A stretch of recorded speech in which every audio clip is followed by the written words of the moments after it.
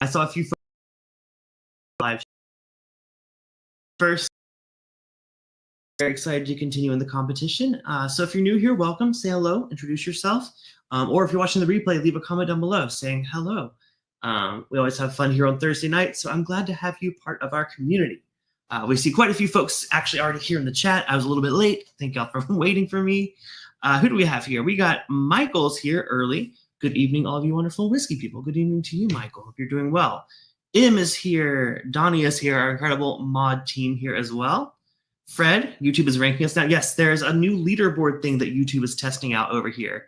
I don't know exactly how it works, but you guys, I love a good competition. If you guys want to compete and see who's like the top commenter, I guess, go ahead. We also have something similar on our Discord server. You can go to it at bourbonbytes.com. People level up based on how active they are in the community. So if you want to get on that, check out bourbonbytes.com. But I appreciate y'all coming in here on a Thursday night. Fred's here as well.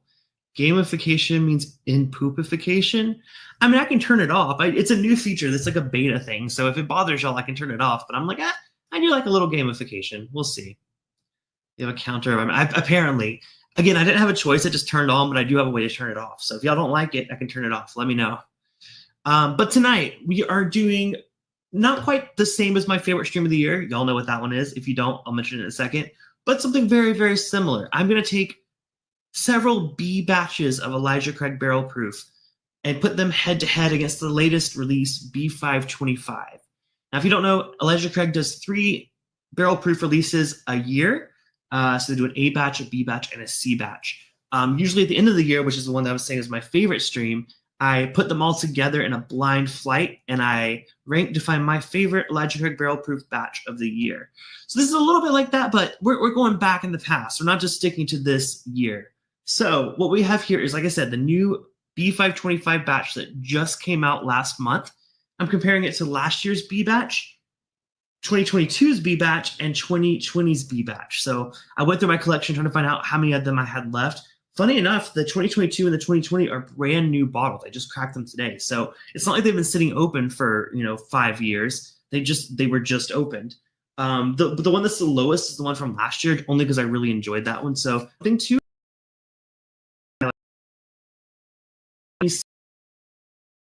Or wrong, I don't know.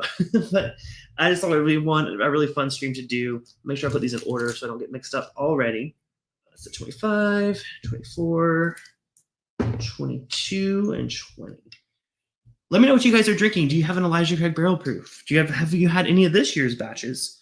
Like I said, A batch came out earlier this year. It's A125, and then B batch just came out. Shout out to Heaven Hill for providing the media sample bottle for B525. But as y'all all know, it's my honest opinion.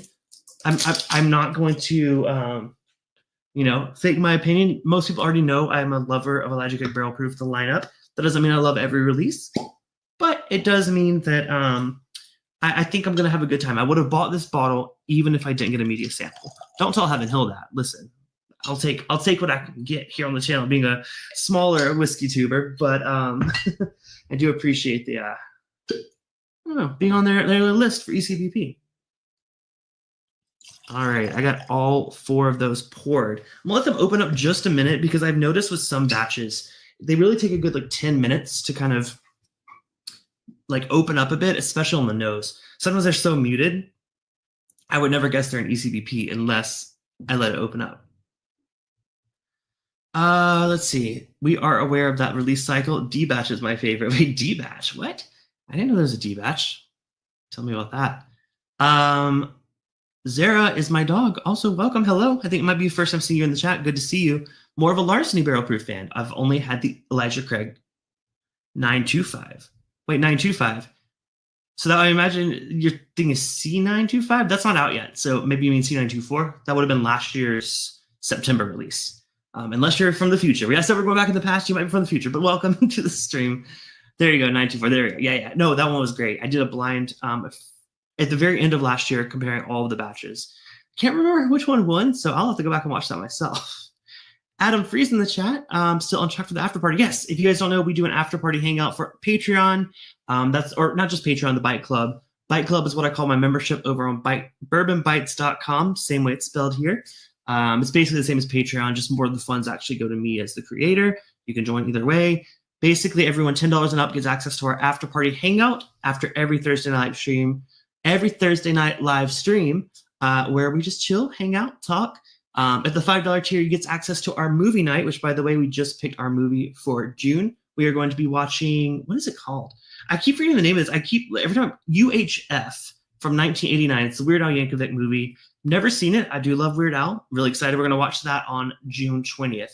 So that's everyone $5 and up. Just think of it as a $5 movie ticket every month, and you get to see a fun movie with some friends doing a watch party. If you're interested or curious, shoot me a message, but join bourbonbytes.com to see our Discord server link where all the magic happens. All right, now that that's out of the way, it's the 94 proof, but I figured that what a better way to start setting our palate with some single barrel of Elijah Craig barrel proof. I actually haven't bought one of these single barrel low proof. What do you call it? No, it's not. What would you call this? Single barrel low proof? Single barrel 94 proof? I guess you would just call it, yeah, 94 proof single barrel. I haven't bought one since these because now, as a lot of you know, we have barrel proof single barrel. So usually when I'm buying a single barrel now, it's a barrel proof release. So haven't bought a 94 proof single barrel in a while. What's up? Weird Al's awesome. Yeah, no, I love him. Listen, I used to do song parodies like when I was a teenager on YouTube. We don't talk about those, but yeah, Weird Al was a huge influence to me, a huge inspiration. So love the guy. Just have not seen this. I heard it was pretty good. I just haven't seen it. I forgot what it's called. I think it's just called Weird, right? Or something. It's some name that's not very clear what it's about, but I'm very excited to see that. It's all ECBP all night. Almost, except we're starting with the lower proof, which is funny. I'm looking at the color of these. Like I'm just drinking this one out of a Kentucky Bourbon Trail glass. This small batch is so much lighter. These ECBPs are so dark. I mean, look at the color on that. Holy moly! And they're all pretty close. I think maybe the lightest one is the 2022 version, but like they are all so dark and rich. We're gonna talk age. We're gonna talk proof as we get into them, but just want to set the palate with some standard standard proof single barrel Elijah Craig. We didn't used to have this problem before the barrel proof single barrel came out because we just called it single barrel. But now I have to differentiate between the two. Yeah, I mean, classic nose. I mean, I was just talking, Perry from This Is My Bourbon Podcast just did a similar stream tonight, actually. And we were talking about how like Elijah Craig was kind of the whiskey that got us to really appreciate whiskey and get into it. I agreed. I think Elijah Craig was the first one where I was like, okay, there's something going on. I don't want to discredit Woodford Reserve because Woodford Reserve was the first whiskey I drank neat. And I was like, okay, I can do this. But the one that actually really made me like whiskey was Elijah Craig. Of course, that was a small batch, definitely not the barrel proof. But once I had a taste of the barrel proof, there was no going back for me. Okay, there was, but you know what I mean. It's like one of my favorite things ever. Coincidence and nonsense says, enjoy, have fun. Oh, I will. I will be enjoying this very, very much. Like I said, it's one of my favorite streams to do.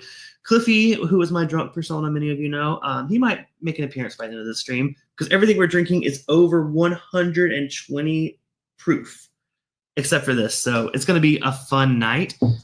Oh my goodness. Steven Sussman, the man who I have not seen in a long time, except on Discord. Sorry, that's a lot of noise. I keep banging things around. I apologize. Steven, so good to see you. Hopefully we'll make it to the after party. Maybe. It's been a minute. Hope to see you there. But cheers, man. Thanks for tuning in. All right, going for the small batch first. Yeah, I mean, this one particularly has a ton of oak on it. I mean, that's not a note that I get too much on standard Elijah Craig. I think it's because this one, like I said, was aged a little bit longer because it was called the quarantine barrels. They set a little longer than intended. But it kind of almost reminds me of a Jim Beam profile with that oak, like almost like some of the Knob Creek releases. I guess it's just an age thing, but man, this is delicious. I mean, I bought a couple of these bottles when they came out back in, I don't know when I actually got it. Again, it was a 2020. It was supposed to be bottled in 2020. But COVID happened, and then I think we got it in 23, so it was like aged another 2 or 3 years. But man, so good. Todd's in the chat. What's up, Todd? Todd is one of our Byte Club members. He is a Bourbon Terabyte. He actually is one of the two people, along with Fred, who picked this month's movie. So cheers to those guys. Blame those guys if you don't like Weird Al. I sometimes put up a poll. Sometimes I ask some of the top tier Byte Club Patreon members. But this month, we decided to leave it up to them. So we'll see how they did. I wish I could. I'm watching this halfway. Well, no worries, man. Good to see you. Thank you for stopping in. It means a lot. All right, so I got my palette set. We are definitely in the world of Elijah Craig. If you don't know, quick summary: Elijah Craig is a brand from Heaven Hill, one of the biggest distilleries in Kentucky, but also one of my top 2 favorite distilleries. It's used to have the barrel proof used to have a 12-year age statement on it. Actually, the small batch did as well. That went away with time. Some releases are older, some are younger. Everything I'm looking at now is 12 and under. But some of these releases have been 13 plus. So it just depends. Single barrels are just as, or even more varied, but these are batches. So what you're seeing is the youngest barrel in each batch. So 2 of these, the youngest barrel is 12 years old. 2 of these, the youngest barrel is 11 years and 2 months and 11 years and 6 months. So all very, very close in age. So we'll see. We'll see if these have gotten better with time, or maybe they're losing some of their magic touch. I will say I buy every batch still, and there's certain things that I don't do that anymore of. I mean, there's I'm not, I guess I can name names. Booker's, I used to buy every batch, but I kind of started feeling like not every batch was living up to the reputation. So now I'll only buy a batch if someone says, oh, you need to try that batch. And I have like a few of them on the floor there, but like most of those are from pre-2022. So, but Elijah Craig right now, I still get every batch, largely in part thanks to Heaven Hill for providing these. But yeah, I'm excited. Todd said it's a great movie. I'm sure. I love him. Artfully Bourbon Scott, cheers to you. Scott, I actually don't think I knew your name because I think your username just used to be Artfully Bourbon. But now that I know, I'll probably forget. But remind me if you take that off, what your name is. These guys knows I'm awful with names, but good to see you. Yeah, Miss Booker's being consistently good. I think that's a consensus across all of us, like people that have been following it since at least 2018. It's not that it's a bad whiskey. It's just it's definitely a gamble more these days. And we can see maybe Elijah Craig Barrel Proof has gone that path too. I'm not gonna tease y'all much longer. We're gonna go ahead and get into my review of the latest batch. I thought about like doing that last, but I'm like, no, I want to get right into it. This is the latest one. This is the one that you guys are. If you aren't here for the live streams and you're just skimming through this video, this is the one you want to hear my review of because it's the most recent one. You're probably seeing it hit the stores.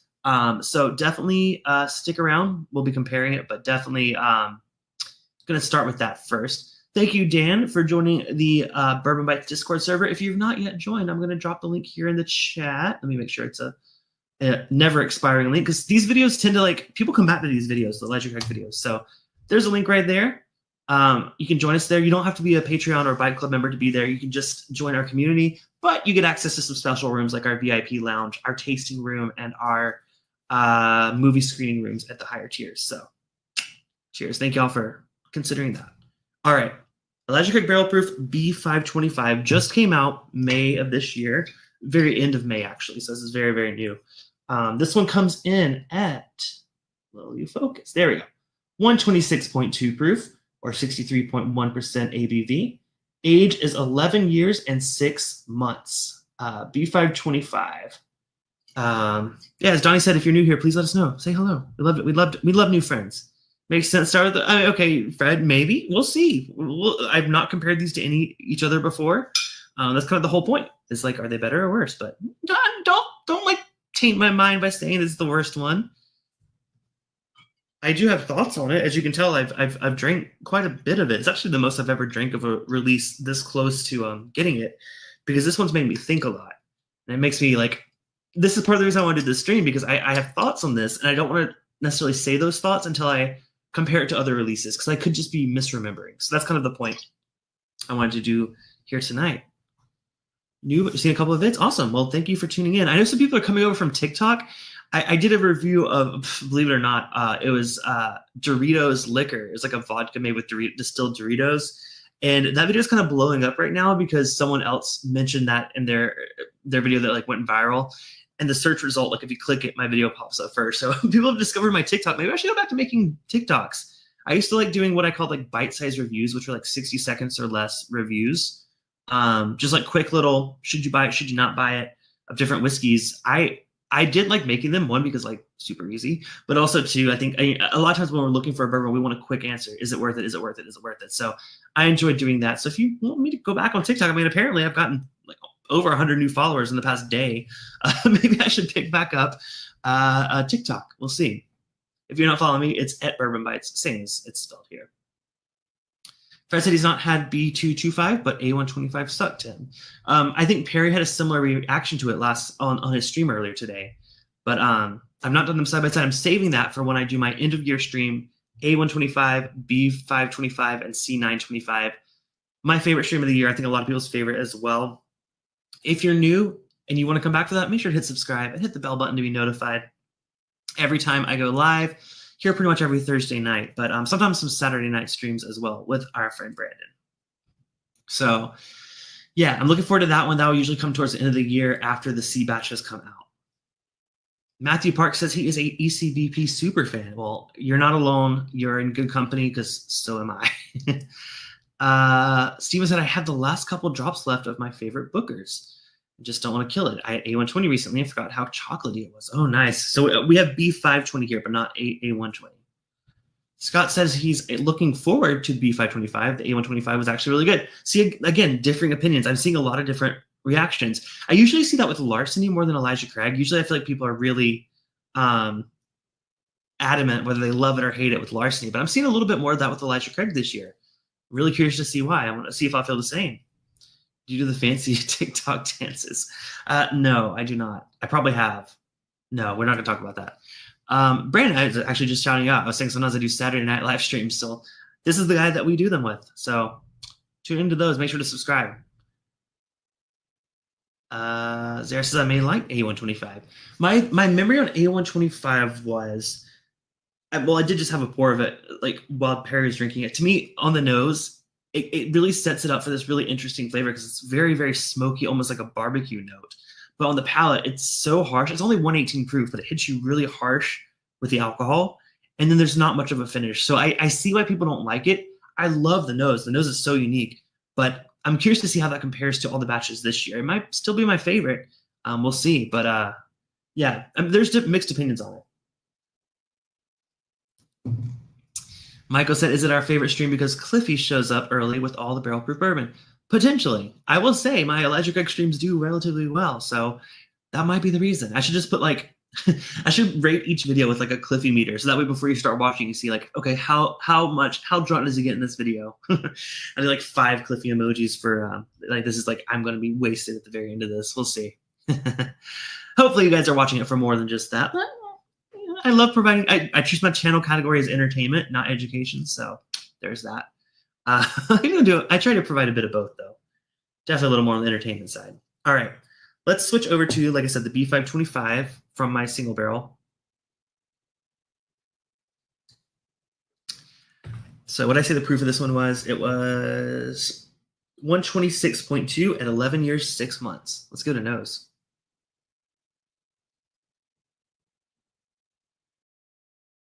Not that barbecue funk kind of thing that was going on with the A. A little more classic, but there is some oak there. I mean, it's like a drier oak, like definitely some older. I mean, like I said, 11 years, 6 months. So we're not like, they're not cheaping out too much with the age. It's almost 12 years old, but yeah, lots of oak character there. Ethanol was pretty high, but again, we're talking about a 126.2 proof, right? Like you kind of expect that a bit. I did let it open up for about, where are we? Yeah, like 10, 15 minutes. So it's had a good opportunity to do that. I do like the nose. It's very classic Elijah Craig barrel proof. Less sweet on the nose than I think some other batches have been. A little bit of like a burnt, I was going to say pie crust, but it's almost like a savory pie, like a meat pie, like a chicken pot pie or something. A little bit more of that, like a buttery crust. Yeah, I mean, it's nothing strange on the nose, but I think it's going to be, just based on that, I think it's going to be pretty good. I'm just reading some of the chat. Brandon says, Cliffy always shows up when we streak. If we did, I don't remember that. I assume you mean stream. Maybe. We'll see. I mean, listen, Cliffy can be up to some wild antics. We'll see. PSA for you, don't forget about Sherlock BBC with Benedict. Yes, we did talk about that during one of our hangouts. I have not watched it yet. I'm getting caught up and trying to round out some of my shows I'm currently watching. We're almost done with Last of Us. We're almost done with season 1. We still have to watch season 2. Just started Handmaid's Tale last season today. So once I get one of those 2 wrapped up, I will switch over to Sherlock, because I've heard some really good things. Brandon or Patrick's. I'm sorry, I'm reading multiple chats. Donnie said I don't have B525 yet. Yeah, this came out very end of May, so it most likely hasn't hit most regions yet, but it's coming soon. No streaking on YouTube. Yeah, that's for the after party. That's for Cliffy's hangouts. That's where the streaking happens. Wouldn't say it hasn't happened before. System Trend says, I love the stream idea. I'm so glad you included B520 and B522. Well, that's lucky for me because they were in the back of my, I have like a backup cabinet above my fridge that I just put like overflow unopened bottles into. And I was like, okay, I have these 2 B batches. Let me see what else I have. I was really looking for B523. Couldn't find it. I must have drank my last bottle. But yeah, I did have the 22 and the 20. So I'm like, hell yeah, let's do it. Haven't gotten in on The Handmaid's Tale yet. Is it worth it? Oh, it is a very intense show. I've been watching it since the beginning. Misses, like it didn't keep up the quality that it was the first 2 seasons, I would say. But it's kind of once you get invested in the story and the characters, I think you can look past the either like the bad writing or like the inconsistent characters. I've enjoyed it so far. I'm excited to see this. I think this is the final season, so I'm excited to see that. Also, final season of Stranger Things is coming out soon. Really excited to see that. Same thing. First couple seasons, amazing. Kind of fell off a little bit, but I'm excited for the final season. Please don't streak on the hangout. We'll see. Watching The Better Sister on Prime Video. Oh, good choice, because I worked on that. Yeah, I was the AV finishing producer on the all of our marketing, so trailer, all that stuff. So glad. Let me know how you're liking it. It's doing really well, actually. So if you guys haven't heard The Better Sister, it's about 2 women who share a son. Basically, one married the other's ex. It's really weird. And then they adopted their child. It's super complex, but it's a murder mystery show. It's like a whodunit, but it's also like family drama. It's very cool. It's got Jessica Biel in it and Elizabeth Banks. It's a great show. So not to plug Amazon, that's my day job. I should be plugging my channel. Again, subscribe, hit the like button. Yay! I do too much promoting Amazon at work. Just started Boardwalk Empire, liking it so far. Yes, I haven't watched that. I know quite a few people that watch it. I think my mom really liked that one. I think it was that one, or what is that on? Is that CW or Do you mean Larceny C924? Oh yeah, Matthew. Anyone tried the C925 Larceny yet? I saw a ball on the shelf, but haven't been. Yeah, yeah. Same issue that Zara, or is it Zara or Zara? I'm probably mispronouncing. Yeah, I think you mean C924 because the C batches aren't out until September. Yeah. So I've deleted enough. Like the nose on this. Let's see how B525 tastes. Cheers. Thank you all for tuning in.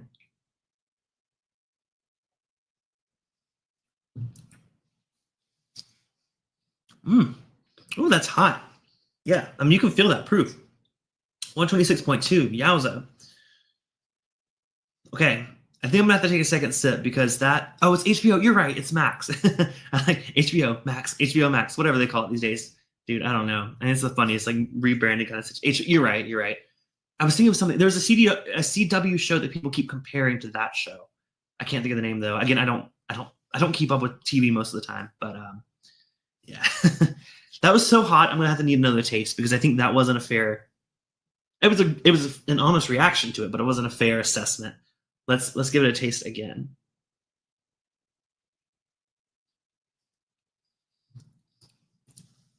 Okay, now that I expect it, it's still hot. This one, okay. I'm going to tell you what my initial thought was this. Like I said, I've been drinking this for a while. It is very dry. I don't know if dry is the right word. Okay, let me explain further. It's not sweet. I kind of said that on the nose, right? Like I wasn't getting much sweetness with it. It's almost savory.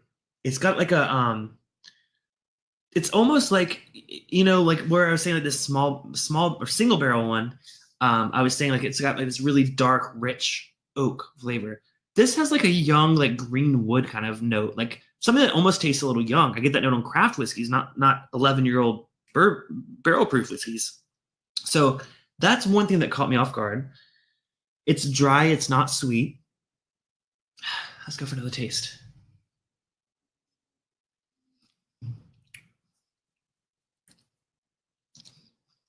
Mouthfeel wise, it's great.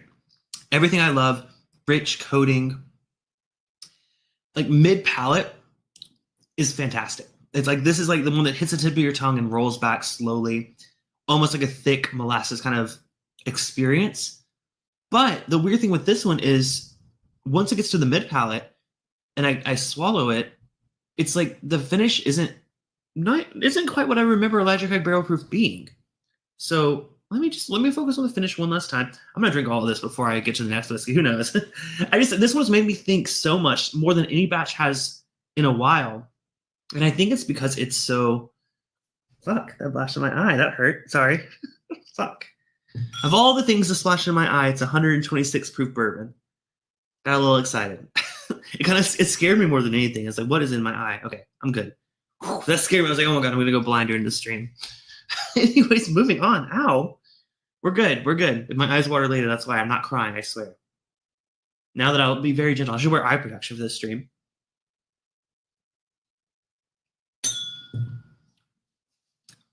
Yeah. To me, it's not giving me the classic bakery, like, I always think of like a fruit tart or like some kind of like, yes, buttery, but like, you know what? Actually, a cheese Danish is actually what I would compare what I normally like about it. It's sweet, a little buttery and savory, but sweet. This doesn't have that. This is very, very savory, very dry, not much of a finish. Oh, I forgot what I was supposed to do in that last taste for. I was looking for the finish before I blinded myself. Swallow. Yeah, there's nothing there. And I remember Perry said that about the A batch during his live stream. I've not done the comparison. I'm not going to compare this to that. That'll be later this year. But yeah, I don't know. I don't. First impressions of B525 aren't the best. Now, again, for the price, for the proof, for the age, I think it's an excellent value. I've always said Elijah Craig barrel proof are excellent value, even when they drop the 12-year age statement. I think it's one of the oldest whiskeys you can get for the money, or bourbons you get for the money at cask strength. So I commend them for that. I do really, really love it. I just think this batch may not be the flavor profile that I look for in an Elijah Craig barrel proof. But we'll see. We'll come back to it. I do want to compare it to the 24, the 22, and the 20 to see if maybe I'm just crazy. Fred said classic modern ECBP, lacking depth and richness, tastes younger than the age statement, and the hallmark notes like baked goods are missing. I mean, I really didn't want to agree with that comment, Fred, but I feel it, and I really every batch, I'm like, please, just remind me of why I fell in love with Elijah Craig barrel proof. I know you can do it. There are hints and notes of like what made it so good. But it's like, I don't know what they're doing, what's changed. I mean, they got rid of the age statement, but I don't think that necessarily is the reason. I don't know if they're just not putting as much thought into these, or maybe someone's, palate at the distillery has changed and they're looking for a different profile. I don't know, but I hear this all the time from fans of Elijah Craig barrel proof. They're not what they used to be. And that's what we said about Booker's, right? That's not like, it's not that the whiskey itself is changing. I mean, like, yes, like climate change, yes, technically a little bit, but that's over hundreds of years. It's not going to change between year to year. So I don't know what it is, but something is definitely changing. Aloha to our friend Don Nishida. Good to see you, Don. Hope you are doing well over in Hawaii. Sounds like I should stick to larceny. I mean, for this batch, maybe. I've had the A125 from larceny. I've done that on a stream before. I think. Oh God, please, if I haven't done it yet, tell me and I'll do it. I have a sample bottle sitting over there, so I didn't know if I had done it already. Jeffrey Wack, the man, the myth, the legend. I promise Cliffy's not here yet. Yeah, Jeffrey and I are going head-to-head in Map Madness in a few weeks. I am extremely intimidated by his very tight, hot outfit. But I honestly am really looking forward to competing and doing a stream together. I know we've been on the stream together, like the same screen, but like we've never like done like a one-on-one stream together. I don't know. It should be fun. I'm excited. Cheers to you. Hope you're doing well.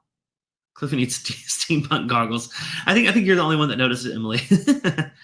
I'm gonna get that large if it's still there. Nice. Not in Hawaii for much longer. What do I say as a greeting once I move? Gosh, what is a Colorado greeting? I don't know. Is that the Midwest? Does that count as the Midwest?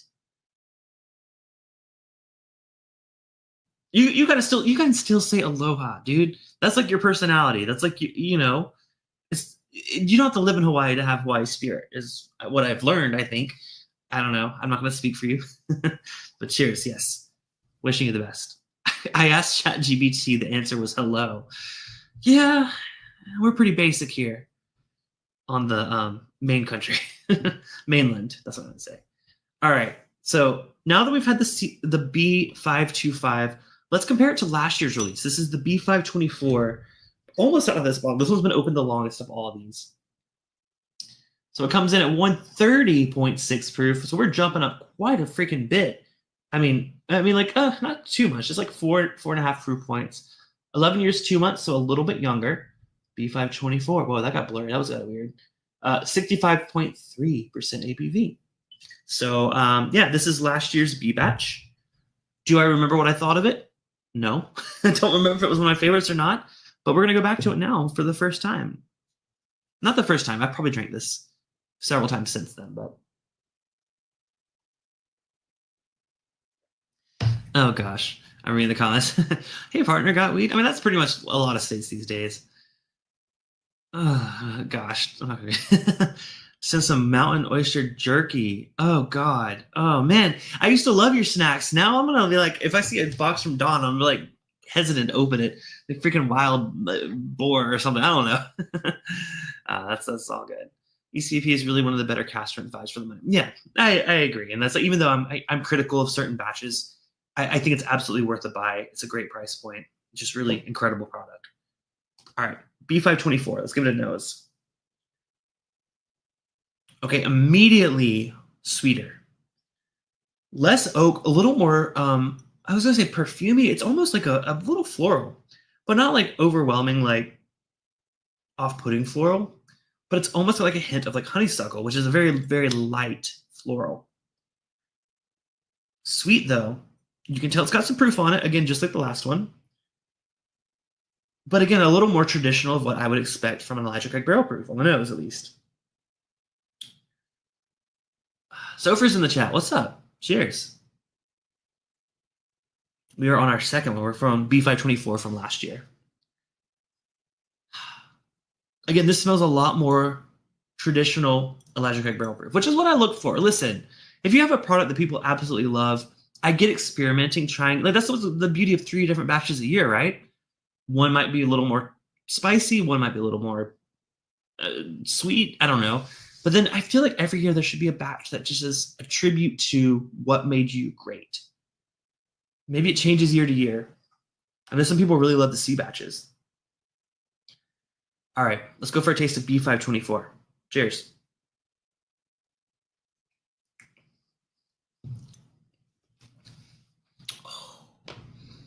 Oh my God. Instantly. That is that is so good. That is okay. Calm down. Can't get too excited. Go for a second taste.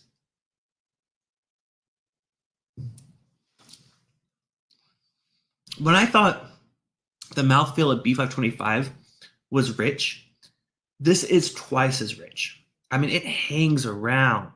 Top of the tongue. Finish. It has a freaking finish. Like, it literally, the flavor just sticks around long after you've swallowed it.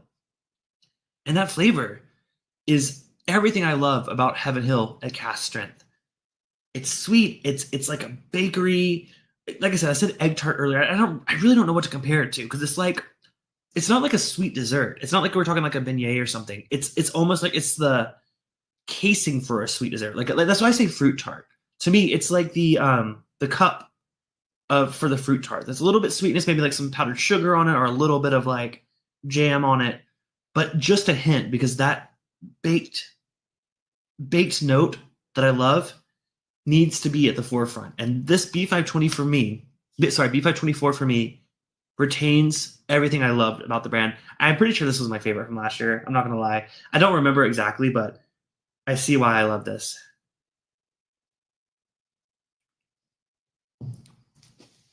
Yeah, that's definitely an outlier in the past few years.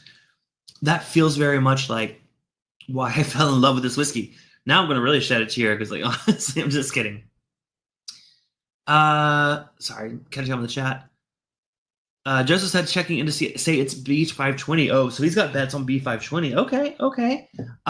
We haven't gotten there yet. We'll get there, but it's gonna be really hard to beat that B524. To me, that was delicious. Calm down, Cliff. Deep breaths. Think about baseball, then take another sip. Okay. I was like, when I think about baseball, I just think about hot dogs. So then I get hungry. The signs of serious maturity along a rich finish. Yep. I mean, and the funny thing is, this is what proves my point. This was only an 11-year 2 months. This is 4 months younger than the B525.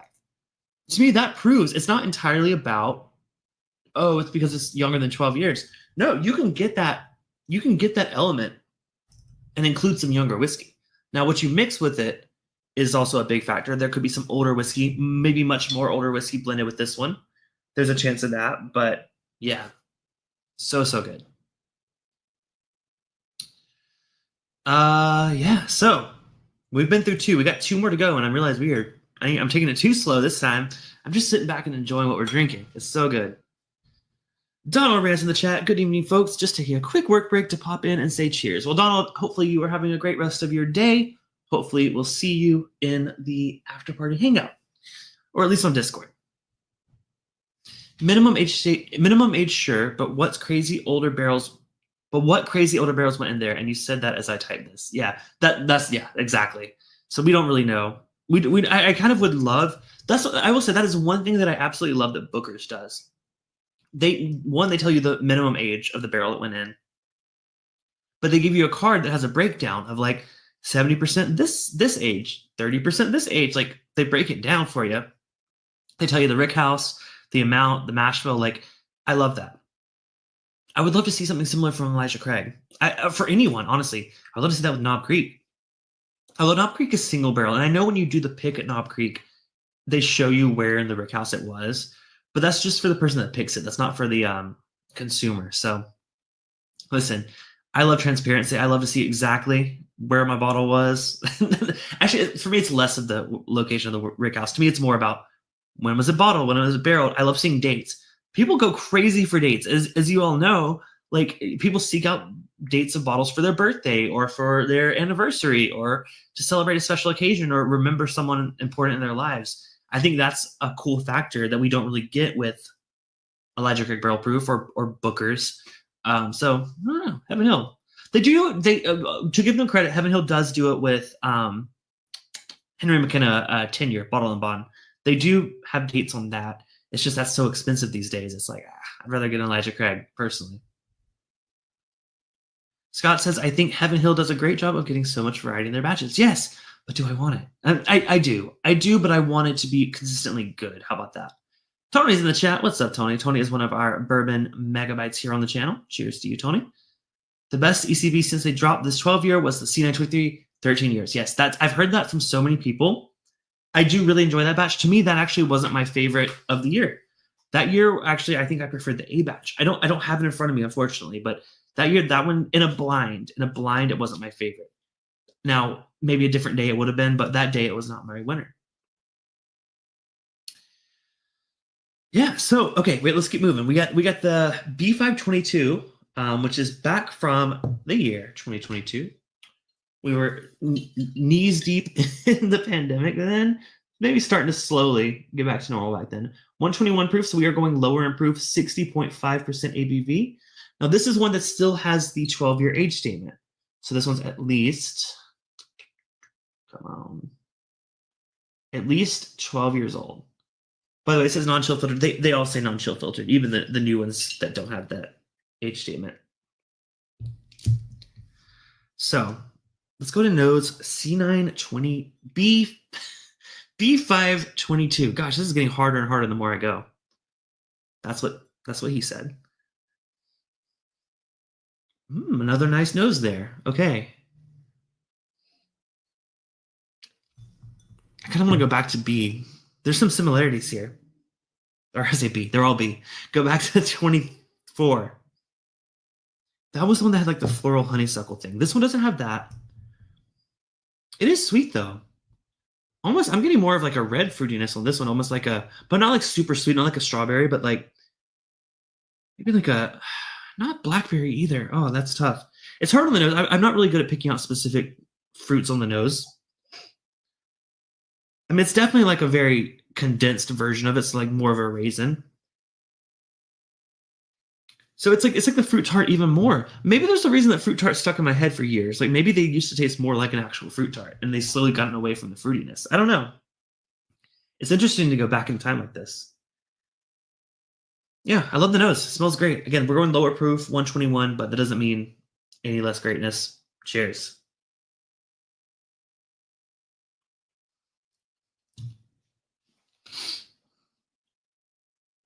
Man, that's what I remember Elijah Craig Barrel Proof tasting like. Now, I don't think this is the best expression. I'll be honest. This one doesn't have too much of a body. It's not like heavy in the mouth like some of these other ones where the finish is pretty decent. It's like medium finish, but flavor. This is what I remember it tasting like. If I was ever doing a blind flight and someone was like, is this Elijah Craig Barrel Proof? This is when I would immediately say yes. I would have no doubt in my mind that that's Elijah Craig Barrel Proof. On the nose, again, it's a little hard to. It's more of like the darker, older wood that I was getting on the 25 batch.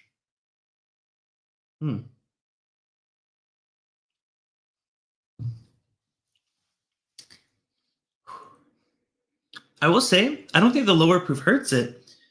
I just think this one is lacking.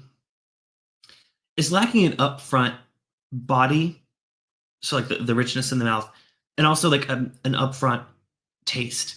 To me, this one's all finish, and it's like a medium finish at that. So it's like it's a little forgettable, I will say, but the flavor is very, very good. Trust me, I'll take any of these three any day. But I think I'm gonna have a pretty clear, at least a couple of favorites here. Todd says he's killed 2 bottles on the stream, Kentucky Owl Batch 10 and Rosewood cleaning house tonight. Nice. Awesome. I don't know if you mean like you're literally just like cleaning your house or you're just using that as an excuse to drink your bottles. Because I say that because I love cleaning while taking a few sips to reward myself in between cleaning. So could be either way. All right. We got one more bottle to try, and then we're going to rank my favorite B batches of Elijah Craig Barrel Proof.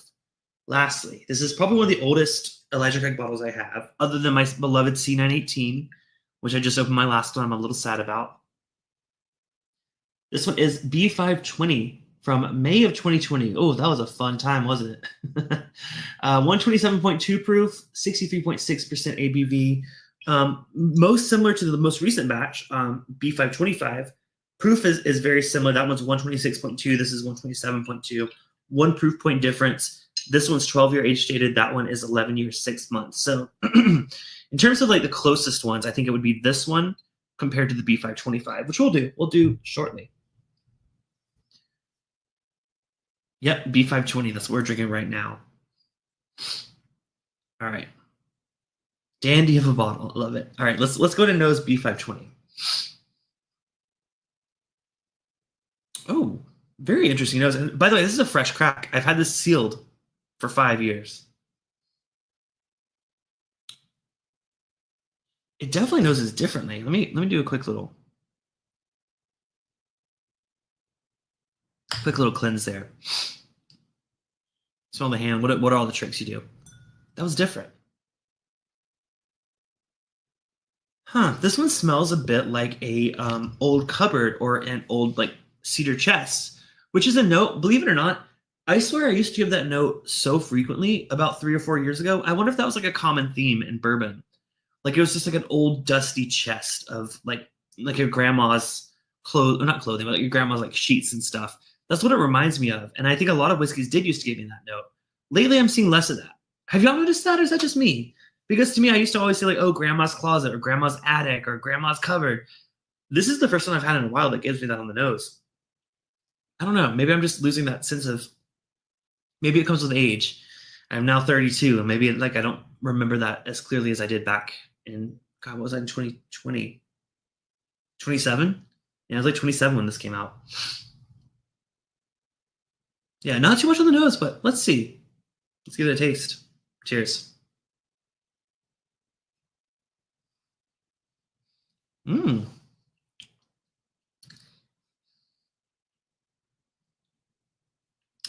Holy moly. That's unexpected. This one, I feel like I remember saying this 5 years ago. This one almost felt like it zapped the tip of my tongue. Like there was like not like maybe a little bit like electricity, but almost like, you know, like when you take a drink of something carbonated and like when it hits your tongue, it's kind of like a little zzz. I got that. That was weird. Let me taste it. Maybe this is just like because it's like, oh, a world before 2020. It's a taste of something long, seems so long ago, right?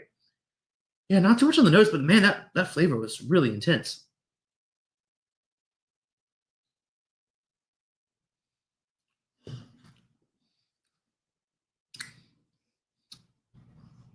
There's like some chocolate there. It's a very dark chocolate. Almost like I was gonna say not like a peanut butter. It's like a Reese cup, but if it were like only like 10 or 20% of it is the peanut butter and the rest is chocolate. That's really nice. Effervescence, the essence of whiskey. A little bit, yeah. It's just something I don't get very often. Dusty, old Dusty Chest is my nickname in high school. uh, yeah. All right. One last sip of this one, then we're gonna do the ranking. I still feel it tingling my tongue. That's so weird. This one has the best body of them all. That sounds so wrong, but it's like it's almost like it because it falls between the one that's super, super rich and the one that's like I'll have to do back in comparison. I don't know. That one's great though. That is really good. I saw some people in the chat. There were two people in the chat that said that this one was gonna win. I think Joseph Brazo was one of them. Yeah, that's delicious. Wow, wow, wow. Oh man, it makes me long for I don't want to say it makes me long for the old days, but let me have one last sip of B520 and then go immediately to B525. 5 years later, almost the same proof, almost the same age, at least minimum age.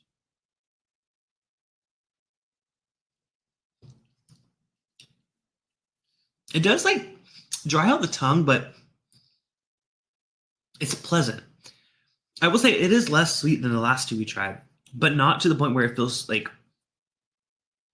licking wood, licking young wood. Gosh, what am I? I swear, every time I say something, my brain immediately says like, "Oh, don't say that. Oh, don't say that." So maybe that's what happens. Cliffy's here. All right, let's go immediately back to B525.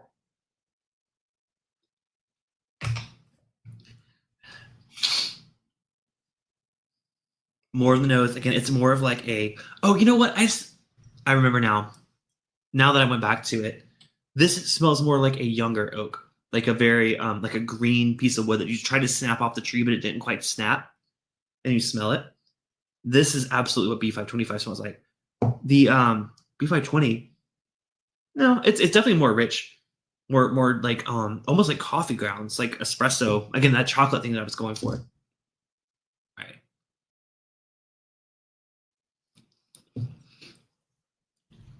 B525, that's a completely different whiskey. Like, I'm not trying to be mean, but that is a completely different whiskey. That is very, very thin. Like the thinnest of them all. I think I said that earlier on. No finish. I think I also said that earlier on. So at least I'm consistent with my opinions. It's a good flavor. Like, I don't think it's bad. But when compared to at least the B520 from 5 years prior,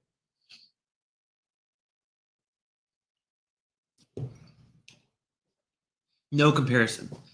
No freaking comparison. B520 is, I don't want to say objectively because everything's subjective, but I would love to see that officially compared by like a large sample size. I think it's very clear that B520, the one from 5 years ago, is significantly better than B525. No shade to this year's releases yet. We'll see.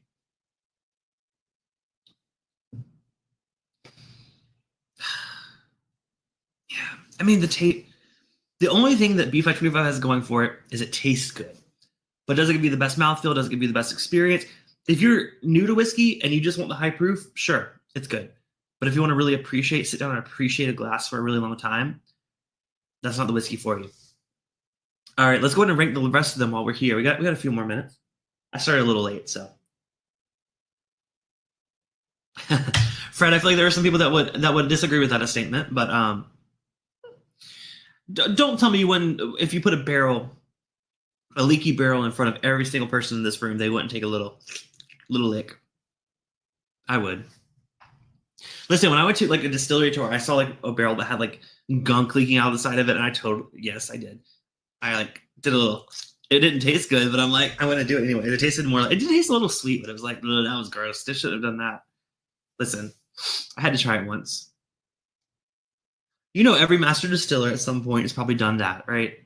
At some point, maybe they were like 5 years old, but I bet you they've done it. Okay, let's go to B524.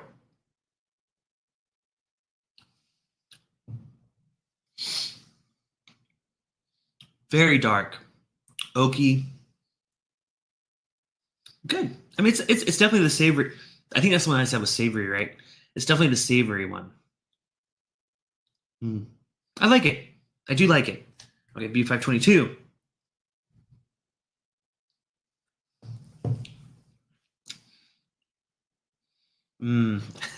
God, I'm literally like okay, this is a funny thing. Both my partner and I, whenever we are having a really good meal or something that just like is just to us objectively good, we notice we both go right after taking a bite, and I feel like it's like subconscious, like it's not like we're trying to say to each other it's good. It just happens, like our bodies just go I don't know, maybe it's just me, but these 3 whiskeys at the end here all made me do that. So I think that's a good sign. I think we are in some good company here with these whiskeys. Tony said B525 is like licking young wood, and B520 is a dusty old chest. I guess if you put it that way, but it depends what you like, you know? People have different preferences. Like going to a Cracker Barrel and licking all the rocking chairs. Yes, absolutely. You get me. Joseph said, I don't be mad because I'm right, but be glad I'm still around to guide you. Of course, Joseph, we are all glad you're around. We're good. I'm so good to see you. You should be here more often, though. Come on, man. Just kidding. Things that make you go, 5-year-old master distillers. No, but I'm saying a lot of master distillers in the industry grew up around their fathers or uncles being master distillers. So I think a good chunk of them have been in the rick house at some point when they were a child. And I'm pretty sure they like did a little licky on the barrel. That's all I gotta say. Maybe I was just a bad child. I don't know. All right, let's do our ranking. Okay, one more taste through, then I'm gonna call it. It's such a peanut butter note, but do I love it? Oh,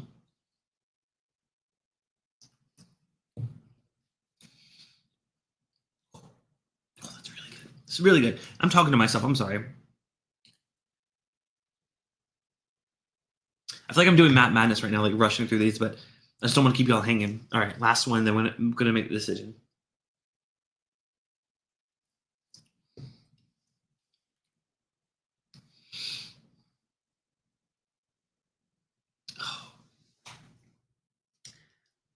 I'm going to say something controversial only because we're not out of time, but it's like, I don't think I'm at the point where I could pick a favorite.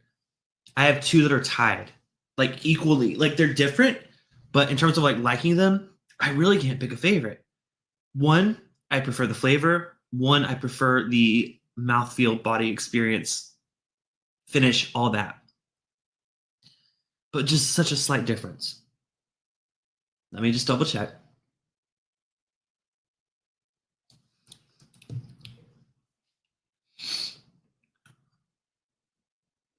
God damn, these are good. I'm sorry. I'm over here in heaven right now, drinking some of Heaven Hill. That wasn't planned.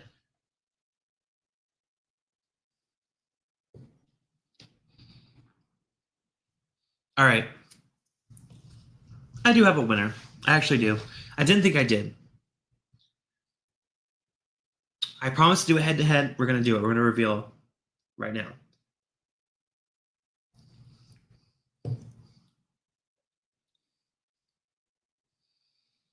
Yeah, we got it. Okay.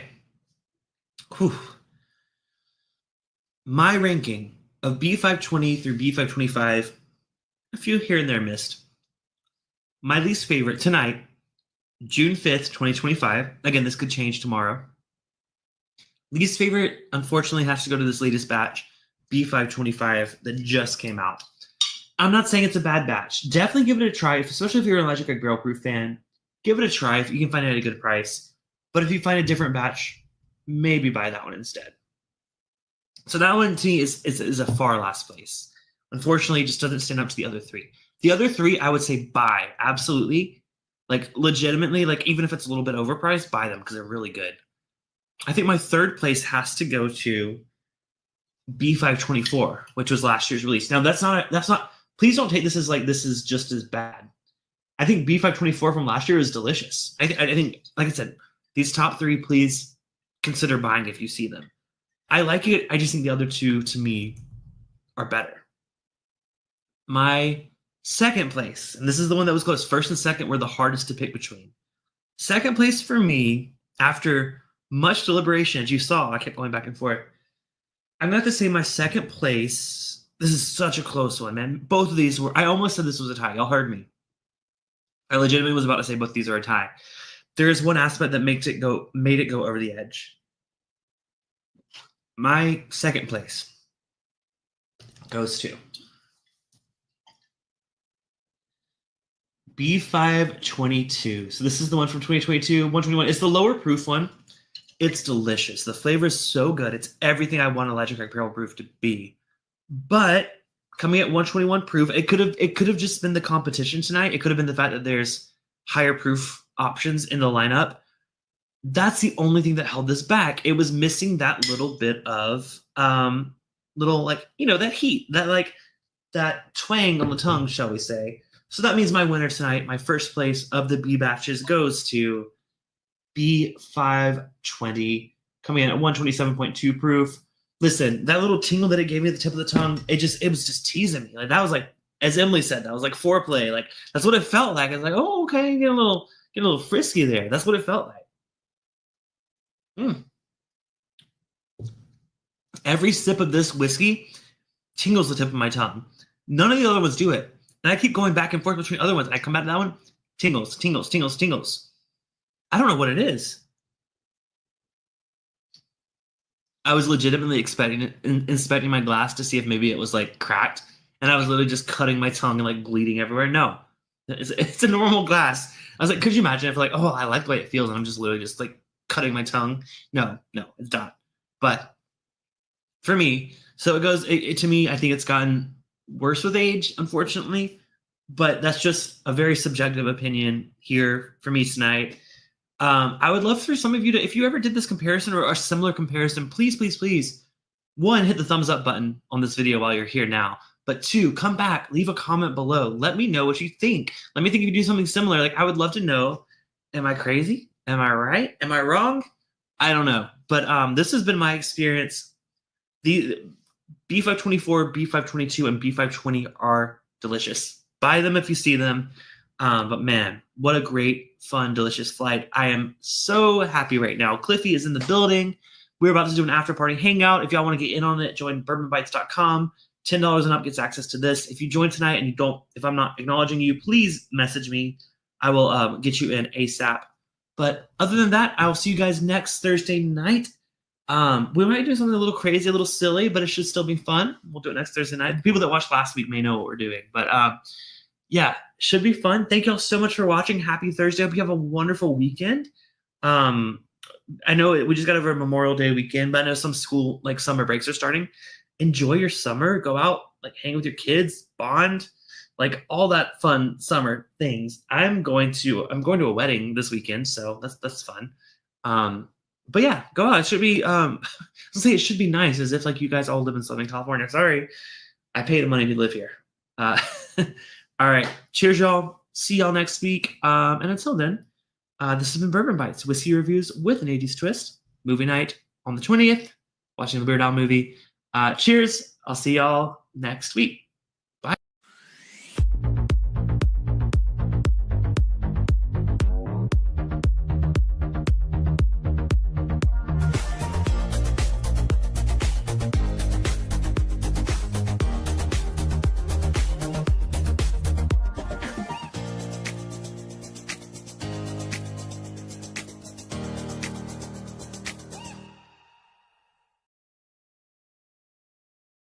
It's been a minute since I've featured a new brand here on the channel, and I'm very, very excited to introduce you guys to, or introduce myself to Limestone Farms. Now, this is a brand that I've not heard of. I know a few other whiskey channels have reviewed their products before, but I'm really curious to see, what they have going on. They sent me 4 different samples to review here tonight. Some of them ranging from, we're dealing with some really interesting proofs. Oh, that's myself. I hear myself. Okay.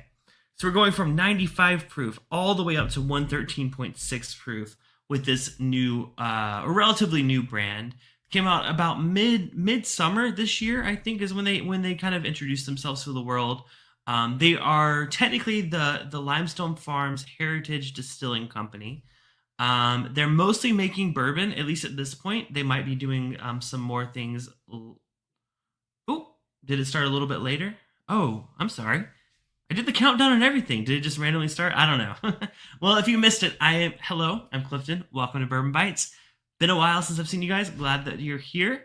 But yeah, we are doing a new brand to the channel, Limestone Farms Bourbon. Now, these are their Morgan family collection. These are their first releases from the distillery. I'm trying to track down the details on it implies that they're being they may be sourcing some of these whiskeys while they start out. I do know the mash bill of them. Mash bill is 78% corn, 13% rye, and 9% malted barley, which is a very familiar mash bill. I think a lot of us have heard of that mash bill. That was that Mystery Kentucky, or sorry, that was not the Mystery Kentucky one, wasn't it?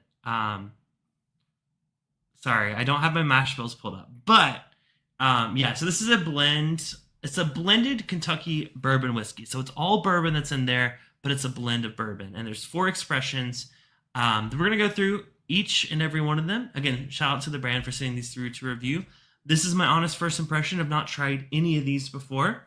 Love trying new brands. Love exciting stories that kind of, have different strengths and focuses on distilleries. Like this one, it's all about the sourcing of the barrels, and they're very particular about that. So I'm really excited to see how this whiskey does. There's different we have some info about each release, but it's all a little bit different. So we'll be trying their main releases plus their Bloodlines, which is their special edition bourbon whiskey. It's a blend of 6 and 9-year-old bourbons. So should be a lot of fun. I'm excited to dive into it. Again, first impression, I love giving it to you guys raw, unfiltered. This is just straight up what I think of this whiskey, and I'm really excited to give it a try. So, first of all, welcome. Hello, everyone, to the chat. I see Emily's here, Donnie's here, Tater Dom is here, and Sean, welcome. Good to see you guys. Happy Thursday. I look forward to these every week. I know last week it was Thanksgiving, and I was in Las Vegas, so took a bit of a break, but I'm glad to be back and sharing some really good pours with you guys. Let me know what you guys are drinking. I'm drinking water to start with. I say to start with, I had a Sazerac with dinner, which was delicious. I haven't had a Sazerac in a while. It's a cocktail that I absolutely love, but it's something I don't ever think to try. I have all the ingredients to make it, but I'm always I'll do an old fashioned or a Manhattan. And then I'm wait, there's also the Sazerac that I absolutely love. So made one of those, used Sazerac rye, was delicious. So that's kind of how I got my night started. Just curious how you guys are enjoying your night and what you're drinking. What's up, Fred? Good to see you. And thank you, Donnie, for dropping the info. Yeah, if you guys are interested in seeing more, I go live every Thursday night. Same time, same place. Almost every Thursday. I mean, obviously, Thanksgiving, no. But yeah, if you're new to the channel, welcome. Hope you have a good time. If you do, make sure to join our Discord community, which is where we all hang out after the stream or throughout the week. We're constantly hanging out, sharing memes, sharing our latest pickups. Always a good time. So if you are interested, here is the link to our Discord server. Everyone's welcome. Of course, patrons get access to some special rooms like our monthly movie night. This month we are watching Gremlins, which was a crowd-suggested Christmas movie. It's technically a Christmas movie, so we'll be watching Gremlins not this weekend, but possibly the next weekend. I'll put a poll up on Patreon. Plus, we do our after-party hangout after every live stream for everyone, $10 and up on Patreon. Donnie with all the info there. And then, of course, the higher tiers get access to some fun things like our monthly tasting party, which should be a lot of fun. Sean is drinking some Larceny Barrel Proof A123. Nice. Larceny Barrel Proof the past couple years has been really, really good. So, sounds like a great one. What are the rest of y'all drinking? What's up, Adam? Sorry if I missed you. Yeah, I'm really excited to dive in these. Like I said, never tried them. Not familiar with the brand. Again, like I said, they've had a few different channels review them. I'm actually look at their Instagram right now. They're from Georgetown, Kentucky. So they are right in the center of, like, I mean, I say that I don't remember where Georgetown is, but I've heard of it. So I don't actually know where they are. But yeah, I was just the one piece of info that I've been trying to find. I've been researching it for, like, okay, I'm not going to exaggerate. It's only been about 15 minutes, but I've been researching, trying to see, if I could find more info about where they're distilled, because I don't want to misquote and say, they're not distilling their own bourbon. But I found an FAQ. I think I may have just solved the mystery. We currently master blend and bottle our bourbon while our distillery is under construction. We only source the finest Kentucky juice from the best barrels on the market today. That's the info that I thought, but I didn't want to say that without that knowledge. So now I can confidently say this is sourced Kentucky bourbon whiskey. So that's exciting. A lot of small distilleries source from other states, Indiana. But I'm excited. I'm excited to see how this does. And it seems to all be age shaded, which is fun. Georgetown is just north of Lexington. It's also where Mattingly is. Got it. Okay. Who they work with. Wow. Fred, I should have consulted with you before the stream. Not a full mystery, but we got to the bottom of that. I'm glad we did it at the top of the stream versus the end. Yes. So they actually reached out to me because I don't know the exact details, but it sounds kind of like they were talking to someone at Bourbon on the Banks, and they mentioned my channel, and they reached out to me. Actually, I want to give a shout out to whoever that was. I have the email here. Their friend Joe Dickinson. I'm not familiar with the name Joe Dickinson, but he actually recommended my channel to them, I think at Bourbon on the Banks. And so they reached out, and I'm really excited to make this happen. So those of you that tried it, I'm so excited to hear your thoughts of their whiskey. But yeah, huge shout out to the folks that recommended my channel and had them reach out. That's super exciting. And if you guys have a local distillery that you want to help promote, have them reach out. I'm happy to review it. I'm happy to interview folks. Like, I did a whole series like last year where I was interviewing a ton of small local distilleries. Had a blast with it. So if y'all know anyone, or like y'all have connections, like, hit a guy up. Let me know. I'd love to feature other channels. Or not channels. I was saying other channels because I saw Cheech Artolino pop in the chat. What's up, Cheech? How are you doing, man? Good to see you. It's been a minute. Hope you're doing well, my friend. Happy holidays. Hope you had a great Thanksgiving. Joe Dixon is a regular in these chats. Oh, that's great. I don't recognize the name offhand, but Joe, thank you so much. I appreciate it. All right, well, let's get started. So, like I said, they have 4 expressions they sent through. If you saw the thumbnail, you saw the bottles. We have a small batch. We have a select batch. We have a private batch. And we have their Bloodlines release. So I think my brain wants me to go to small batch first. Bloodlines is a special release they put out. But I'm excited. Fred said I'm excited. Recommendation. Oh, well, y'all are talking about food or something.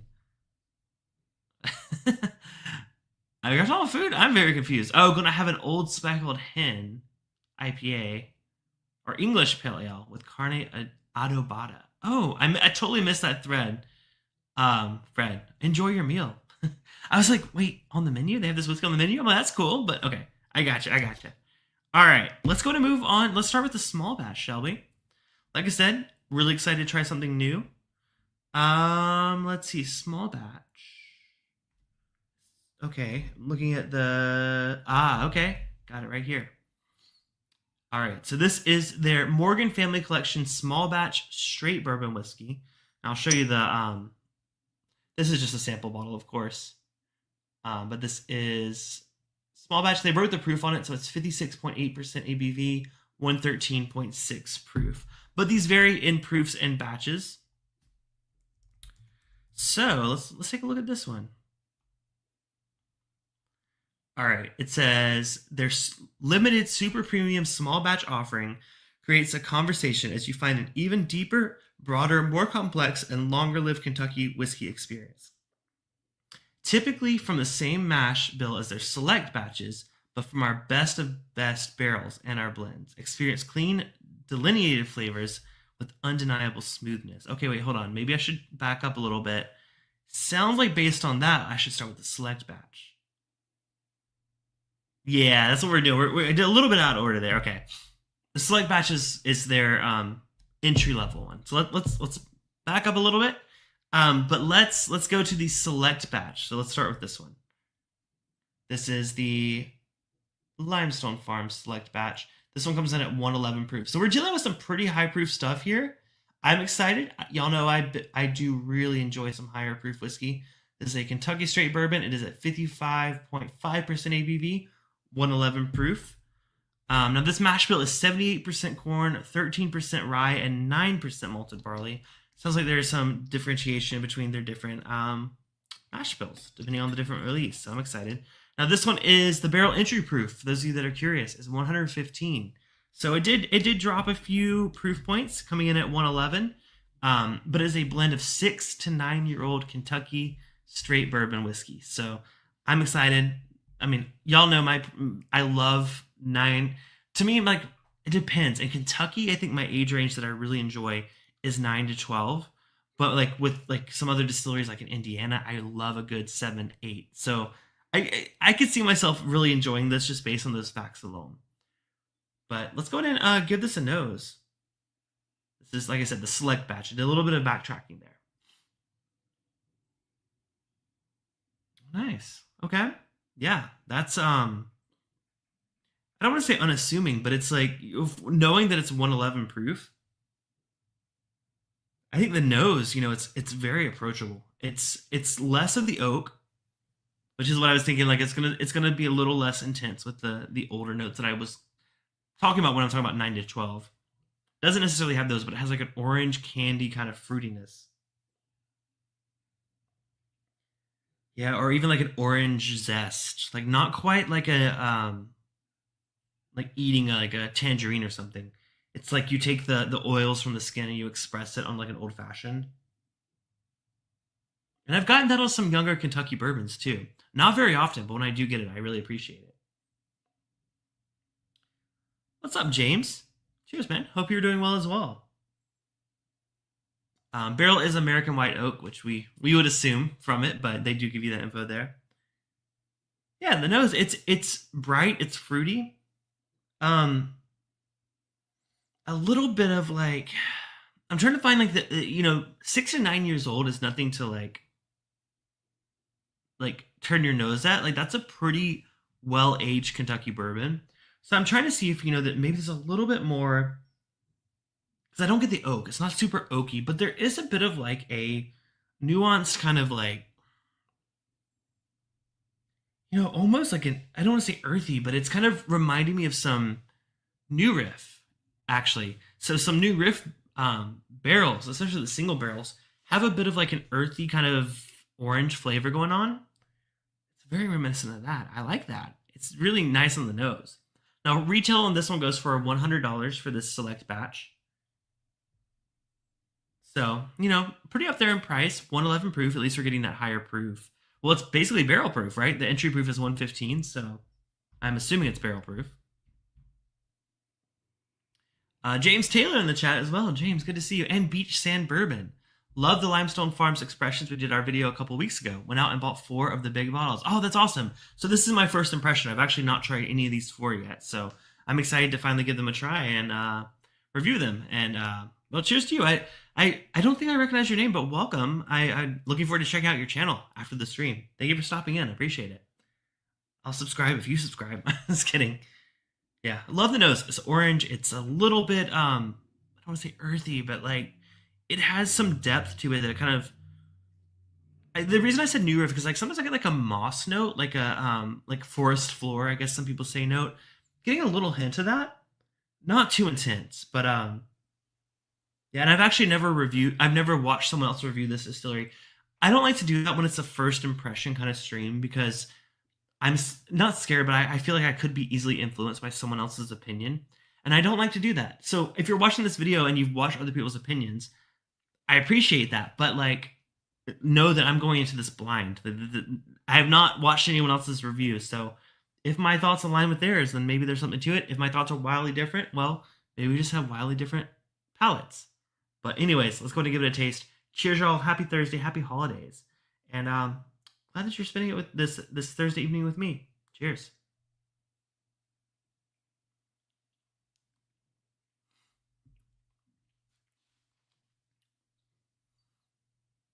Mmm. Oh, that's nice. Yeah, that's much better than I expected on the nose. On the nose, I wasn't getting that like oaky quality that I really love about that like mid to a slightly older range bourbon. I was like, oh, I'm not getting the oak. It's on the palate. Yeah, that is wow. That is really good. I'm not gonna lie, guys. I was a little like worried that it's gonna be one of those that I'm like, it's not for me. But no, that's first impression. Really great bourbon. 111 proof. Wow, I gotta go for another sip of that one. Oh, you've been a subscriber for a while. Oh, well, thank you so much. I appreciate you. You know, you may have stopped in earlier. I'm sorry, or like in a previous stream. I'm sorry if I have said hello multiple times, but I'm glad to see you. Glad to see you here this evening. Joseph Brazo as well. Good to see you. I saw a comment that I wanted to scroll back up to. James said, and Perry with Cliffy were the only reviewers on a small craft distillery, but Perry dropped the ball. Oh, like reviewing different craft distilleries? Yeah. Oh, well, I dropped the ball last year. I was doing it. I was doing a lot of them, but I mean, I'm sure you guys know, but reaching out to other brands is like, it's a lot. It's like it could be a full time job. I have a full time job that's not whiskey. I kind of wish it was, but so I did kind of like I went really hard at the top of last year. Kind of fell off a little bit and like didn't reach out to brands, but I'm glad this brand reached out to me. Man, that really surprised me on the palate. Let's go for another taste.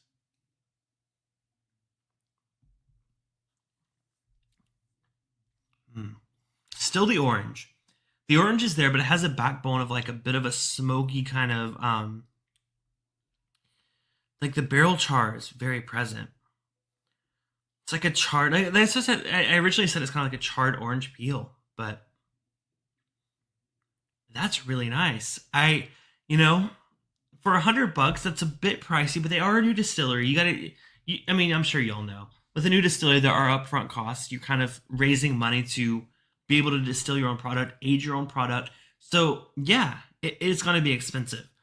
But I saw the price point and I was a bit worried. But tasting it now, I think that's it's a bit higher than what I would guess it's priced at. If I were trying it blind, I'd probably say 60 to 70. So it's a bit higher than that. But it sets me up for a really good experience. This is where we're starting. I can't wait to see where we go from here. So the select batch, if y'all are looking to try one of their releases, like starter, I think this is the lowest entry point they have.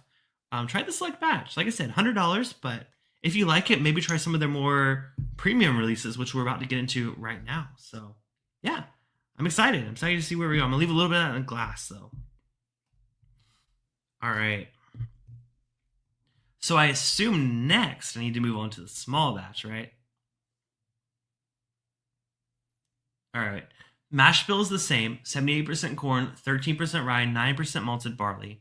This barrel entry proof is also the same, 115 proof. But this one's aged 8+ years. So this one started at like 6 years, the select batch.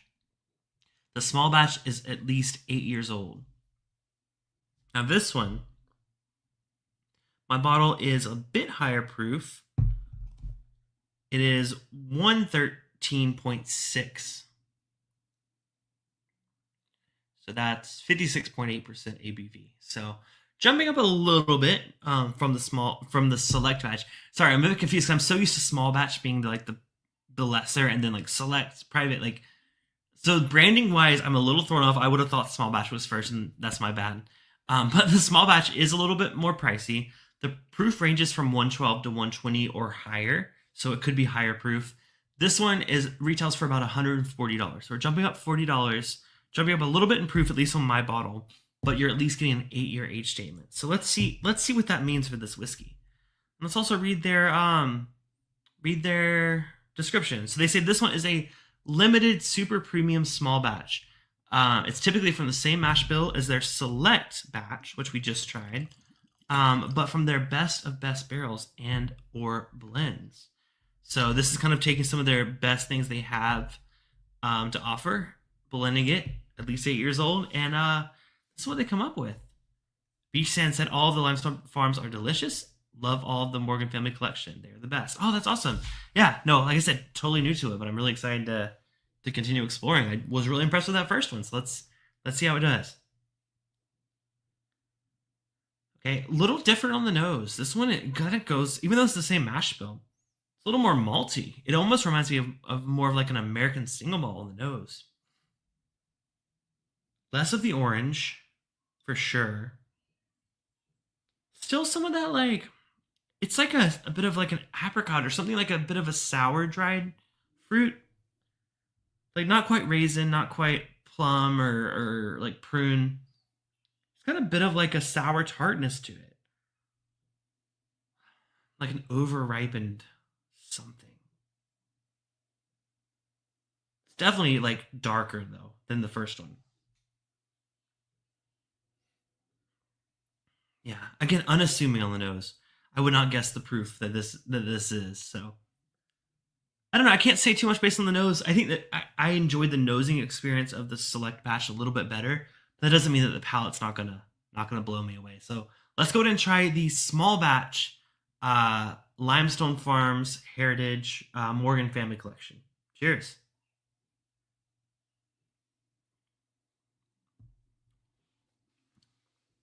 Ooh. Okay.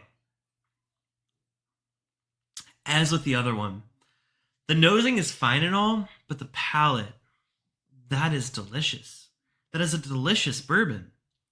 You know, it definitely, like as most drinkers, like you see the $140 price point, you're like, okay, but it's this new brand. Like, is this? It's a source whiskey, right? Is this any good? But they must have some good connections because that, we don't know the maximum age that's in this. It's at least 8 years old, but there's some real depth, some real char, some real character there. Definitely more so than the select batch.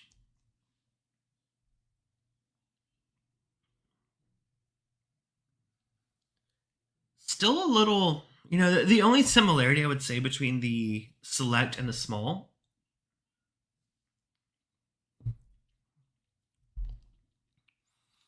they have that same kind of like mossy, earthy kind of thing. And I know mossy might sound like a bad note. I don't mean it in a bad way. Mossy to me just means like forest floors. A little bit of that, like you walk into a forest, you breathe in, you kind of smell those like, leaves on the ground. You smell the moss, the trees, the bark, like a little bit of that going on. I like that. It's something I said I've got on New Riff before that I really like. This one's much, much richer though. Now, to be fair, I've not had New Riff recently, so not going to make any guesses of where this is from or anything, but that is a delicious bourbon. And that being a little bit higher proof, first of all, it's getting me a little bit, but I think it really draws out those richer, darker, earthier notes.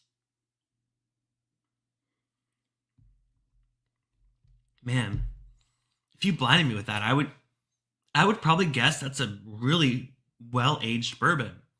I wouldn't guess 8 years. I would say I would probably guess 12 at least. Now, 8's the minimum, right? With bourbon, the age statement is the minimum that's in there. So there could very well be much, much older bourbon here. The palate gives that impression, has that drier oak. I've had some really hyper-aged bourbons, and this isn't that. Like, it's not like it's going to like make you think it's like, Pappy 23 or something. But there are elements of some of those higher-aged bourbons here at a $140 price point. I like that. That's good. Might be my new favorite so far.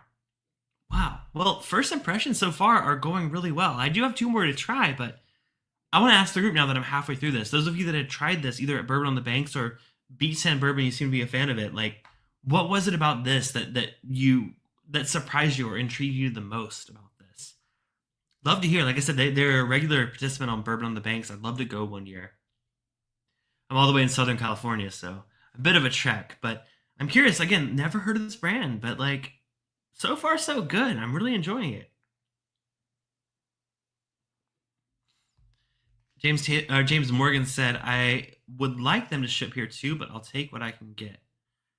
Yeah, they do. You can actually buy their stuff online now. They are limited to where they can actually deliver to. I don't know the full list right in front of me, but at least in my area, in Southern California, they can ship.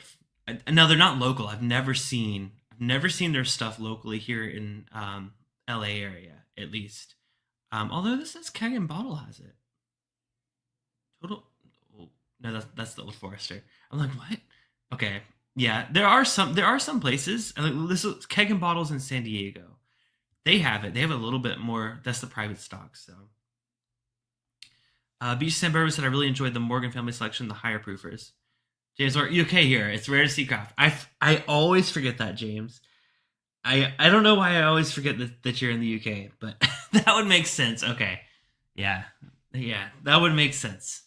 But hope you yeah, y'all get some good stuff. It's just not at the prices we can get it, and not some of the craft stuff. So I get that, but yeah. All right, well, I like that. Let's see where we got to go next. We have the private batch. Let me pull up what I have on that one.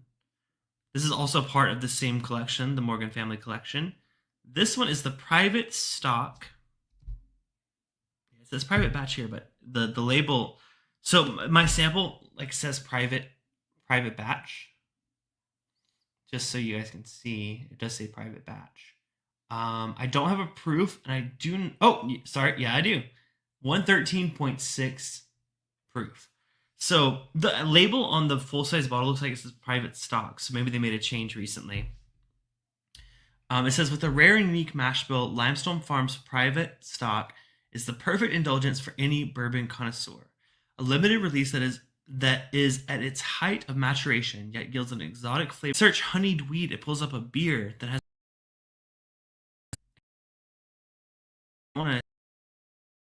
Has anyone?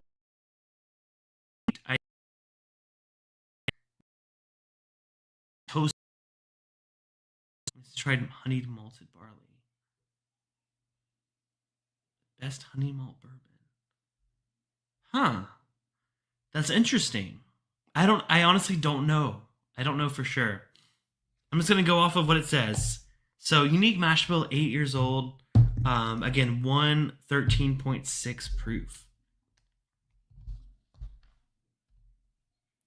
Fred says, whatever expression they poured for me didn't leave much of an impression. Makes sense, as I personally prefer this particular distillate at 11 plus years. Oh, interesting. Sounds like Fred has some info to give to share on our after party.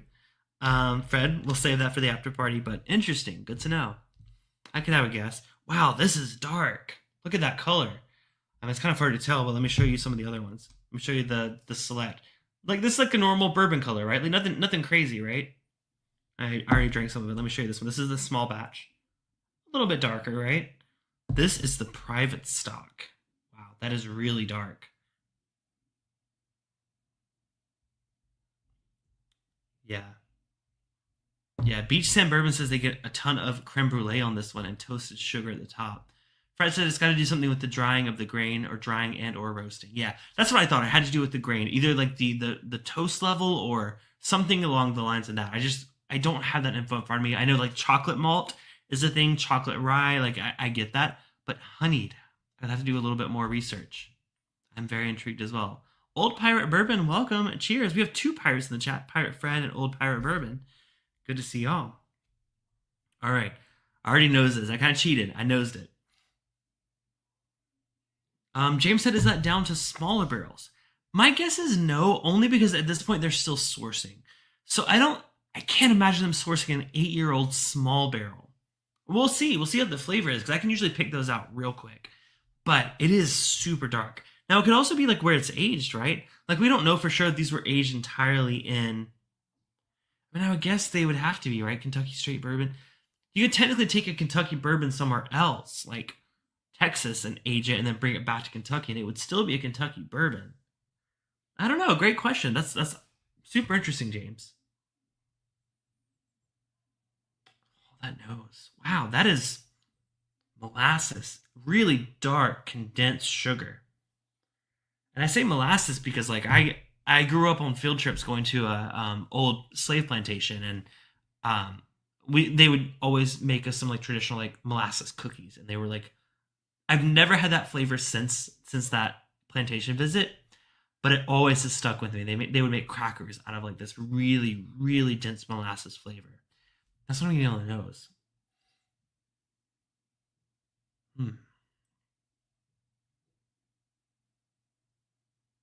Yeah, that's really rich, super decadent, very fig, very dark, dark, dark red fruits. Like they've been matured for a very long time. They are beyond like ripe. They've just been like sugared and like let sit in that sugar for a really long time. Love that nose though. I mean, it honestly smells like a baked good. I'm very excited.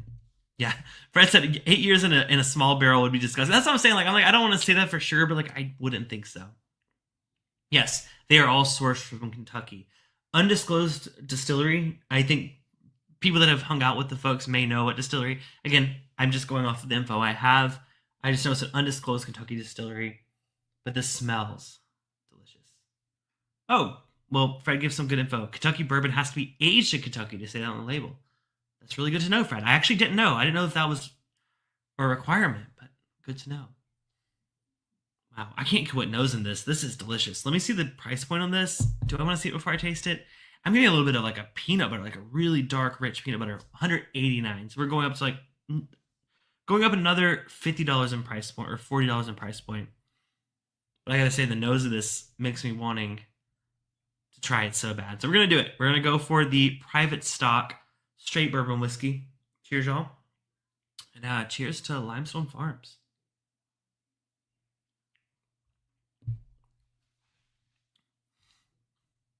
Oh.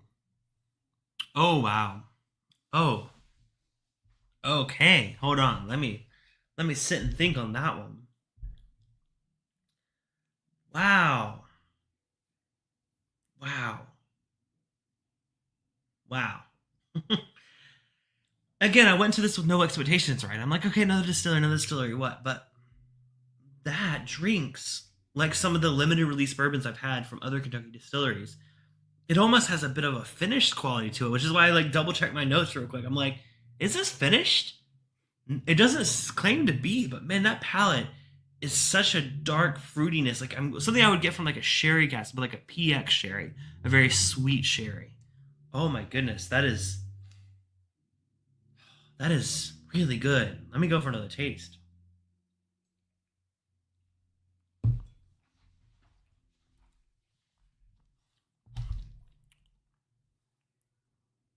Wow.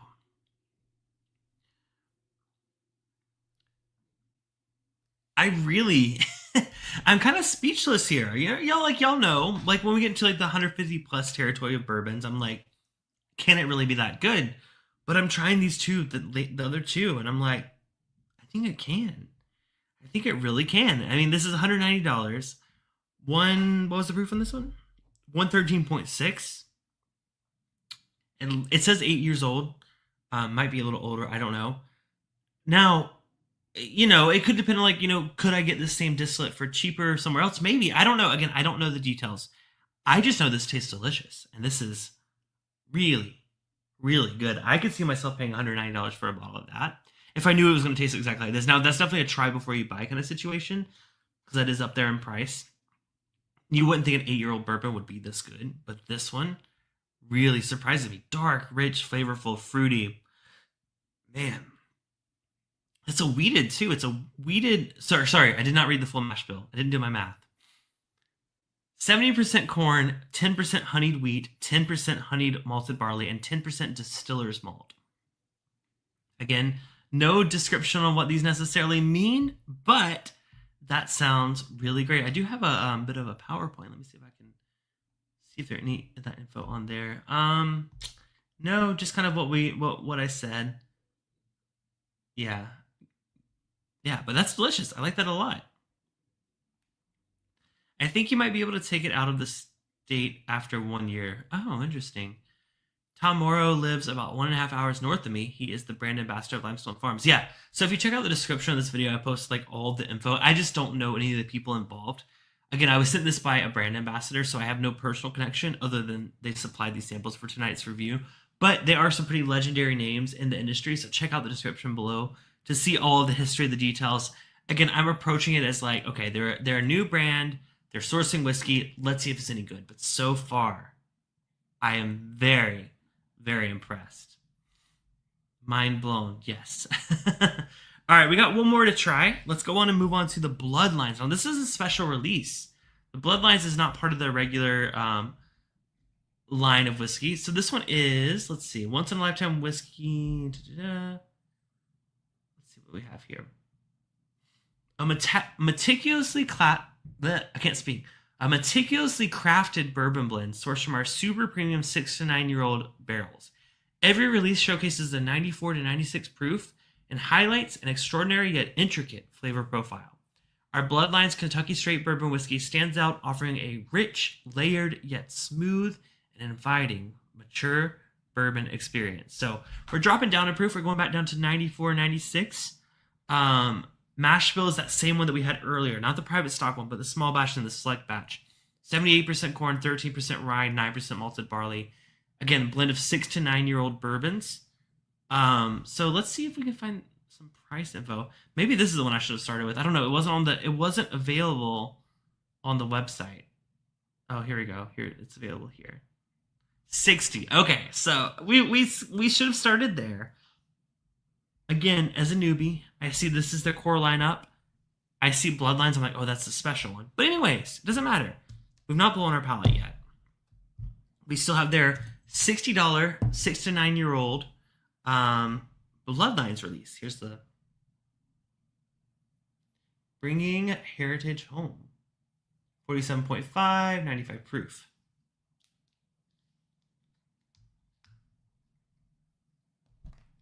All right, Bloodlines. $60, again, respectable price point for a new distillery. I see it all the time, yes. When you look at the legacy distilleries, it seems high, but these guys have to get their foot in the door. Like, there are a lot of upfront costs for a distillery. I'm no stranger to, like, hearing about that. So, if you're putting out quality stuff, I'm willing to support a small business. Support a small business, support a small distillery. I was saying a business distillery. I promise I'm not that drunk, but I'm blending all my thoughts together like this blend of 6 to 9 year old bourbon. Swan is here. What's up, Swan? Good to see you, man. Here's if you tried the Limestone Farms bourbon. They are from Georgetown, Kentucky. Okay, on the nose. Okay, I'm going to go back to my select batch. That was the one that we started with. I thought maybe that was like the entry level, but apparently the Bloodlines is. So let's go back to this one. This was the 111 proof on the nose. That was one that got orange. I got a really strong orange flavor on that one. Similar on this one, not as intense. A little bit of oak, but more of a younger oak. Remember with the select batch, I was like, on the nose, I didn't get any oak at all. I'm like, oh, wow, this is weird. This has oak, but it's younger oak. Now on the palate in the select batch, it kind of made up for that, but got some good oak on that, yeah. Nothing too complex on the nose. Again, this is their entry level. A little bit fruity, a little bit clove maybe? It's not cinnamon. Maybe anise. I want to say maybe, or anise, or whatever you pronounce it. I say that because I had a Sazerac cocktail earlier today, and we did the Herb Saint liqueur wash. Got a little bit of that note. Different glass, of course, not the same glass, but a little bit of that quality to it. So definitely some like baking spices going on. A little bit fruity. Let's go. Let's try it.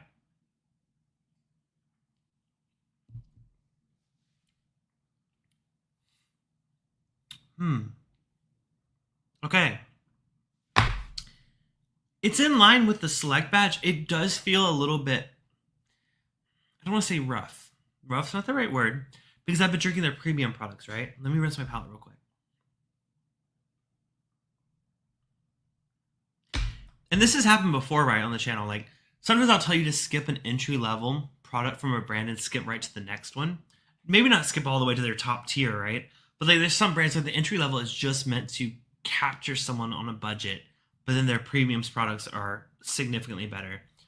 That's my first impression on trying the Bloodlines. But let me go back to the select batch. Let me just taste that, remind myself of what this one was. Again, this was the $100 bottle. Bloodlines was $60.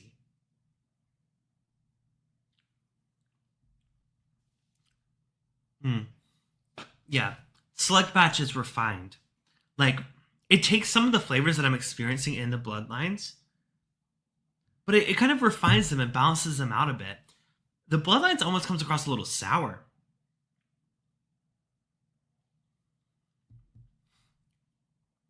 And that's a note that I sometimes get like with like a younger oak. Bit of like that green wood note. It's got some orange, but it's more of like a bitter orange. Less of like a orange oil.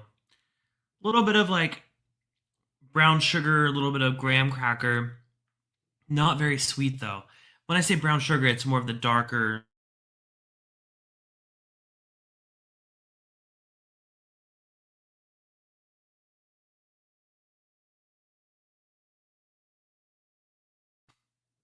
Can y'all see me? Looks like my internet dropped.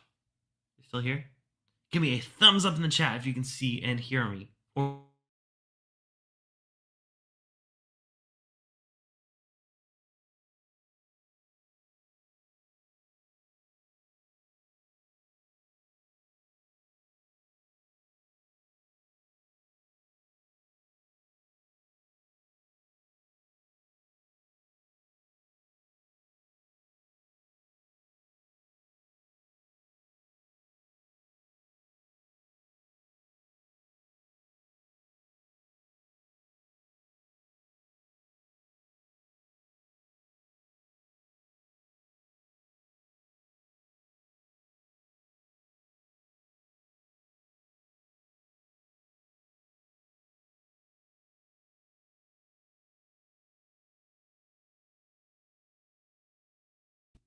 are we still live? Are we still here? Are we good? I think my internet dropped out for a minute. Sorry about that, guys. If you can hear me, hit the thumbs up. Sorry. Yeah, okay. That was weird. Yeah, I got the same notice. I'm like, oh wait, my internet died. So Swan said Georgetown was a 5-minute drive from my house growing up. Oh, very cool. That's awesome. Yeah, I'm sorry. I don't know what happened. There we go. We're good. Yeah, I don't know. It like completely dropped out. So I apologize. Glad we were able to keep the same stream though. I didn't have to start a new one. That's fun. While I was gone, I'm sorry, I missed Tom Morrow, which is one of the incredible folks behind the brand here. Looks like I arrived late. Cheers. We'll be announcing something in the next few weeks. Well, Tom, thank you so much for stopping in, and thank you for sharing this incredible whiskey. So far, I've been incredibly impressed, especially when it comes to the select batch, small batch, and the private stock. I mean, I've had my mind blown a couple times here tonight. So good to see you. Thank you so much for stopping in. Thank y'all for letting me know. We're back. We're back. Yeah, no, I apologize. I don't know if you guys missed anything. I think I saw it go black as soon as you guys saw it go black, so I think we didn't miss anything significant. But yeah, I think the select batch is a bit more refined version of what I'm tasting in the Bloodlines. I think, personally, I would say jump straight to the select batch. For me, this one isn't quite my jam. It's not quite my, when I see 3 of the 4 just like are incredible. Yeah, there's gonna be one that's gonna, maybe let me down a little bit. For me, it's this one. But that doesn't mean skip out on the brand because wow, select, small batch, and private stock are incredible for the price. Yeah, but I will say the Bloodlines, I could see it being a very good entry level bourbon, but it's a bit higher price than I would expect for an entry level. Could be great in a cocktail. If you are a big fan of their other releases, then sure, pick it up. But I would fear to recommend picking up Bloodlines because it's the most affordable in their selection for $60. I would fear suggesting that, and then you guys not having a chance to try the select, the small batch, and the private stock. That's my only fear. I don't want you to try this and rule out the others, because I think the others are incredible. So that's my take on this. Again, totally first impressions. I'm glad to see there's some fans in the chat, some folks that tried it at Bourbon on the Banks. That's super exciting. And I really enjoyed, finding a new brand to me at least. I love, especially with it being a Kentucky brand. They are sourcing from Kentucky. They're keeping it to their roots. But soon they'll be releasing some of their own stuff. And there's a special release coming up, apparently, in the next few weeks. Now, I don't know if it's necessarily their own stuff. I don't want to speak for them. But I will say, nothing. I've seen other brands source at the beginning. They source some not great stuff, right? But this, whatever they're using, if this is the flavor profile they're going for, we're in for a real treat. We're in for a real treat very, very soon. So thank you again to the folks from Limestone Farms for sending these samples. If you guys are watching the replay, leave a comment below. Let me know what your favorite release is from the brand. Or if you happen to watch this live, you haven't tried any of these yet, come back, leave me a comment. I check all my comments, don't worry. So I'm really excited to see, where they go from here and see what these new releases are, see what their distillate is. I'm so excited. Beach Sand Bourbon said for a young brand, their blending process is amazing, and I cannot agree more. My expectations were low, and I feel like a little bad about that, but every single one of the select batch, small batch, and private stock blew me away. So really, really excited. Tom says, cheers all. Looking forward to working to get it there. Oh, James Morgan in the UK, yeah. Oh, okay. So, well, we have some info here. Okay, I wasn't gonna. Some people in the chat kind of already knew because they'd met with you in Bourbon on the Bank, so I didn't want to say anything on stream. But it's sourced from Beam, Wild Turkey, Wilderness Trail, Rabbit Hole, I did call out New Riff. I will say I got some New Riff notes on one of them, and I really enjoyed them.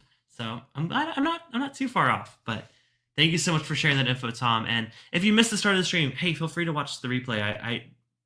I went in depth with the first few. I think you joined at the very end. So thank you so much for the opportunity. I'm excited to see what's next. And if you guys ever want to come back on the channel and you guys want to be interviewed, I'd love to have someone from the brand on the stream.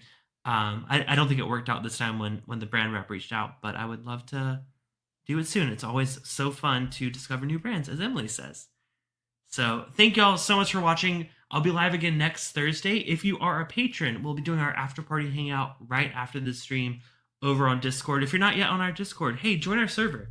Such a great community of whiskey-loving friends.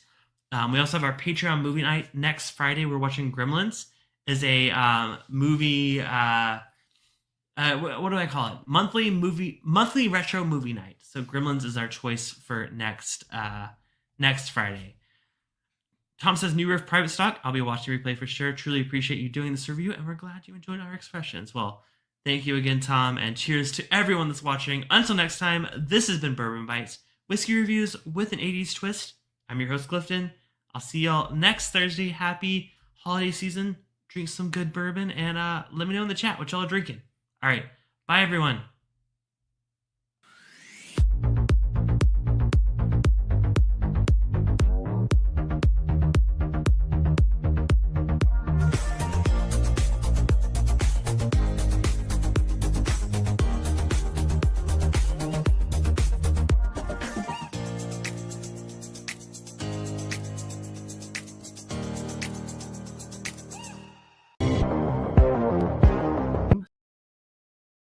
Experiment.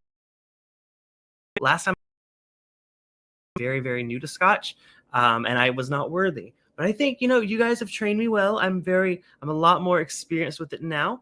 And I'm so excited to dive into these in just one bit. I want to give a couple shout outs to everyone here in the chat. I see Emily Chambers here, referencing a joke I made over in Perry's, this is my bourbon podcast stream earlier, expansion pack Scotch. So we said, Scotch is just the expansion pack for bourbon. I'm not necessarily, it's probably the other way around, honestly. Scotch is the expansion pack for bourbon. I'm not necessarily, it's probably the other way around, honestly. Scotch was probably first. But in the context of this channel, yes, I like that. Zover's here in the chat, as well as Brandon. I also see Eric. Eric, I don't think I've recognized your name. I could be wrong, but welcome. Glad to have you here. Sugar Kitty, good to see you. Meow to you, my friend. Whiskey Mountains, Adriana, how are you doing? So glad to have you all on board for this one. And then Nick Proman, of course, shortly after Adriana, as always. And Steven, good to see you, Steven. So yeah, like I said, tonight's going to be really, really special. And I'm not going to keep our guests waiting any longer. Please welcome back to the show, Amber Aristi from the Glendronach. Hi, how are you? Good. How are you? So thank you so much for coming back on. You didn't after the last stream, you weren't like, okay, this guy doesn't know anything.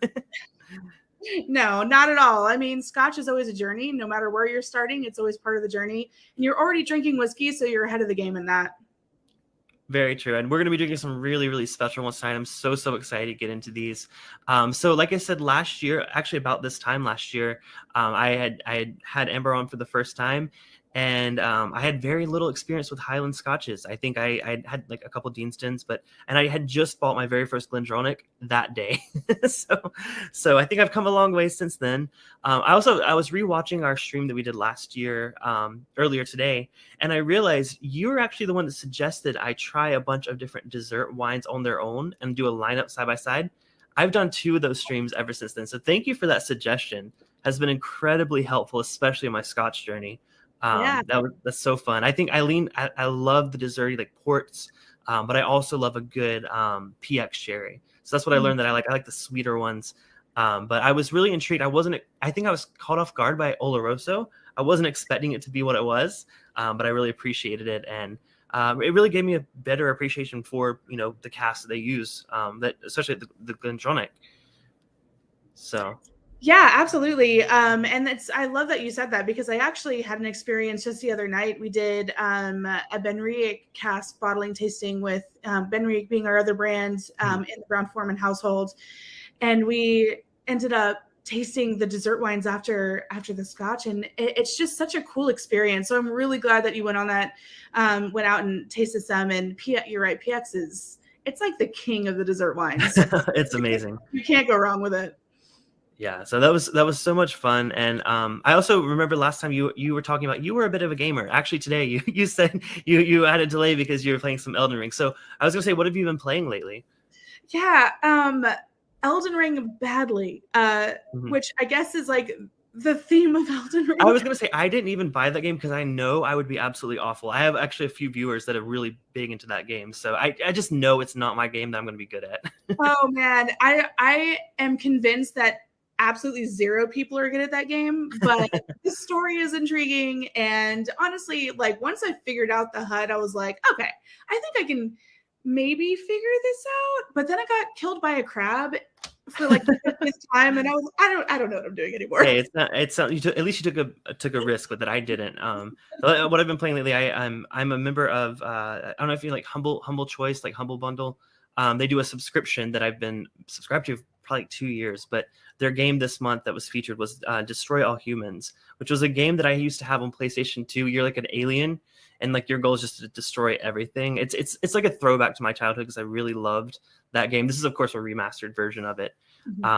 But it's so much fun, and yeah, I've been just enjoying just messing around on that game lately. Oh, I love that. I'm gonna look into that, because that sounds like a great just like take a break game too. Yeah, it's very irreverent. Like the voice acting is hilarious. It's definitely adult. Like it looks like a kid game, but it's definitely a lot of adult humor. It's a lot of fun. So yeah, that's what I've been playing. Actually, I was going to tie that to the podcast I'm releasing tomorrow. For those of you listening that listen to the podcast, I'm reviewing Ardbeg Fur Mutation, which is a very on theme alien one. Amber, have you heard much about that one? Yeah, but I haven't had the pleasure of tasting it yet, so that's been on my list. It's so odd. It's so earthy and interesting, and it's weird that the peat takes it on the back burner. I was not expecting that with an Ardbeg. It's really interesting. So those of you in the chat, make sure you listen to tomorrow's podcast episode. It was a really, really fun one. But tonight we are not doing peated Scotch, thankfully. I kind of blew my palate with that one earlier this week. But I'm very, very excited to get into these. So I know you of course you gave us the rundown last time, but can you just tell us a little bit about just a quick little thing about the brand, if people are new to the Glendronach? Yeah, absolutely. So Glendronach is a Scotch distillery that is located sort of East Highland. So for those that are familiar with the regions of Scotland, of course, there are 5 regions of Scotland, but on the main body of Scotland, there is the lowlands, of course, and the highlands. And then in the middle of the highlands, there's a little subset called Speyside, which has a higher density of Scotch distilleries than the rest of Scotland combined. So it's a really densely populated Scotchy region. A lot of really brilliant juice coming out of there. But there is a little sliver of the highlands that are kind of off on that right shoulder, on that east shoulder, going out towards Aberdeen. And that area is called East Highland. And that's where we're located. So we're kind of in the rolling hills of Highlands. It's very green. There are distilleries surrounded by bramble bushes and berries and all these just lovely, beautiful things that really showcase our whiskey when you actually drink it. So Glendronach actually opened in 1826. It was opened by, we got our license in 1826. No one's saying exactly when we started distilling, but our license is 1826. Gotcha. So we're very, very remote. James Allardyce kind of plopped down in this valley and said, I make Scotch here now. And so he was one of the first to really utilize really heavy sherried barrels and put it on those whiskeys to make them really robust and broad, and kind of created a category of Scotch whiskey that has just exploded over the last 200 years.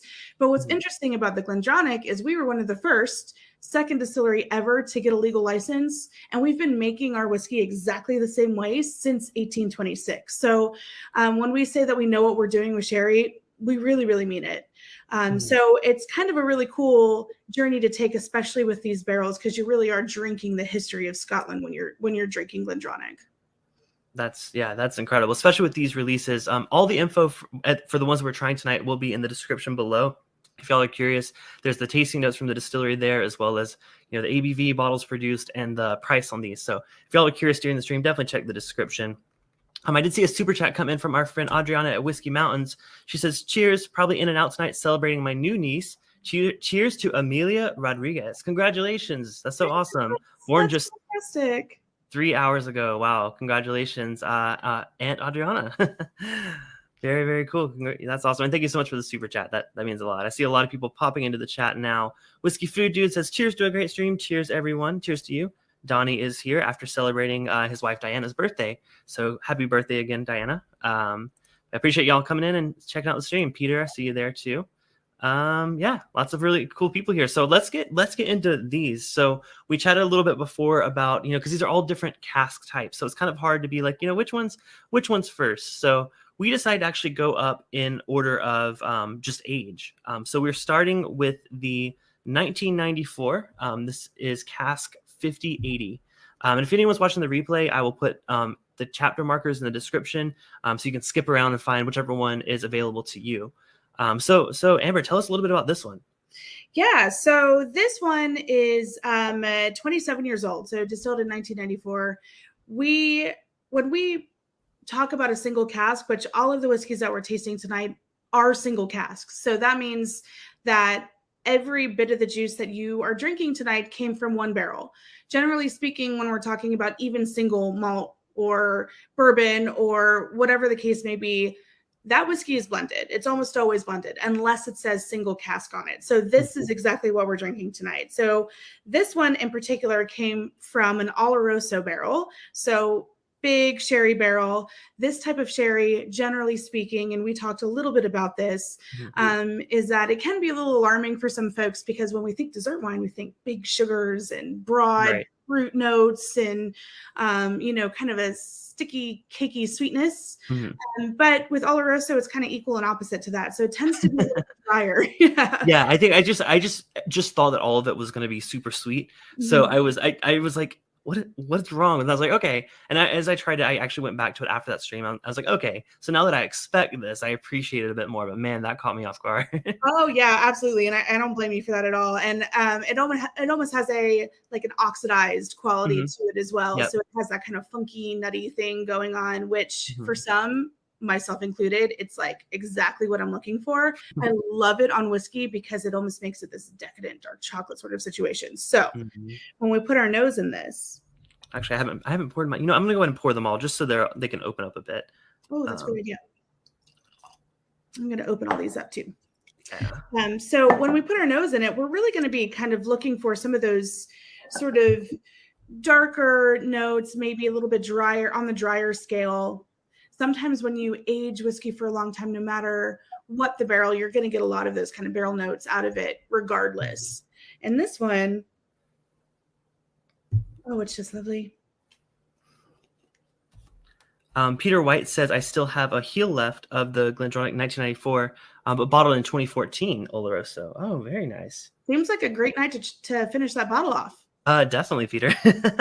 Yeah, join us. Anyone, everyone in the chat, let us know what you guys are drinking. It doesn't have to be GlenDronach, but it is. But if it is, you know what? Let us know. We'd love to know which expression you are having. So, and then Perry from This Is My Bourbon Podcast says, "Is it Bourbon Bytes in a button down looking good?" Hey, I gotta dress up for fancy whiskey, guys. Also, I just got home from work, so there's that too. But welcome, Perry, and y'all make sure to check out Perry's replay of his live stream earlier tonight. All right, I'm ready to nose this one. Excellent. Yeah, so I'm getting a little bit of citrus on this, almost more like orange, kind of like a less lemon, more of that kind of softer orange peel. Yeah, it's definitely fruity and like it's sweet. It's like a honey kind of sweetness, I think, as well. Oh, absolutely. And like underneath kind of those sweeter notes, I do get some of that walnut, but I think that oak and that age is giving it kind of a sweeter aspect as well. And I had forgotten how nutty Oloroso or expresses itself. I definitely was, like I said, I was caught off guard by it, but you're right. It's super nutty. And now that I remembered that, definitely pick up that nuttiness on the nose. Oh yeah. And just a little bit of like, almost like dark chocolate tannin. And it gets a little, like dark fruit, like maybe like fig or like plum or something like that as well. Ooh, I like figs. Yeah. I'm going to taste this. All right.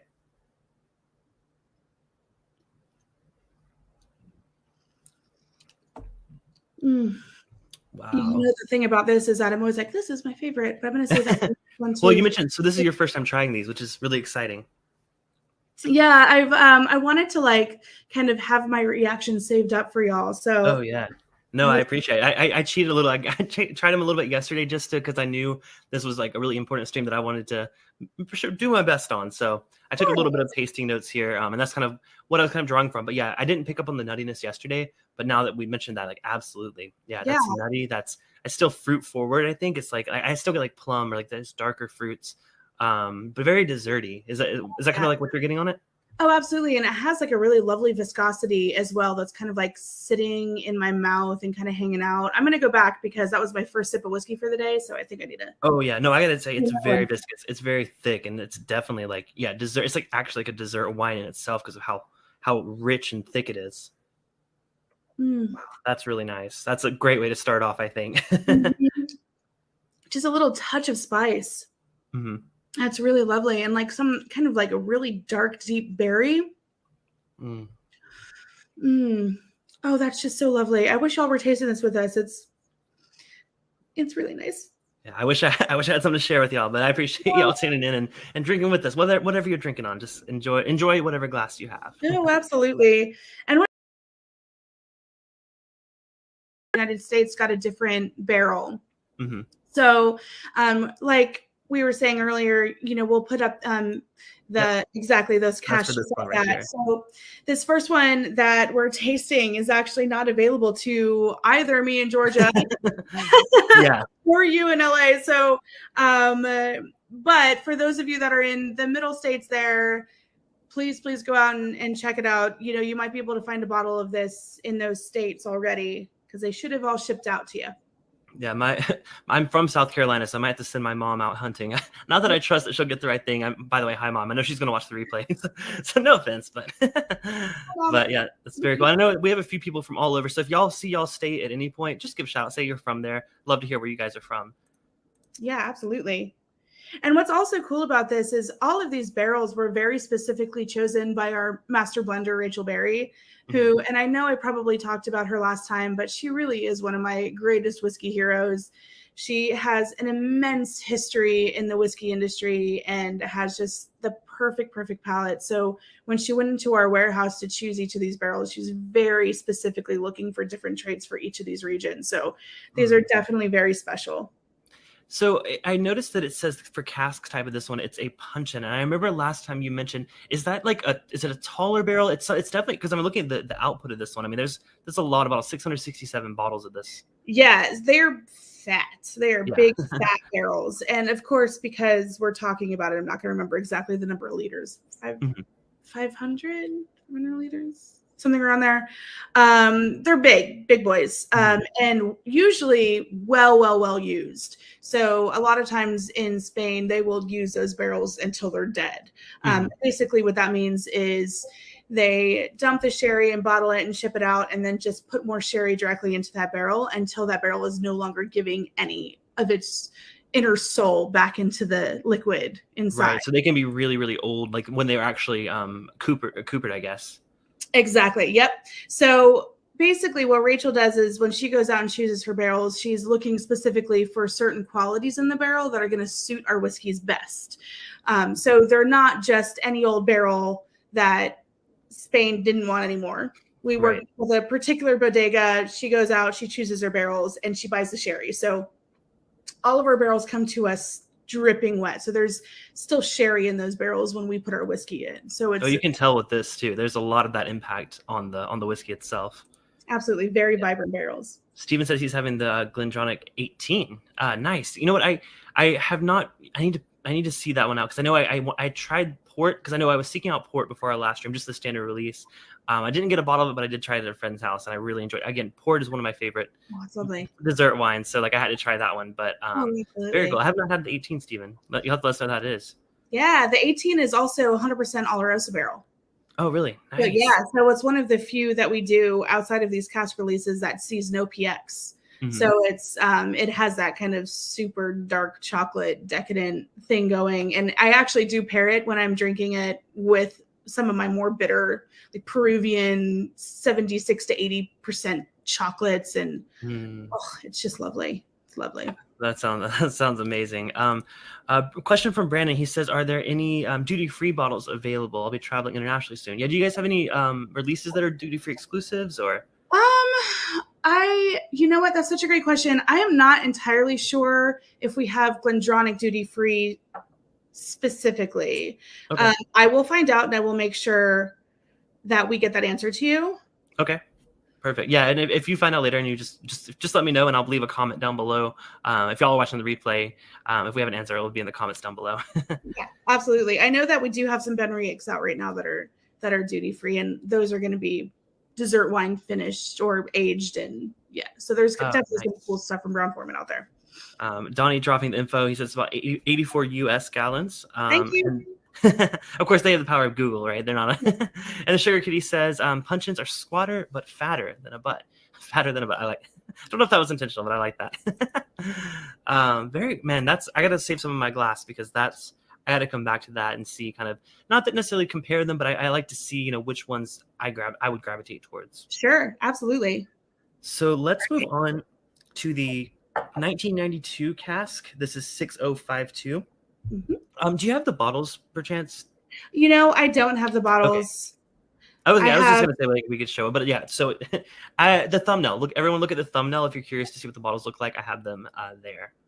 Yeah, and I do have other releases this side. I do have other releases that you're going to be looking for something that looks a little bit like this, just different years. Gotcha. Is it similar color? Is it still the green, or is it this year I want to say that it's red, but don't quote me on that one. Okay, yeah, I don't want to put you on the spot, but okay, cool. Yeah, so their bottles are they all look similar. Like, if you don't see it in the box, you'll definitely it's very recognizable as a brand. Absolutely. Yep. For sure. So tell us a little about this one. So this one is, like I said, cask 6052. Yes. So this is our 28-year-old, and this is aged in Pedro Jimenez puncheons. So again, now we know that's 318 liters, and they are really wide barrels. Like, when I say you could fit 3 humans into it, I'm not joking. Wow. Oh, wow. Yeah. I think it's a little less sweet, but it's still more like, it's still got that honey note that I was picking up on the other one. It definitely has a lot of, and almost like a stone fruit situation. Right. Yeah. And funny enough, I get like this is older. It's a year older. I'm getting a lot more oak on this one. I think the oak is impacting this a good bit. Yeah, and I'm getting something creamy, like custard. Yeah, now that you say that, I'm thinking like I'm thinking of those. I've mentioned this as a note a lot of times. I don't know if you remember those like cream savers. They were like lifesavers, but they were like cream flavored. So they're like strawberry, and there's like a peaches one. So I it's like a 100% twirl. do remember those. So I do get that. You mentioned like, yeah, the darker fruits. I can totally picture this being like the strawberries and cream one. I do get that creaminess for sure. One too, didn't they? Yeah. Wait, which one? That peach one? Yep, those are the two I remember. They may have had more, but I remember the strawberry and the peach. My mom would always. I remember as a kid, my mom would always have them in her purse when we went to church, and I was like, I gotta. That was what brought me into church to eat the candy. Oh, that's hilarious. My mom also was totally addicted to lifesavers when I was a younger child, and whenever I was like having a sweet craving, I would just like dig into her purse and pull it out. Oh man, miss those days. The good old days. Yeah. Oh man, that's really it's to me it's a lot more on the nose. It's a lot more. I don't want to say delicate, but I gotta try it. So cheers. And I have to say, where the sweetness wasn't coming through on the nose, it's definitely coming through on the palate. Like that is vibrant. That is big. It has all of that candy on there. It's really, really lovely. You still get a touch of that dark chocolate, but mostly it's like big, bright fruits. Oh yeah, and I'm lingering. For some reason, I hung on that honey note, but to me, it's like a really thick like honey syrup almost. Like this is honestly, I was saying how the mouthfeel was on the first one. This is even thicker. This is even more viscous, I think. And this like, I mean, it's a little floral. Like I mean, I think of like a wildflower honey, or even like, man, even like I don't want to say a perfume. That's not very like appetizing, but it's like it's really delicate and yeah, wow. Yeah, it does have like the nose is so delicate, but for me, I feel like the palate is really punching out there. Like it really wants to be heard. Like it's shouting at me a little bit, which I love. And it almost has like a grapiness to it that is, it can be typical of some dessert wines, more often PX than Oloroso. Yeah, it's got a really nice spice on the finish as well. Like this one, I think has like a nice, really kick right at the end that I really, really like. The front palate is so good. This is really Moorish. I just want to keep drinking this one. And for reference, y'all, this is 50.8%. So this is a little bit lower than the first one I tasted. And I honestly would never have been able to tell that.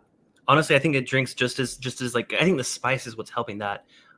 Which I mean, I do love higher proof. So seeing these are all above 50%, I mean, that's always a good thing in my book. Man, that's really, really nice. It's very, like you said, very thick, viscous, creamy. Yeah. Wow. Do you know what it puts me in mind of? Have you ever had poached pears with like caramelized sugar and then cream poured over the top? Probably, but I honestly am not super familiar with that flavor profile. But I could see that there's definitely some pear in there. I have a friend. She's wonderful and still an amazing cook. This was early on when we were in our very early 20s. She was experimenting with like a poached pear dessert dish. Totally set the kitchen on fire.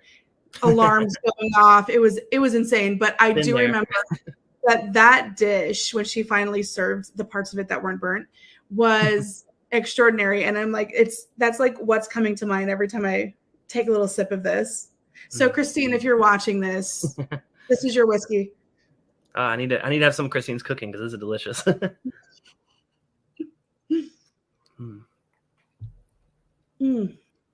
Yeah, that is just extraordinary whiskey. Right now, the first one also extraordinary, but so far, I'm thinking this PX is the winner for me so far. We're gonna have to see about the last one. Yeah, we're gonna have to go back. I like to go back through them as well because it's always hard to judge the first one till you try the other ones. But they're very different. I think that you can tell the base spirit's obviously still the same, but the impact that those different wines are having on it really changes it in a very, very surprising way. Yeah, absolutely. Yeah, and it's funny because I mean we've talked about how dry Oloroso is, but I don't know if I talked in reverse of how like really sweet PX can be. It really does have this really densely very high residual sugar, tons of raisins and like cooked down berries and things like that. And they present really, really well in whiskey, which is why so many Scotch producers use them. Not only is it a little bit easier to get, it was not so much anymore, but it was a little bit easier to get those barrels from Spain. It just presents so well in whiskey, and barley really, really takes on those kind of sweeter flavors, I think, in it really well, because it's such a dry grain that, corn might overpower it, or it might become too sickly sweet, if you age it too long. It's something that already has that much sugar in the barrel. The barley kind of balances that. And so they play really well together. Yeah, so speaking in terms of American whiskey, I really think rye whiskey handles these sweeter finishes way better. I love a port finished wine or port finished rye. There's quite a few brands that have done that, and I just think rye really highlights those different notes more so, like you said, than corn, than in bourbon. I recently did there's a new series from Barton, the Thomas S. More. They've released their second batch of those. I did a stream very, very recently of the second batch. That one was Madeira. I think it was also, they did port as well. They did sherry. So that was really interesting, but the differences were very subtle between those. Whereas this, it's a huge, huge difference. Oh, absolutely. Yeah. Madeira, I think, might be one of my favorite. Madeira and Sauternes, I think, are probably my favorite barrels to put whiskey in. They just present so incredibly well with barley. But I think you're right. Rye, I think, because it's so spicy, it doesn't really need help. I don't think. I love rye. I love that spicy grain, but they definitely suit each other in a way that corn tends to not as much. And I think it's the same kind of idea, that kind of super dry grain with that super sweet dessert. Match made in heaven. Works really well. Brandon says, don't forget to smash that like button. Yes, if you guys are enjoying the stream so far, make sure to hit the thumbs up. It does really help the algorithm here on YouTube. And he also has a follow-up question. He said, so he's not super familiar with the differences. Could you explain a little bit about, the difference between PX sherry and Oloroso sherry, I guess flavor profile, as well as just where they're from or anything like that? Right. Yeah. So generally speaking, when we're talking about sherry, we're talking about Jerez, Spain, whether we're talking about PX or Oloroso.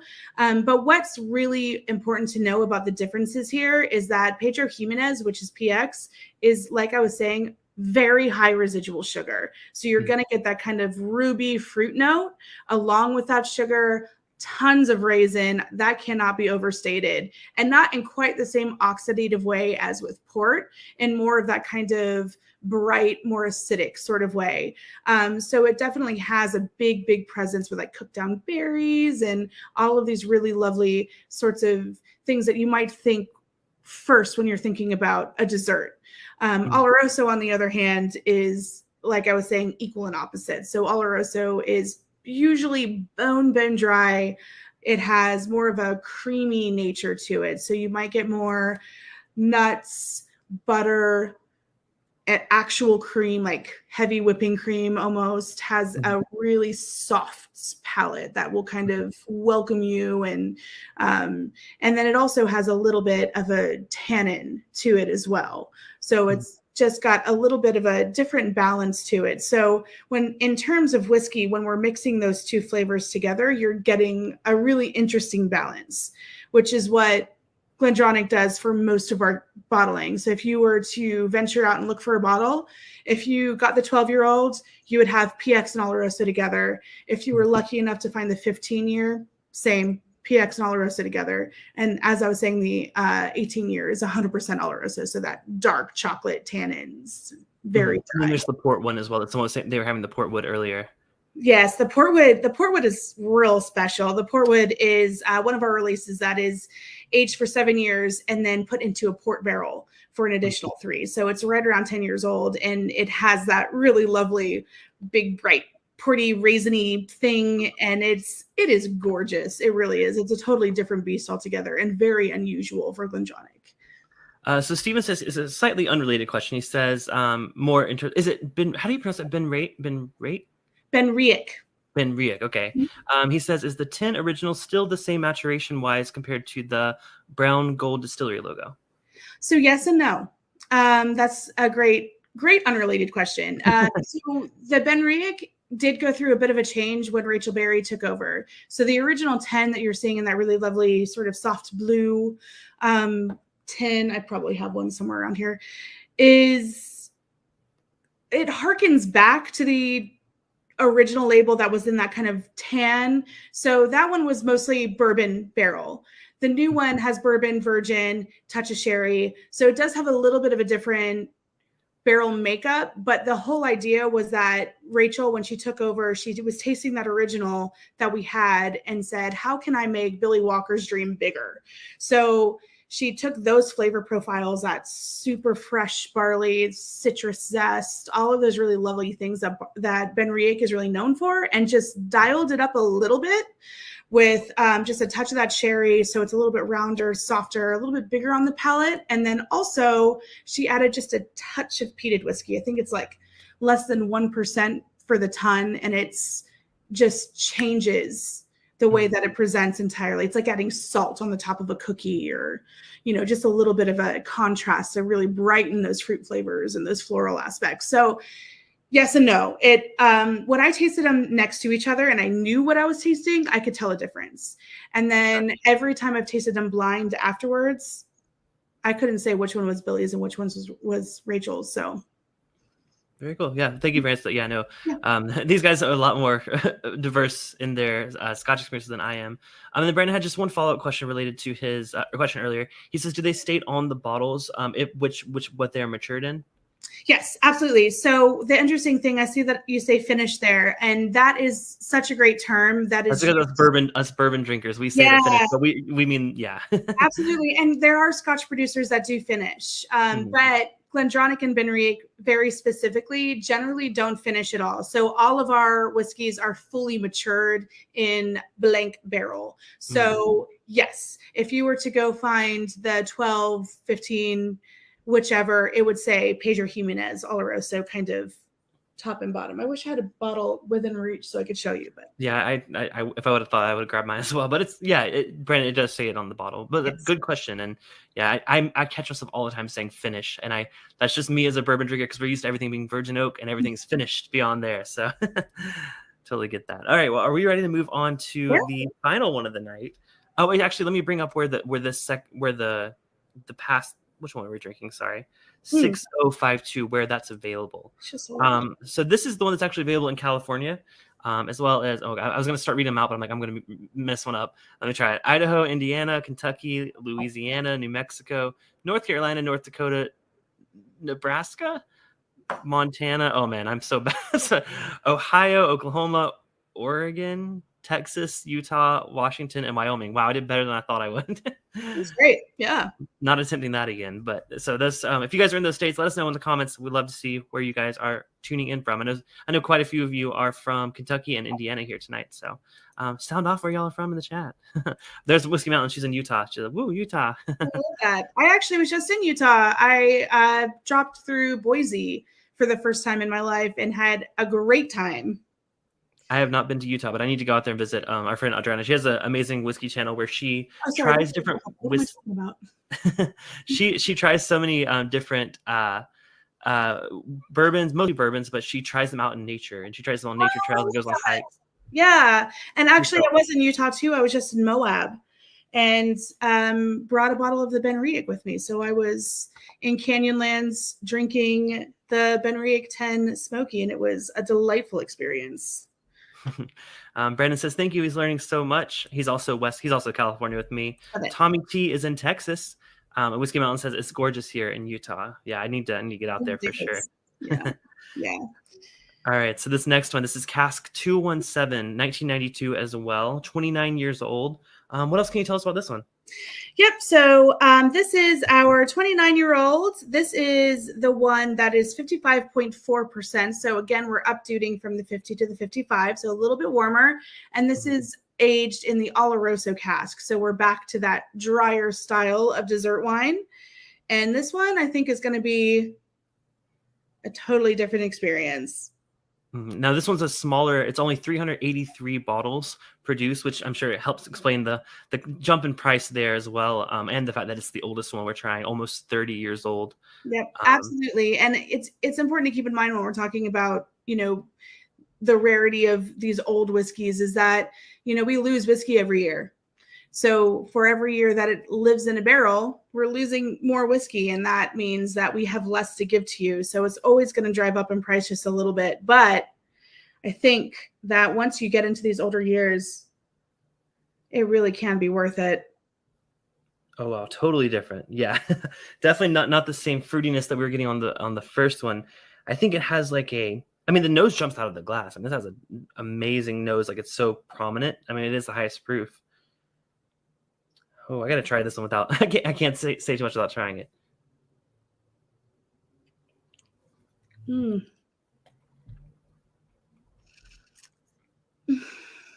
You said that's more your style, right? That drier. Oh yeah. It really is, and this almost has an oiliness to it, like almost like it's wrong to say gasoline, but that when you think about how like thick that is, it really does carry that with it, and it carries the ethanol just beautifully. And I mean, I've heard people use motor oil as a positive note to describe whiskey, so that's not too far off. I definitely mean that positively.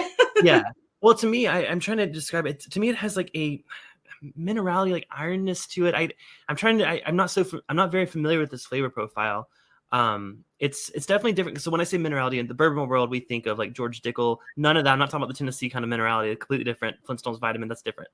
This is more of like, I don't know what to say. Like maybe like, I mean, it's weird, like gunpowder or like matchstick, something really like big and bold on the palate there. Yeah, something I'm not used to at all. It has a really high acidity and minerality. I think that is, I mean, perfect for the thickness of this palate. It really needed something to kind of cut through that. Oh, and I just think that's lovely. This is exactly the kind of whiskey I like. It has like almost like burnt sugar. Right, but like you said, like burnt, like it's not nearly as sweet. So don't go into this expecting them to be this as sweet as the other two. Not even close. And you know, one of Rachel's notes was treacle, and I don't know if any of you have had treacle, but it's like black strap molasses. Like it's like what's left of the sugar after you've processed it 100 times, and the sugar is so dense and dark and thick that it almost doesn't even resemble sugar anymore, which doesn't make it sound as good as it is. It is delicious, to be clear. Treacle is one of my favorite desserts. And that is definitely such a great note. Yeah, I think it took me a few sips to really, I think, again, I was caught off guard by just that it was so different. I'm pulling out more things that I appreciate in it now. I'm going to pour myself just a little bit more of it because I think, yeah, I mean, I think to me, I gravitate towards sweeter whiskey. So I think I'm more leaning towards the first two. But this is super complex, super unlike any other ones I've ever had before. If you're looking for a new experience, I mean, this is definitely worth going for. Wow. Yeah, this is really lovely. Do you know when you are making a cocktail and you accidentally get too much pith? So you get all that really lovely oil, and then you also get just a touch of the pith underneath it as well. There's a little bit of that as well. I'm just having a hard time like putting this into words based on my experience, because it's so, I mean, maybe there's like some kind of like, there's a dark, rich oldness to it, like almost like, I don't want to say like, I'm having a hard time not to say bad words, but I mean good things. Like when I say musty, I don't mean in a bad way, but like an old closet or something like that. Like it has that antiqueness to it. Yes. Yeah, leather, like your granddad's sitting room. Mm-hmm. Yeah, absolutely. Oh, leather's a great one. I'm definitely, especially on the nose too. Mm-hmm. Oh, I think I'm obsessed with this. It tastes different every time I try it. Remember when I said I was going to say every single one of these is my favorite? Oh, we're on the last one. There we go. Didn't I? but you did kind of hint towards the fact that you are drawn to more like Oloroso forward, or just Oloroso. I keep saying Oloroso. It's Oloroso, right? I've heard you pronounce it. Oloroso. Okay, I'm bad at pronouncing things, so. But yeah, wow, that's definitely different. I would encourage whoever gets this one to be familiar with that flavor profile. I don't expect these all to be alike because, like we said, that wine impact affects these all so differently. Absolutely. Yeah. It's and you know, it's the age, the loss, the barrel, where it was in the warehouse. There's so many different aspects that'll change it. Yeah, Whiskey Mountain says she loves the leather note on whiskey. Me too. Yeah. Me too. Wow. So okay, now I'm gonna go back through them and decide which one to me personally is my favorite. Now let me mention where that one's available. That one is the most limited of all of these, understandably so. There's only 383 bottles produced. This one is in Georgia, Maine, New York, and New Jersey. I know Steven here is in New Jersey. I'm not sure if anyone else is from any of the other states. Let us know if you are. But yeah, that one's available. That's cask 217, 1992. Wow, that's something different. I'm gonna go back through because I want to revisit the first. I always like revisiting the first one because I always feel like it's not given a fair judgment being the first thing that we tried. Totally. So I'm going back to the 1994 cask 5080. And this is the one that was I almost said finished. This was also an Oloroso, but it's the punch in the larger casks. So do those typically, when we're talking about larger barrels, do they impact less of the wine that was in there before? Because I mean, to me, this one didn't have nearly as much. It had the nuttiness for sure, but it didn't have as much of that I guess treacleness of it. Yeah. You know, it really depends on the barrel, of course. All of our barrels are shipped with a sherry still in them, so they should have relatively the same amount of impact from the sherry. Now, how often that barrel was used before is going to have a huge impact on that. So this first one could have had a more used barrel before our whiskey went into it versus the last one, which maybe it was fresher. So it could be either one of those things. It also could just be the extra 2 years that made a huge impact. Sometimes things happen very, very quickly in a warehouse. And going back to this one, after trying that one, I am picking up a lot more similarities than I would have expected. Still, this one's still a lot sweeter. I think this one is still more of like the fruit forward, the more orange, like you said, orange kind of zest kind of going on with it there. Chocolate, definitely more chocolate on this one, I think. I see our friend Jim is in Maine, and Sugar Kitty is in New Jersey. So people from all over here. Eric says he's drinking a 4-gate finish in Oloroso, as close as I can get. Hey, I love it. Still, you can experience the cask finish there. And then our friend Scott says, "Cheers, Clifton. Still at my draft party. Just stopping in to say, hey, Scott, good to see you." And I'm going to go back to the 92 cask 6052 now, just to revisit it real quick.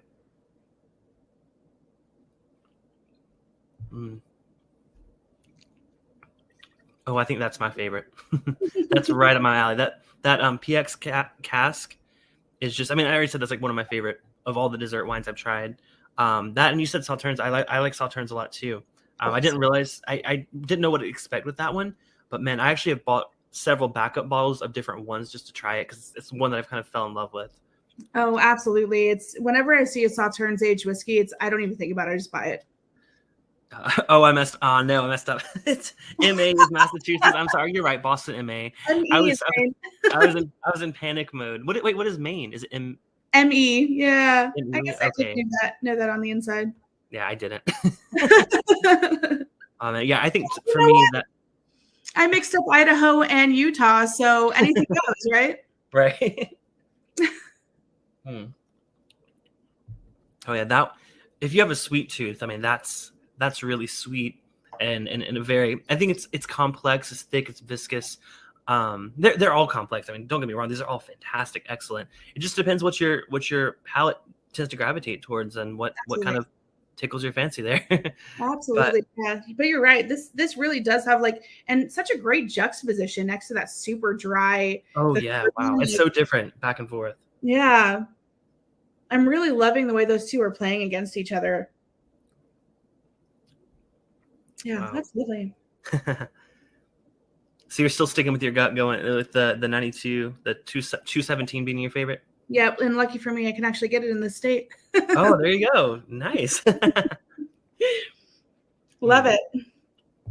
And actually, I just realized mine is also the one I can get in my state. Oh, we're winners here. That's awesome.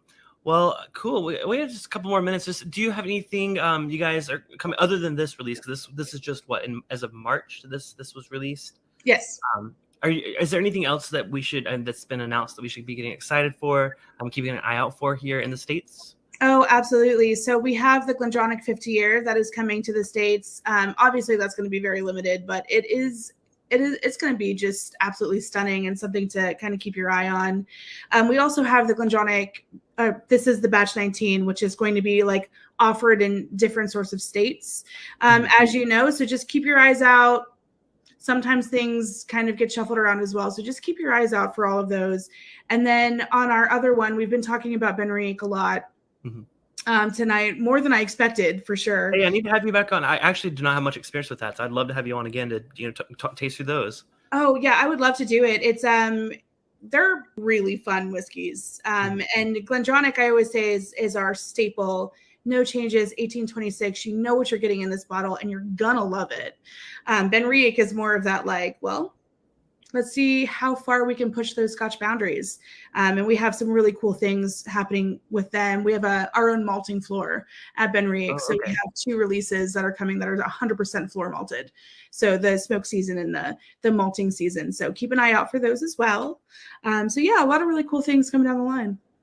That's awesome. Well, where can people find you on the web? I know I tagged your wrong Instagram earlier. What's the Instagram that you want people to follow you at?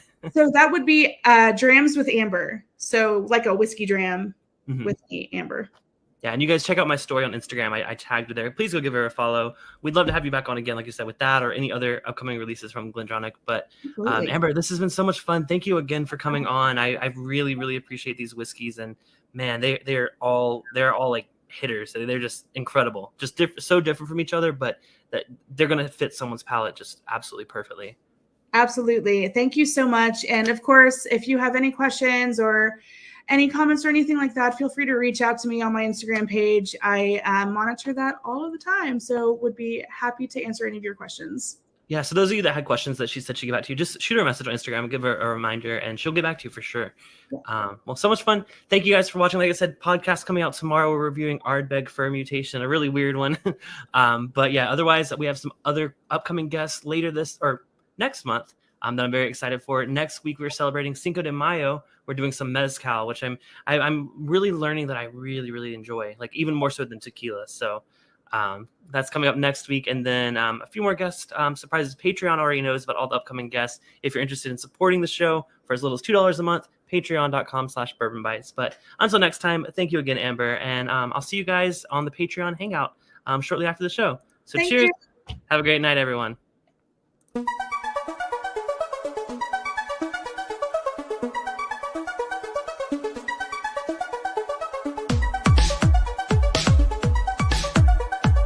Both the original and this one are the same price, $89.99 here in Southern California. Knowing that's the same price, hands down would get this one. Oh, wow. That's amazing.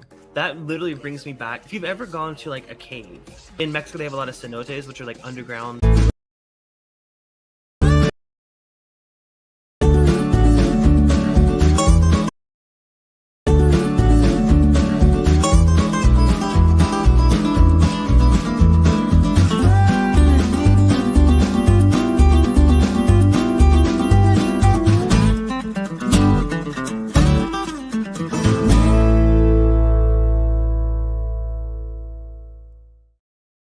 Hello, everyone, and welcome to Bourbon Bytes. I hope you enjoyed that very cool intro that I got from my weekend in Austin.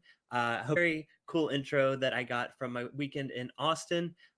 you saw some familiar faces there. I shout out to all of the other Whiskey Tube channels who made a little sneak appearance there in that video. Well, welcome back. I actually didn't take any time off, so I don't know why I'm saying welcome back, but I'm back from Austin. It was a fantastic trip. We're going to talk a little bit about it later on tonight. But one of the highlights of that trip was going to Still Austin, which is an amazing distillery right by downtown. It was like literally 15 minutes from our hotel. So we had to go check it out. And I happened to meet their co-founder and CEO. So actually invited him onto the show tonight, which is pretty cool. So we'll bring him on in just a second. I want to give a couple shout outs real quick. I saw a couple of people hanging out before the stream started. I see Fred Gilbert. Good to see you, Fred. Clifford, welcome, Clifford. He has some questions for Chris, so we'll get to the questions for sure tonight. Fred is a patron of the show, so thank you so much, Fred, for showing up. Sugar Kitty, your name is not Sugar Kitty tonight. You must have been on someone's stream changing your name, because I don't get the reference. There's Sugar Kitty. There we go. There you go. Welcome back. Sugar Kitty is a Byte Club member, which is our YouTube membership. If you guys are interested in joining, there should be a little button down below that says join. Help support the channel there, or Patreon. However you choose to support, it really does mean a lot. But the best thing you can do for this channel is to hit the thumbs up button. So if you're ready for a good show today, make sure to hit the thumbs up. Shout out to Wesley Zeller. Wesley, good to see you, my friend. Hope you are doing well. Brandon, an amazing mod here tonight, along with Donnie, the Linux cat. Hope y'all are doing well. Mr. Whiskey Shits, what's up, man? Scott Pigsley. Sherry, what's up, Sherry? How you doing? Emily Chambers, welcome back. Thank you. See, like I said, I was gone, but I was like not gone. In YouTube time, I wasn't gone. So, Sugar Kitty says that was quite a group of folks there. Oh yeah, man. I met so many people for the first time in real life this weekend. It was so much fun. I'm going to talk a bit about that. I have a little surprise at the end of the stream, which patrons already know about the surprise, but stick around for the end. There's an announcement I have to make at the end that relates to that. So anyways, without further ado, please welcome our guest for the evening, Chris Seals from Still Austin. Chris, welcome. Hey, Clifton, how you doing? Good. Thank you so much for coming on. It was really awesome of you to offer to come on, because I was already planning to do the stream anyways. And the fact that you were like, yeah, I'll be on. I'm like, oh my God, yes. Why not? No, of course. And I mean, mainly just to be able to spend an hour with you. It sounds nice. Yeah, of course. Well, so if you guys didn't know, Chris is from Still Austin. I already said that. But he gave us a tour and a tasting while we were there. All of the channels got together, which is the footage you saw earlier in the stream. So yeah, by the way, awesome tour. If you guys are ever in Austin, Texas, you guys got to check out Still Austin. It's really cool. They have you saw their still there. It's huge. What do you guys call it? The still? Her name is Nancy. After the lead character in Attack of the 50-Foot Woman. And so it's very, very tall. So I guess tell us a little bit about yourself and how you got started with Still Austin. Sure. I'm really not an expert in the bourbon industry by any means. I'm my background, I'm an economist. That's what I did before this. And about 8 years ago, my dad retired and was kind of going through, I would say, sort of a classic retirement crisis, where he just didn't know what he was doing now. He's lost. No office to go to in the morning, no people to interact with, driving my mom crazy, just staying at home. And so he came to me about 8 years ago and said, I want to start a craft whiskey distillery. Will you help me? And I think I told you this before. Like, I used to do, like, my main line of business was risk analysis. Mm-hmm. Like, how bad can it get? That's what I got paid to figure out. Mm-hmm. And of all the ideas that I was ever asked to assess and evaluate, this was the worst. This was like the worst idea ever. Because, like, you think about it, like, you're going to take a long time to build a distillery, and then you're going to make a lot of barrels of bourbon. Hopefully it tastes good.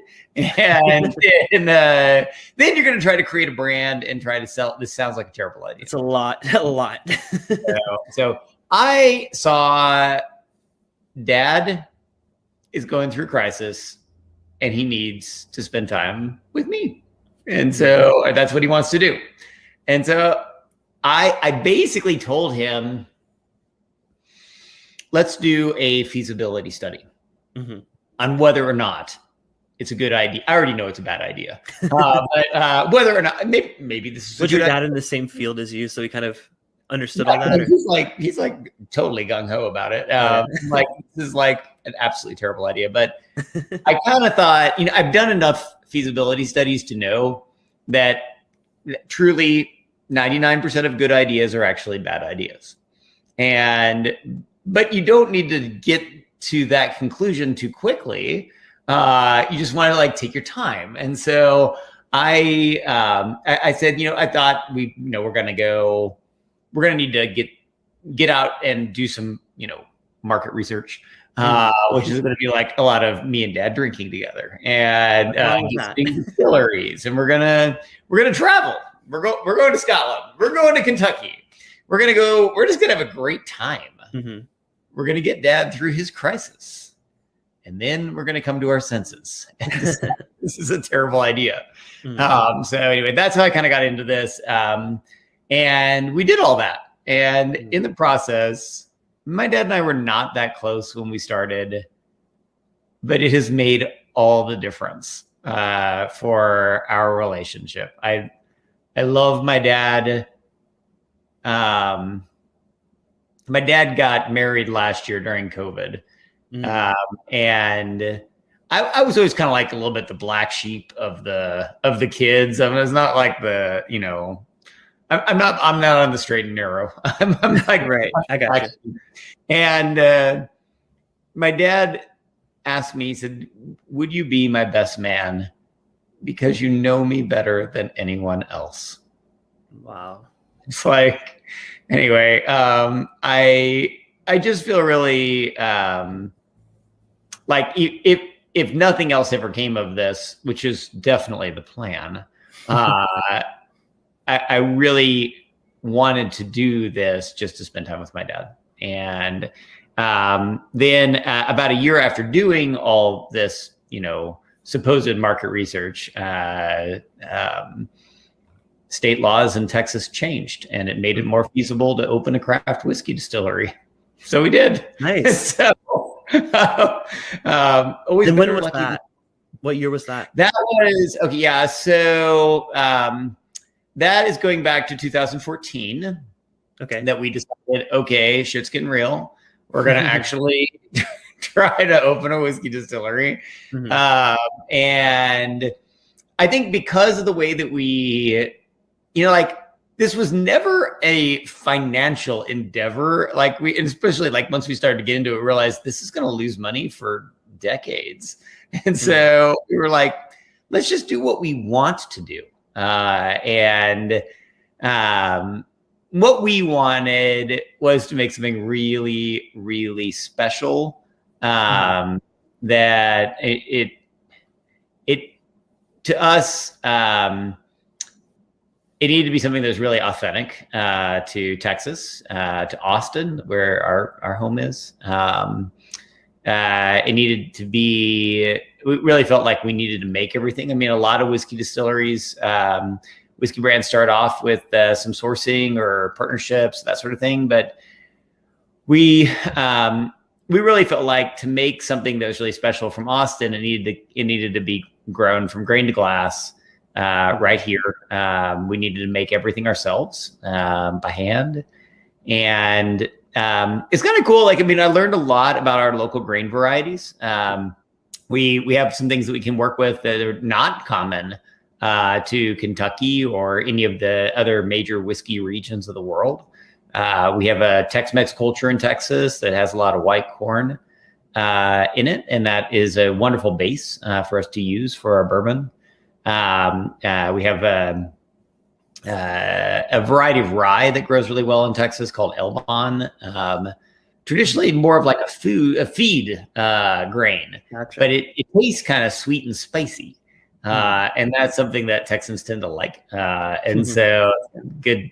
You see it like in our barbecue, our Tex-Mex. You could probably also describe, you know, most Texans, they're sweet and spicy. It was my first time in Texas. I ate a lot of barbecue and a lot of Tex-Mex. So I had to go all out with that. So food there is just as good as I heard it was. So and what was your favorite barbecue? Did you try a couple? Honestly, so I wanted to try more.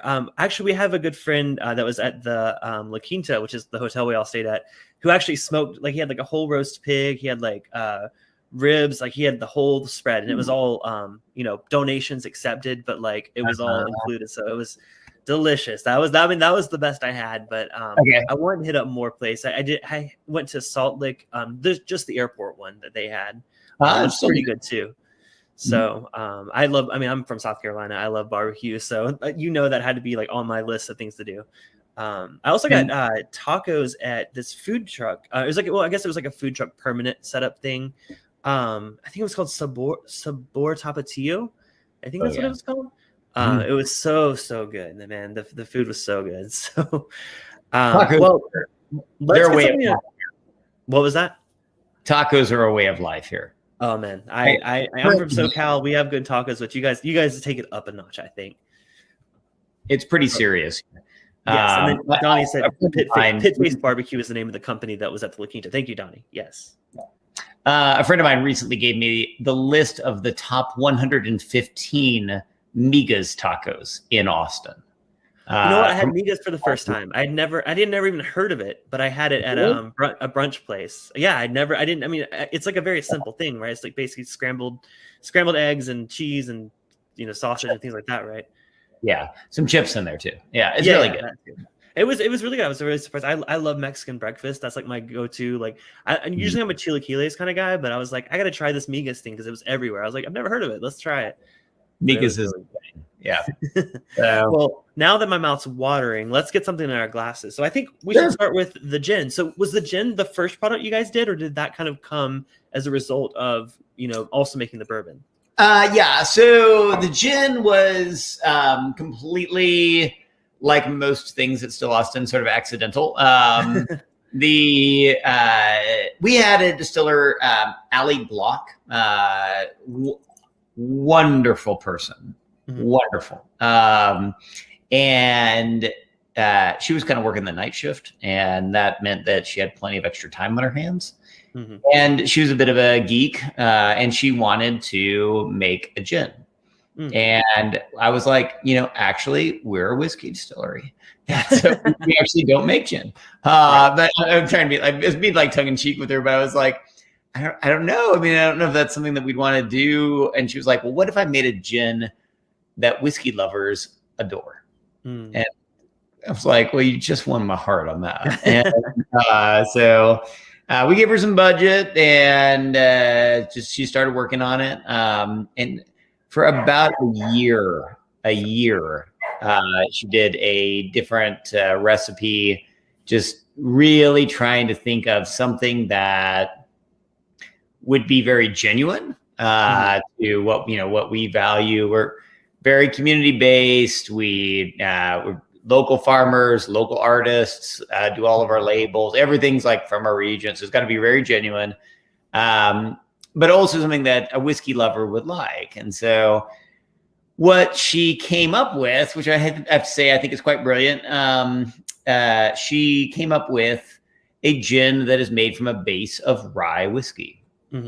And the rye flavor comes through in the gin.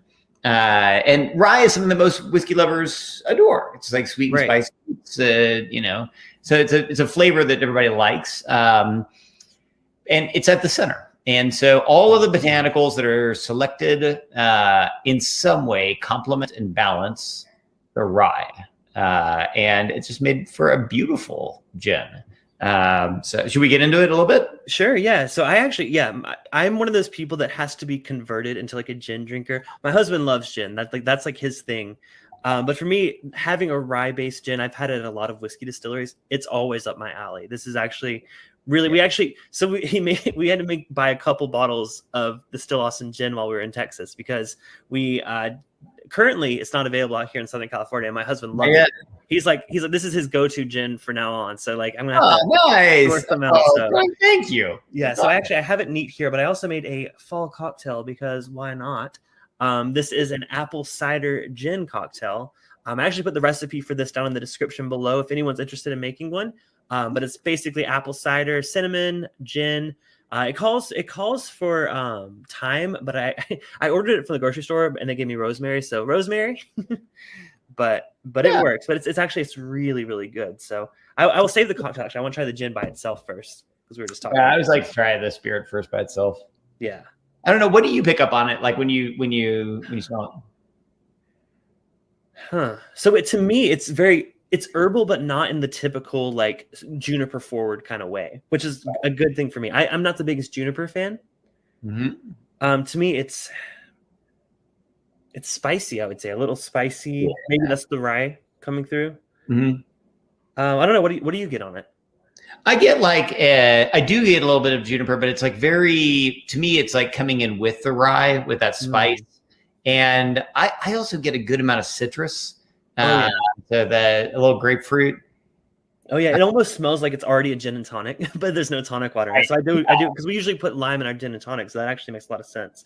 Yeah. I do want to mention, I forgot to mention, I'm actually doing a giveaway of all samples of all the bottles we're trying tonight. So if you want to make a cool cocktail like this, all you got to do is send a super chat of $5. Every $5 is an entry into tonight's giveaway. So you guys feel free to send in super chats. You can ask questions, and then if you have questions for Chris, but also it just does support the channel. So we're going to spin our wheel of whiskey at the very end of the stream, and someone's going to get a sample pack with the bourbon, the cast strength bourbon, and the gin. So you'll have enough to make your own cocktail and have a nice little whiskey flight as well.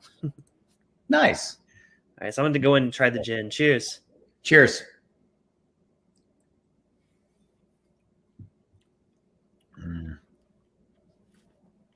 What do you pick up on the palate?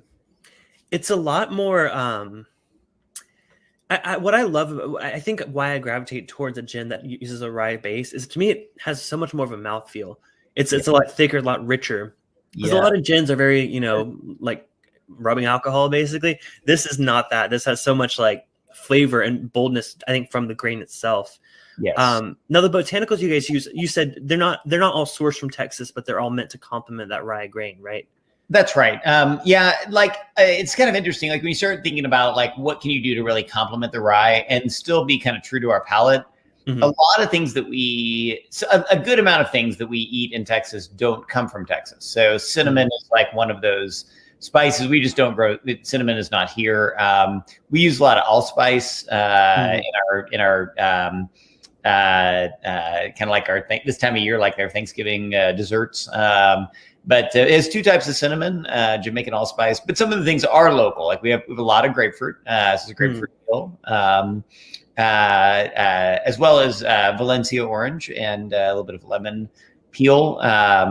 We kind of discovered Mexican mint marigold by growing it at the distillery, and it's a lovely botanical. It's herbal.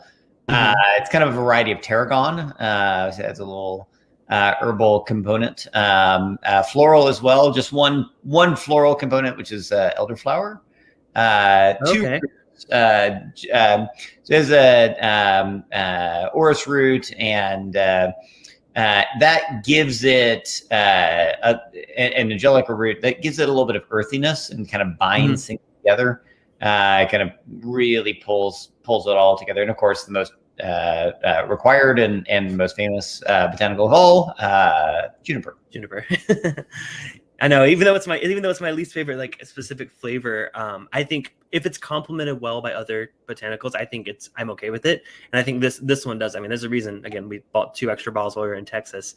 I think, so you said you grow, what was the one that you grow actually at the distillery? It's a tarragon variety called Mexican mint marigold. Okay, very cool. Is that just like in like the garden area, or is it like, where do you guys have that at the distillery? It's, like, I'll tell you where it's growing right now is, in the parking lot, there are those large, long planters that are out there, and they're all irrigated. And that's where it's actually growing right now. Gotcha. I didn't pay attention, but now I wish I would have, because I'm like, oh, that's so cool. Yeah. No, it tastes like kind of a little, it's a little bit of a hint of mint, a little bit of it's got the tarragon flavor for sure. And anise in its flavor, and so it's a nice herbal component, and is something that we wouldn't have really. I mean, I think other than Allie just having like the time to kind of play around with different things and grow them in our whiskey garden, we wouldn't have tried several of the things that we did try. So, but that was one of the ones that she liked and just kind of stuck. That's awesome. I see Independent Joe's in the chat. Independent Joe's actually doing a fundraiser next Monday. He did one this past Monday, but one next Monday where he's raising funds for the family of a member of the Marines. I don't know the full story. Joe, feel free to share it in the comments, but I actually have a bottle donated to his giveaway for next Monday. So you guys, everyone watching now, make sure to go tune into that on Monday. Well, I'm going to get into my cocktail. I see a lot of people saying, like, how do they mix up rosemary and you know what? It was a delivery. It was like an Instacart kind of thing. So I think they just grabbed something like, hey, that's green. Let me grab it. But yeah, so if anyone's curious to make any fall gin cocktails, like I said, the recipe's down in the description below. There's a link, but the link you have to scroll about 5 minutes to actually find the recipe. I actually kind of just copy and pasted the recipe below, so I kind of cheated a little. But all right, I'm gonna try this cocktail and see how it is. See how it is. Ooh, you know what? I would have never thought of putting gin and apple cider together. It's not like, but like it works. It works really, really well. It has lemon and honey as well. Ah, perfect. What is your, or do you have any favorite gin cocktails? For hours, I do like it in the bee's knees. That's probably my go-to. Also lemon and honey. I make quite a few classics. I have a Negroni pretty routinely, and it does well in Negroni. French 75. I'm an equal opportunity person, though. I like dry cocktails too. I've never done a French 75. I was looking at recipes because I was trying to find a cocktail to make tonight. That sounds really interesting. I need to make one of those soon. Oh yeah, you'll love it. Oh really? Yeah, great. No, you can't go wrong with it. I do like the kind of booze forward cocktails. This one makes a very nice dirty martini, as mentioned. I think that I think it really does well with anything with any of the botanicals. Like it plays off the botanical. So I mean, it does great in a gin and tonic, but oftentimes I garnish it with like a lemon instead of a lime. The lemon is in there. So very cool. Well, I am a fan. Like I said, it's our house gin, and I'm not just saying that because Chris is here. Like literally, my husband said, like, okay, because you're allowed to fly back with 5 liters per suitcase. He's like, we're getting 2 bottles of Still Austin gin while we're there. I'm like, okay, we'll do it. So nice. We made room in our suitcase. Thank you guys for supporting us. I really appreciate it. Oh, of course. And you guys got some cool stuff out now, but we'll talk a little bit later of some of the limited releases that you guys are putting out soon. I saw some pictures on Instagram teasing some of them. So, all right, you ready to move on to the bourbon? That's what I'm ready to get the bourbon.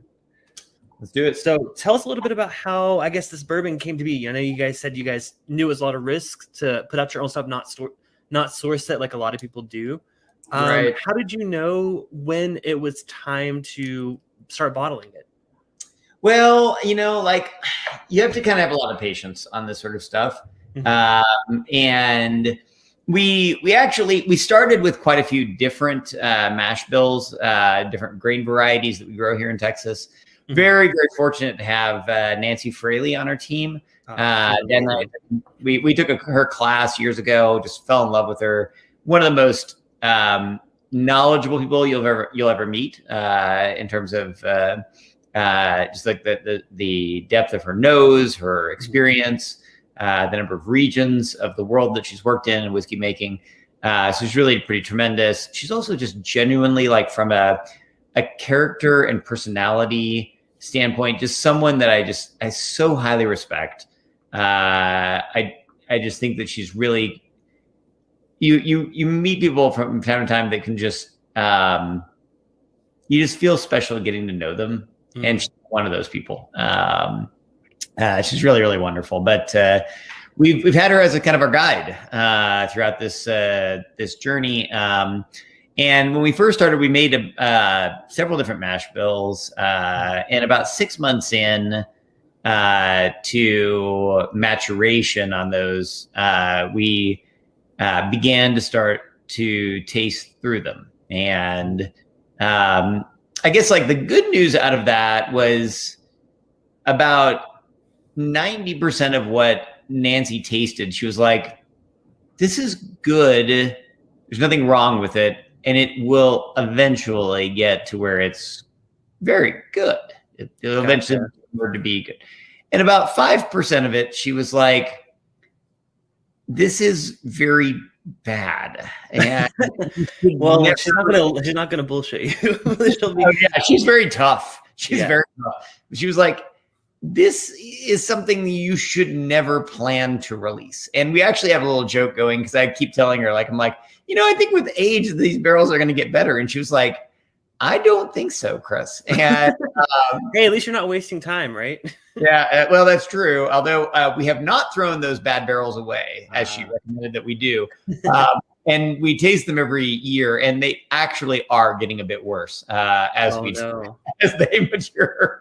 One of them we think got some garlic in it, like a wild garlic from the field, and it's truly become quite rancid. It's disgusting. But the other thing that was kind of good was that about 5% of the barrels, there was really like out of this 300 initial barrels, there were 6 that she picked out blind, and she was like, what are those?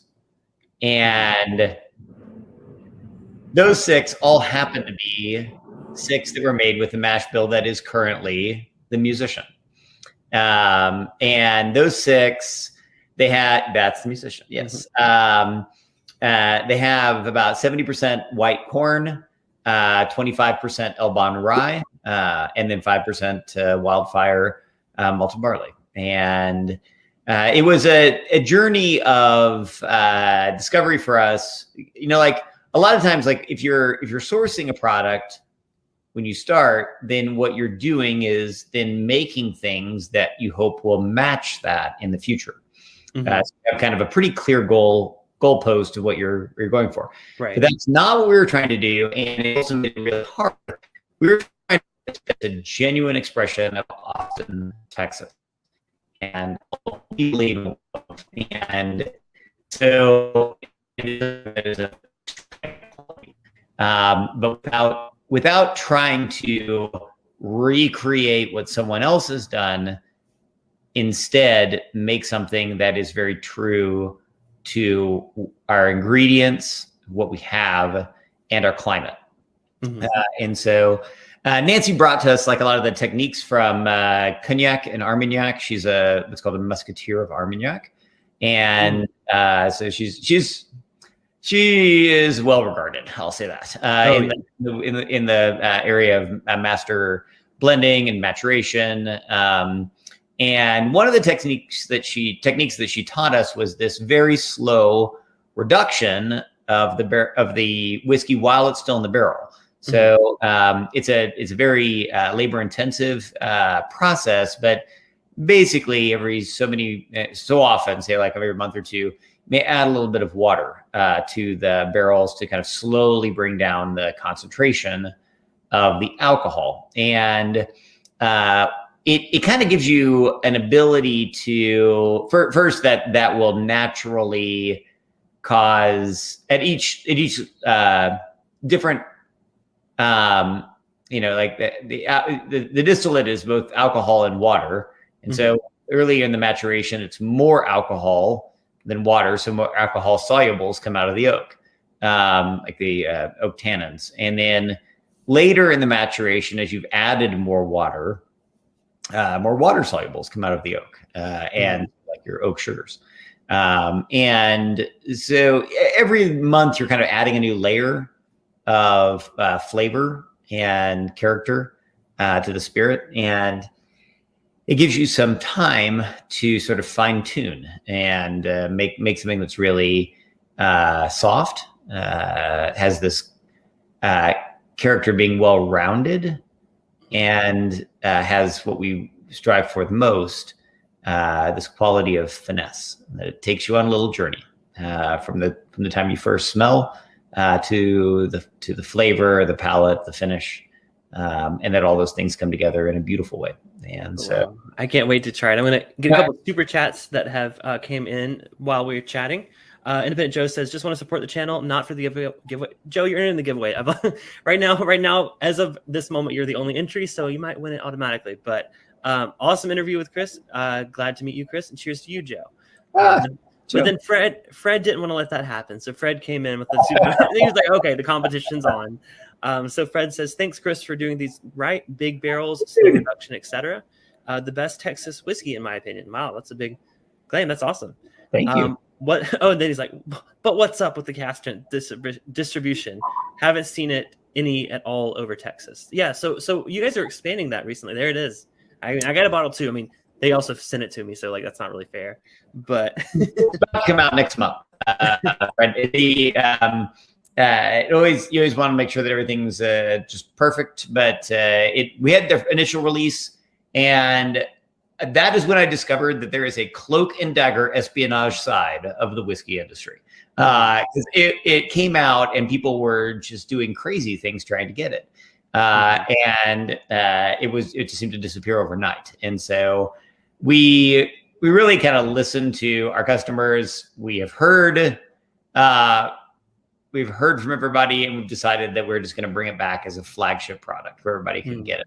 And so starting next month, you should be able to get the cask strength pretty much any place that you can find Still Austin. So.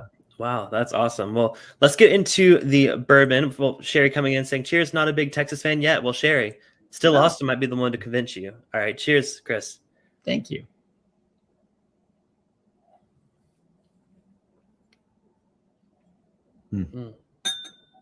What do you taste? The oak is the first thing I get. I mean, maybe that's because I'm coming straight from a gin.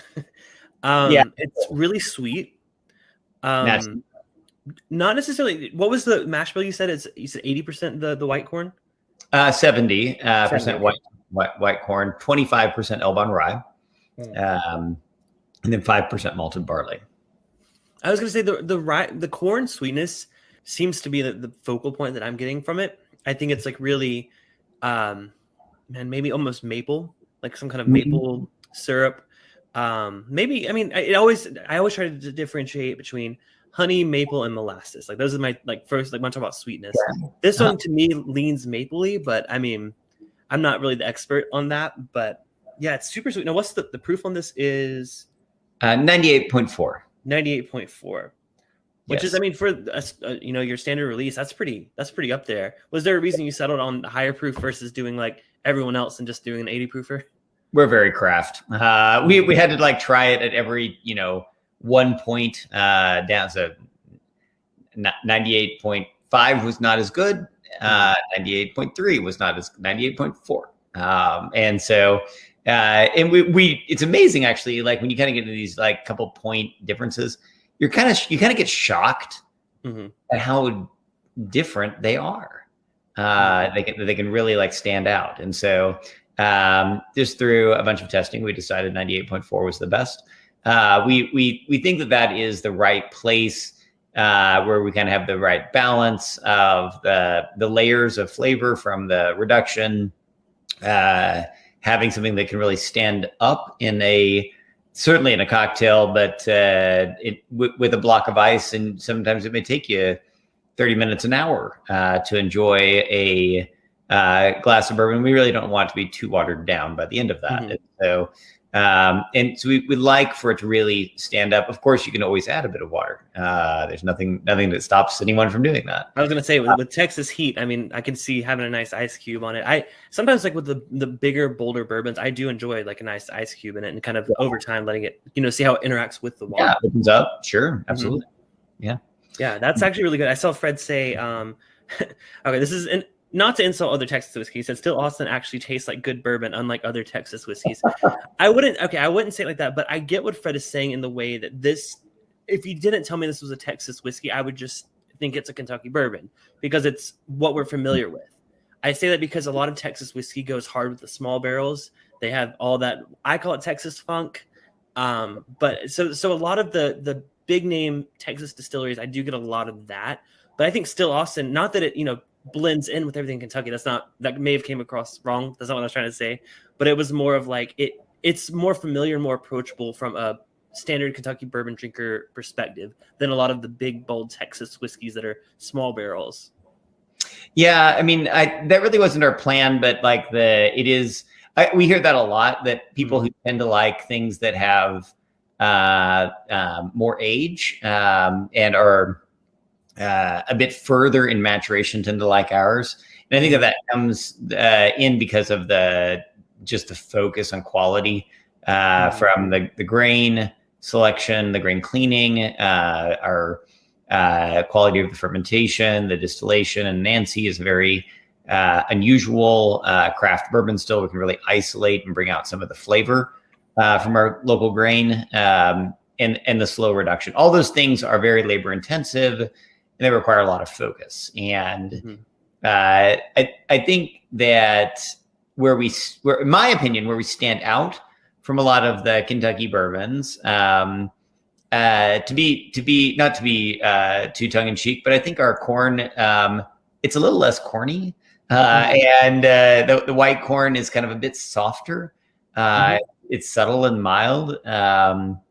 Yeah, because a lot of times when something has a lot of corn in the mash bill, I always say like corn dust is how I describe that note. It's kind of like a little dusty barnyard kind of note. I don't get that at all in this. It's Right. sweet from the corn. I think that's the biggest impact it has on it. But I think it dives into like from the sweetness. I feel like it goes into like a spice, like a maybe even cinnamon. There's what do you get on the bourbon? What do you like flavor notes? To me, I get of course the natural sweetness, the baking spices, and then I actually get a good amount of cherry and kind of fresh fruit notes that I think also balance nicely with the confectionery.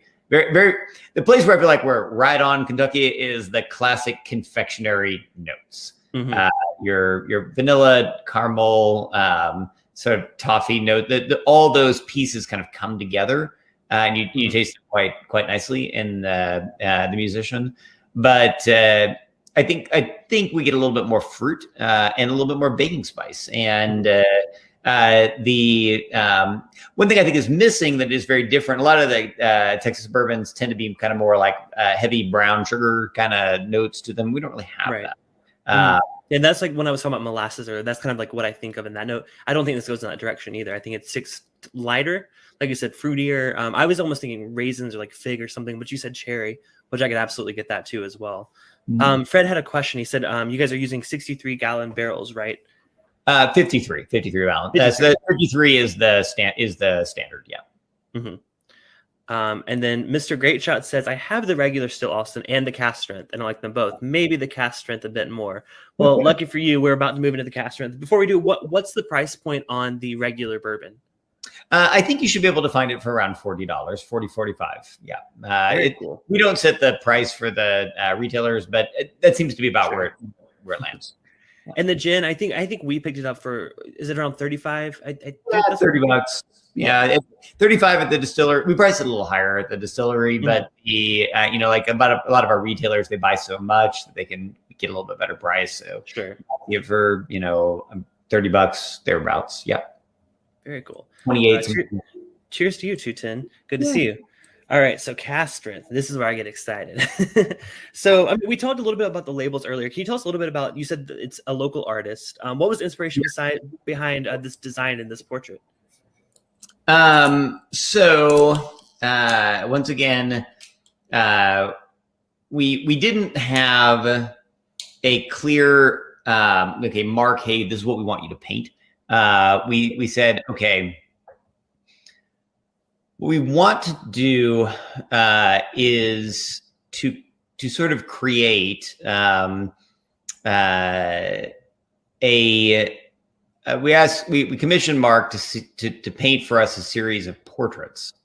And one of the things that my dad and I kind of observed, and I think everybody knows this, but you don't normally think too much about it until you're in our shoes. A lot of times spirits that are really well made, they come from the region, they have a taste of the region, they kind of fit within the terroir of the region. But if they're really well made, they give you more of a sense of the culture, the values, and the people that they come from. Not the people who make them, but the people of that place. And you get that with a lot of scotches and the Scottish traditions, the history, the quality. And there is, I think, sort of a mythology of Scotland that is infused in all quality Scotch. And you see that too with Kentucky and the bluegrass history and the rich tradition, the families that are there, the horse racing, there's a whole culture that kind of comes with the Kentucky bourbon world. And I think in Texas, we have a certain Texas mythology as well. And that Texas mythology is It's very proud. There's a lot of independence, sort of a focus on strength, family, character, and maybe not being too tame. And then those are part of the mythology of Texas. But we are part of Texas, and we're making the national spirit of our country, bourbon. But we also felt we needed to make a mythology of Austin and who we are as Texans, and that it needed to be something that was genuine, beautiful, and inspiring. And to us, Austin is a place that is very diverse, but also very hopeful. There's so much. You probably saw this. There's so much vibrance here. Oh wow! I love the culture there. There's so much art across. Every building has a mural on the side of it. Like, Yes. I was so impressed with that. I think that's so cool, and I love when cities have that. I guess the creative spirit, I would say. Yes, and that creative spirit, we wanted to see it. It is honestly a humbling undertaking to create something that is to be a symbol of your people. And we don't take that lightly at all. And so we turn to Mark Burkhart. In Texas, we have a Texas state artist that is designated by our legislature. They will do all sorts of things, and maybe even a portrait of the governor from time to time. But the Mark was our Texas state artist. He's based here in Austin. And we asked him if he would paint for us a series of portraits that are Texans and that are Austinites. They give a sense of who we are. And so the first in that series was, we're the live music capital of the world. His first, he titled it "The Musician," and she's rather. I would say if you wanted to hold it up, my green screen keeps messing up, so I'm gonna highlight you so people can see the art there. So I'm gonna do that. There we go. So that's the art on the front of the bottle. Very, very eye catching, very beautiful, like you said. But yeah, I think it looks great, and that's really cool that you said is he the one that's appointed as the state artist or no? He is. Oh, he is. Oh, wow, very cool. Yeah, he is. That he's been and with this, I think that he did a beautiful job. Kind of, she's playing her own hair, and it was just that by itself is very unusual. And to capture her song, he added a little. It's a Tanninger, but it's we have this concept of kind of inspired by Lady Bird Johnson. That was a big thing in Austin. Everything was like Lady Bird Lake, Lady Bird this. Like, so I didn't realize that was like a big figure of Austin. Well, we have a little Lady Bird, and she's kind of become a symbol. I saw the pin on your chest, and it's also on my shirt as well. Yes. So. Yes. She was not a symbol that we intended. She's a symbol that came from our community, and it's beautiful, unusual, and eye-catching. And people always ask about her, and I think that what she kind of speaks to is that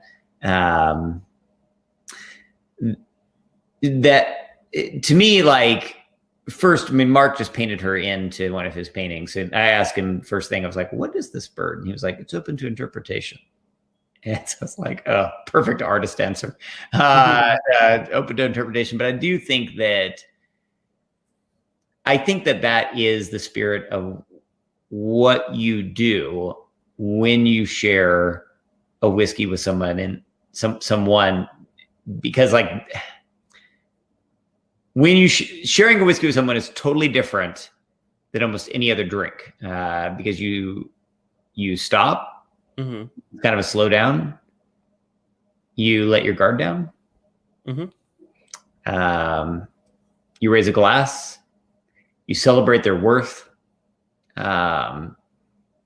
It's a moment that you share with that person, and it's a beautiful moment. And that is, to me, what I've had with my dad, and that's what I want to share. And I think that that's what has kind of come out of this whole journey for us. And so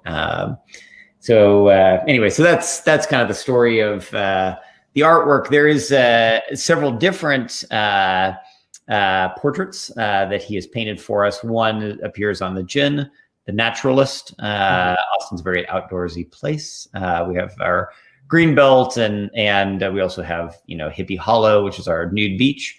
Our love of nature is boundless, and so I think that the Naturalist is a beautiful example of that. But we're about to have the 100% rye whiskey come out, and yes, I was going to say you gave us the chance to try that, and that's well. Let's talk about that at the very end. Let's drink to all the sentiments, all of that. Cheers to you. Cheers to great company, and thank you again for coming on.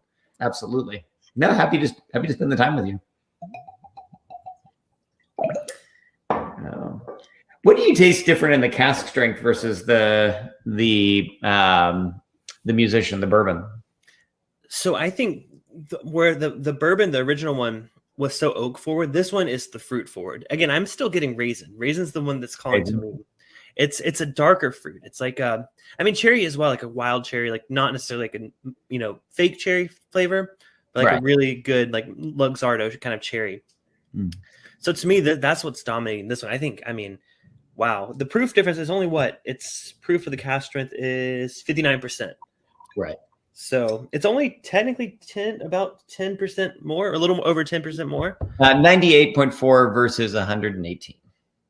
Okay, so yeah, I'm thinking in percentage. So yeah, about almost 20-ish proof. Yeah. Oh wow! But I think that it's now I do know from experience and based on the tasting of the distillery, I like this with a few drops of water. And I normally, a lot of times I don't do that to a cask strength bourbon, but I think something kind of magical happened when I did it with this one. I think a lot of other whiskey tubers that were at the event kind of agreed. We think that the proof is great, but I think with literally I'm just going to do 3 drops of water. I think that's what really brings out what's so great about the cask strength. So I'm curious to see if I'm going to have that same experience again tonight than I had at the distillery, because I remember everyone being like, "Wow, it's so different." Yes, and two, if you proof down the cask strength, it will taste totally different than the musician. It's got through those layers of reduction. And that's what I was going to say. You guys don't do any like the water reduction. That's not the case for the cask strength barrels, right? No, we just bottle it at the original strength of the cask. Cheers. Cheers. Yeah, I'm still in the fruitcake kind of note now. Yeah, I think the second step, it's a sweeter fruit. There's still the oak's still there, but I think it's like a cakey kind of note. What about you? What do you get on it? I get dark chocolate, a little bit more, like to me, like some of the spice is kind of not more cinnamon necessarily, but that like the spices come out individually, individual baking spice notes. To me, it's just like I get a lot more cherry. I agree with you on that. On it, and it is also to me a little less layered but more integrated. Okay, and so like with the softness that you taste in the musician, waves of flavor that are just kind of gently moving from one to another. This is so we kind of joke that we call you have the musician who kind of appears kind of acoustic, right? And then we have sort of the heavy metal version. Heavy metal. Oh my God, I love it. Yeah, it's like a nighttime version. She's a different musician. So they kind of get a little bit of that. So awesome. Just a reminder for everyone at the end, we're doing a giveaway. I'm going to cut that off in about 4 minutes. So if you guys want to enter, thank you for everyone that's entered so far. I'm giving away samples of all 3 of these, the bourbon, the cask strength bourbon, and the gin, so you can make a really cool cocktail. So get your entries in, you guys. Like I said, 4 more minutes. Right now you have pretty good odds. We have pretty good odds tonight. But thank you to everyone that's entered so far. And man, this cask strength it's so and again, you said the price on this one's like 50-ish. About 50. When we first released it, we put it at 65 at the distillery, which is kind of usually like it's a great way. If people buy it at the distillery, they really are supporting us directly, and so Of course. we really appreciate all the support of all of our community, which has been unbelievably important and positive, which is lovely. Mr. Great Shot says the cash strength is awesome for Austin. Allows me to add an ice chunk to battle the Texas heat. That's what I was saying, right? That's how I usually drink it too, just on a rock of ice. Yeah. See, I came to Texas. I mean, it was my first time in Texas, and it was in October, so I didn't. But I know that weather. I've been down to Mexico in July. I've been to South Carolina. Like I know like humid. Is the heat there like a humid heat? It is, especially in Austin. It's humid and it's intense. It's intense. I'm not going to lie. It's not. This isn't, your cool California winds. That's the best thing about California is the weather. But there's a lot of also the rent is ridiculously high. But the weather the weather's so good. Yeah. Well, so you mentioned earlier the rye that you guys are working on. You said that's coming out next year. Yes, it's going to come out the first part of next year. It's a 100% rye, and it's delicious. It's all Elban and Bracetto rye, all grown here. And Bracetto is a little bit of a different variety. It's kind of more bready, and so it kind of gives a little bit of additional depth. The rye, I kind of fear that we may be we may have created a monster. I think this might be the thing that we're best known for. The rye is pretty spectacular. I would say everyone was pretty excited to try it when we were there. It seemed to be a crowd pleaser. It's pretty damn good. And Mark's painting, I'm gonna tease you just a little bit. Okay. The rye, it captures a side of Austin that you haven't seen before.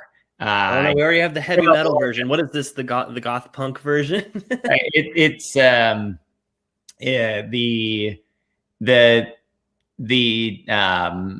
archetype is the artist, and it's very personal. I think for Mark, and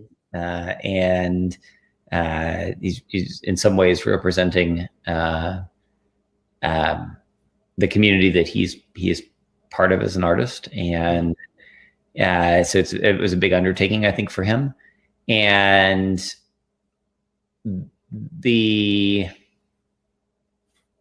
as much as the musician captures just a beautiful woman in song, which I believe she's like one of the only women on the whiskey aisle, by the way. We have Jack Daniels, Jim Beam, right? Evan Williams, all these men on the whiskey aisle. We got a lady on the whiskey aisle. Oh, that's awesome. And I think that she's quite lovely and beautiful.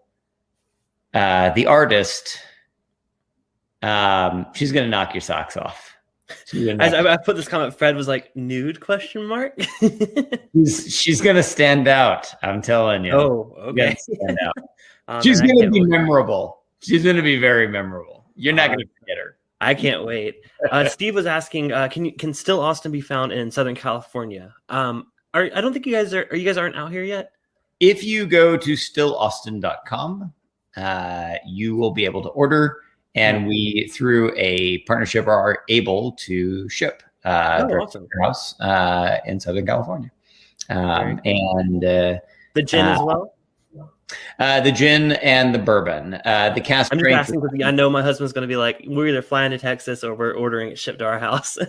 I'm also, if you want to have like some, be the first to hear some big news for us, which we did not have when you were here on Saturday. We've this week reached an agreement with Total Wine to be distributing our product in Southern California and California in general. Oh my gosh, that's awesome! Congratulations, that's so cool. Yeah, so next year you'll be able to find it. Next year, maybe along with the rye too, once it's out, maybe. Absolutely, yeah, for sure. In the meantime, you can always get it at stillaustin.com, but happy to be moving into regular distribution through Total Wine, which has been a wonderful partner for us. We're very happy to have them. If you're not a regular customer at Total Wine, I highly recommend that you become one and keep an eye out for Still Austin. And that's nationwide, right? Not just certain regions, or is it? It will be nationwide in the first half of next year. So our plan is we're focusing on the Western United States first, and then the Eastern side second. So we've right now, as of today, you can only find us in Texas and Louisiana, as well as online. Gotcha. Well, again, congratulations. That's such a huge thing. I'm looking forward to seeing the ladies on the aisle, like you said. They'll stand out for sure. Scott had a question. He said, does the weather affect the storage of your barrels? Do you have to cycle them through the year, or are they always in the same location? Yeah, we do cycle them all the time because of the reduction process. So we'll take them off we palletize. And so we don't have them on build side. We have them on end, which I think actually kind of inadvertently works for us because it's a little bit less oak exposure for the spirit, just a bit.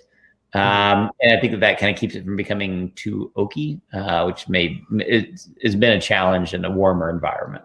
And so we do move the barrels on a pretty routine basis.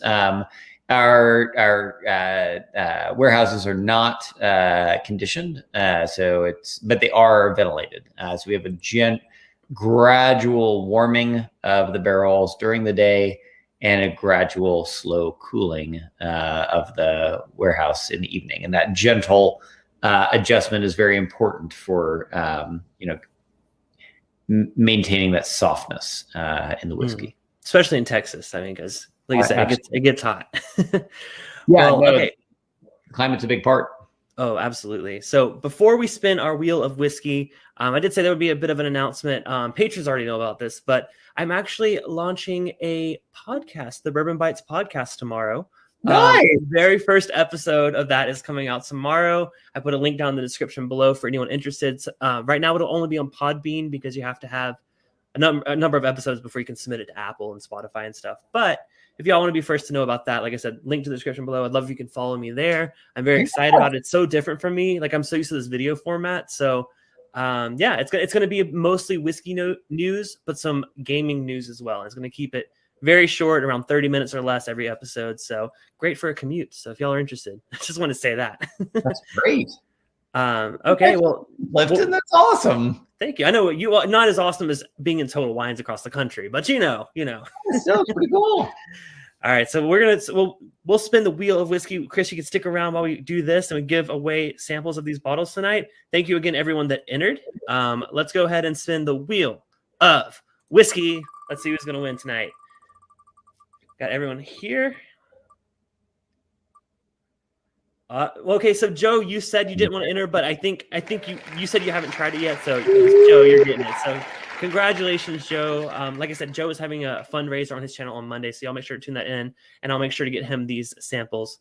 Well, Chris, thank you so much for coming on. It was an absolute pleasure having you on. I loved learning more about Still Austin. I'm so excited that we can actually soon get it here, especially the rye that's to come. We forgot to mention the Monster Mash, which is your distillery exclusive, which is next week, right?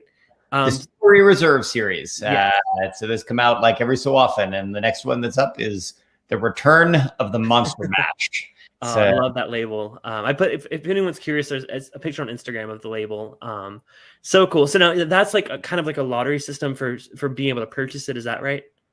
You have to buy it through you this time we're doing it's not exactly a lottery. You just enter to get a link to make a purchase, and it'll open up for purchase, I believe, at noon Central on Monday, and it's first come first serve on this one.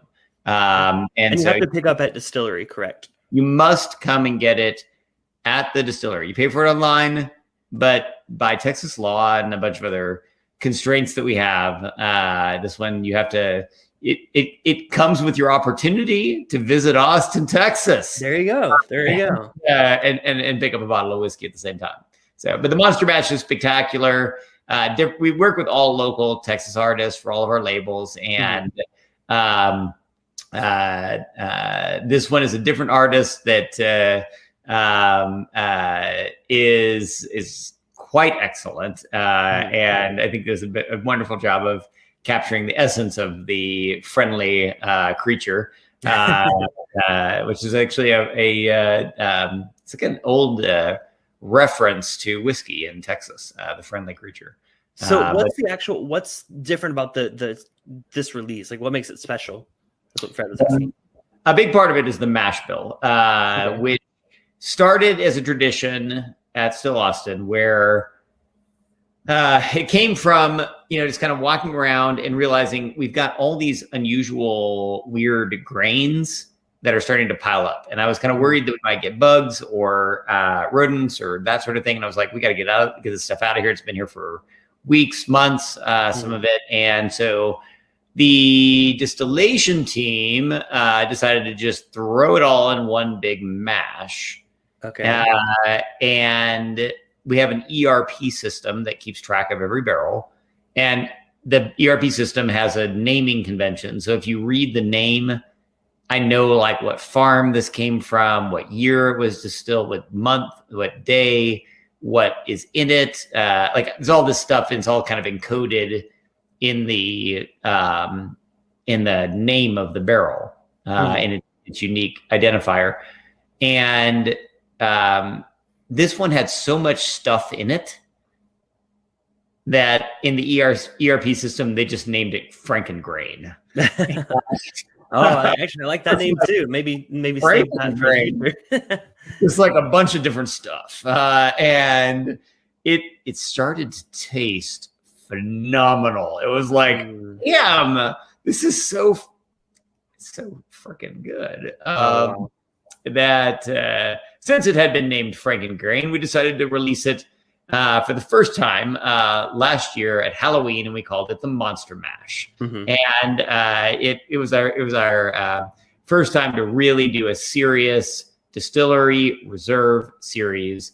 And Dan Grisham did the artwork and did it again this year, and it's absolutely spectacular. I highly recommend that you check him out. Also an Austin artist, with a little friendly monster there to represent, and the return of the Monster Mash. The juice is great. So I highly recommend it. That's awesome. Independent Joe says to send those samples to Big Vic. Okay, well, congratulations, Big Vic. Our friend Matt, Whiskey Crusaders, is stopping in right at the end. Hey, Matt! Matt was there at the Still Austin tour. Matt, actually, thank you, Matt, for inviting me to come to it. That was a lot of fun. And our friend Swan is here as well. If you guys missed it, you can always check out the replay. We're gonna wrap up because I got to head over to the after party for patrons. But Chris, thank you so much for coming on. This has been a pleasure. I'm excited about Still Austin, and I hope you guys watching today are excited too. Clifton, thank you so much. It's been a joy just getting to know you. Absolutely. Next time in Austin, we need to hang out. We will. Well, for sure. All right. Cheers, guys. And I will see you on the podcast tomorrow. And I will also see you next week. Cheers. Have a good one. Thanks. Bye, guys.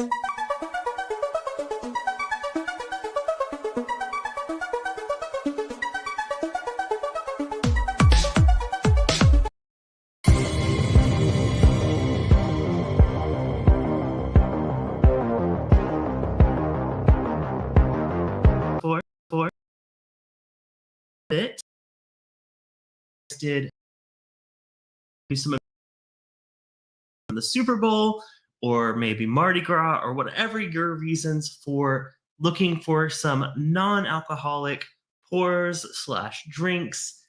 I got you covered. So I should have probably done this stream during dry January. I realize a lot of you participated in that. I totally should have planned this earlier. I didn't participate in dry January this year, but I think it's a great time anytime throughout the year to try out different options for your beverages.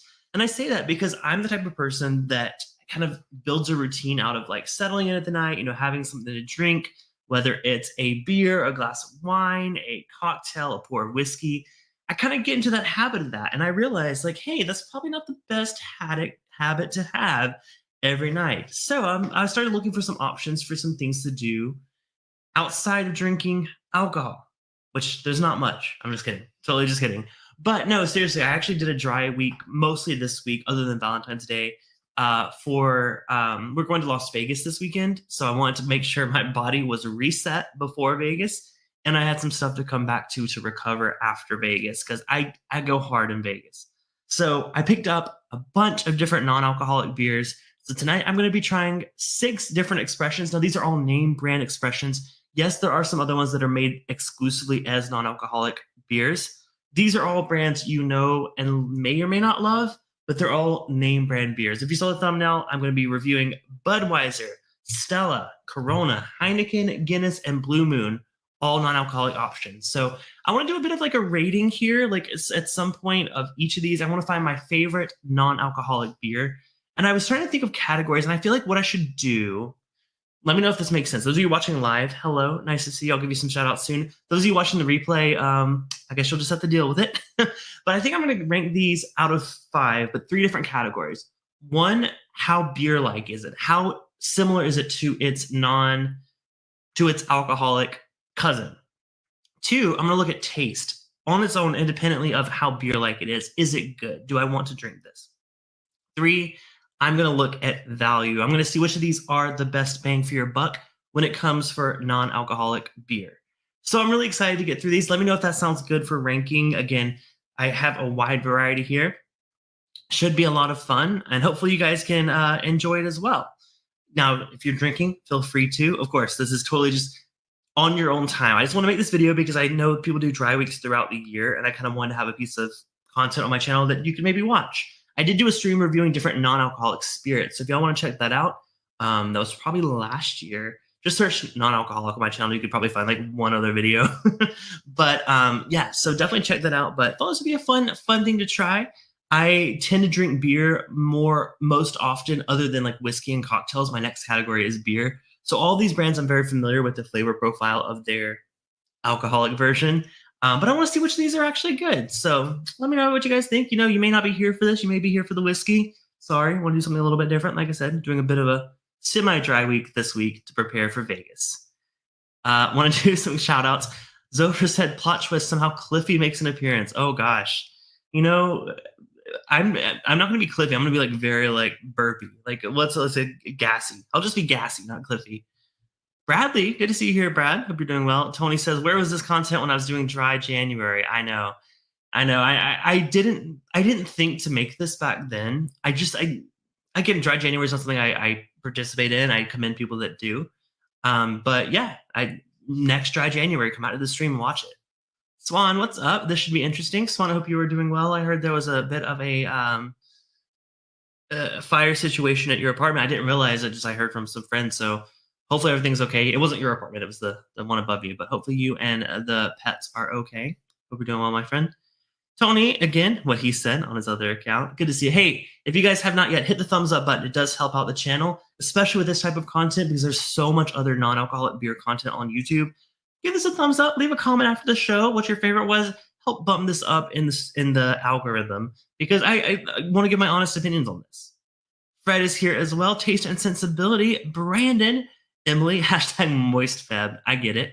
Donnie, meowdy to you, my friend. Moist. Mind if I drink an alcoholic beer?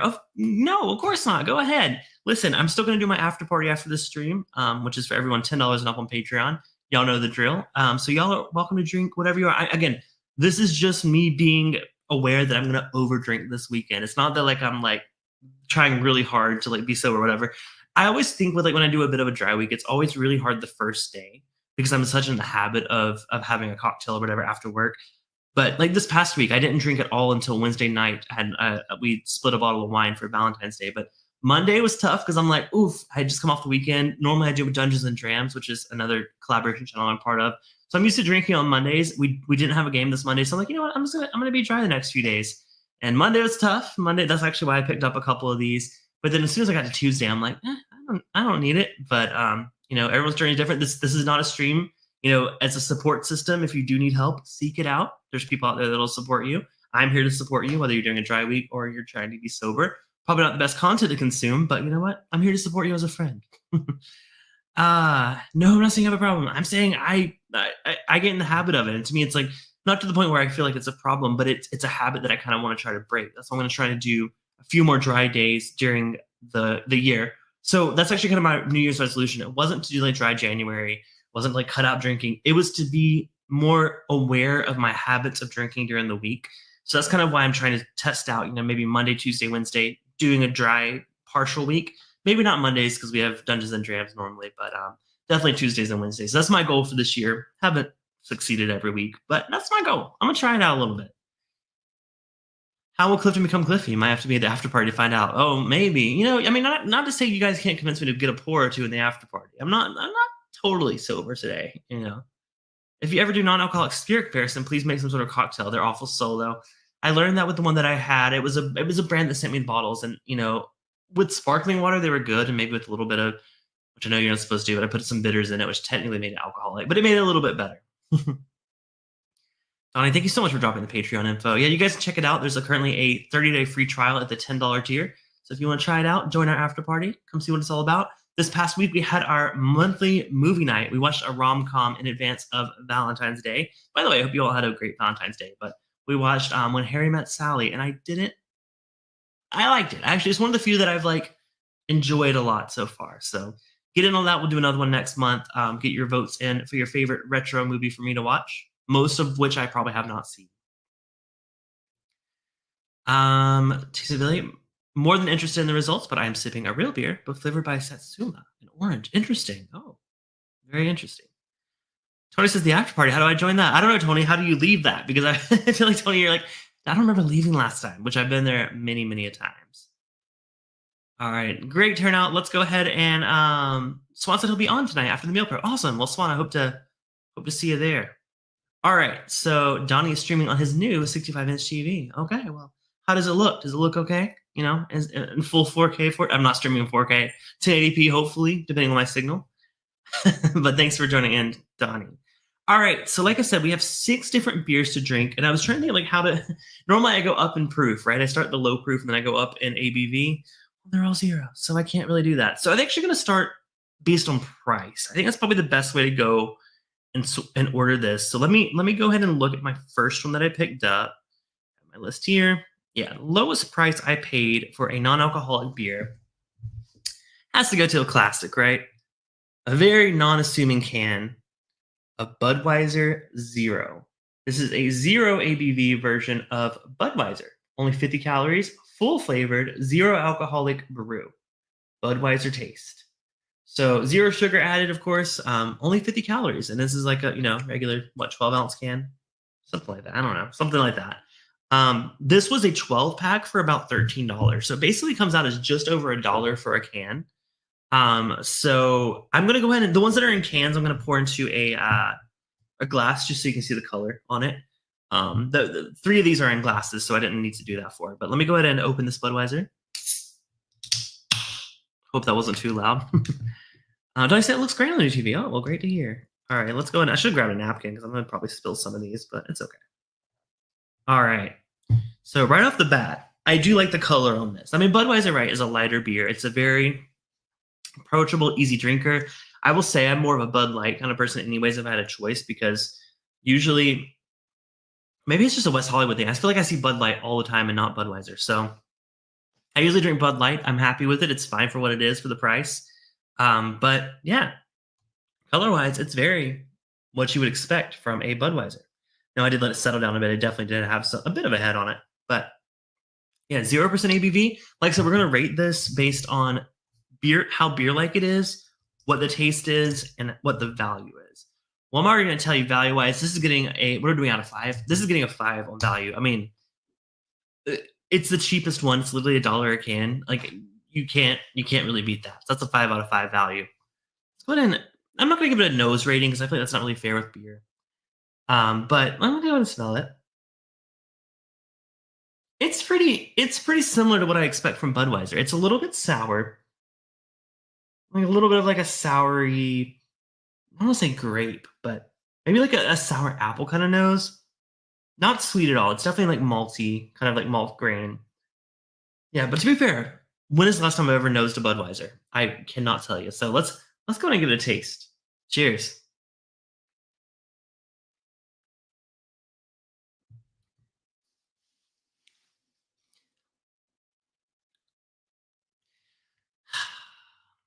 I was hopeful at first. The texture, the bubbles really did feel like a beer. Unfortunately, this one doesn't come close.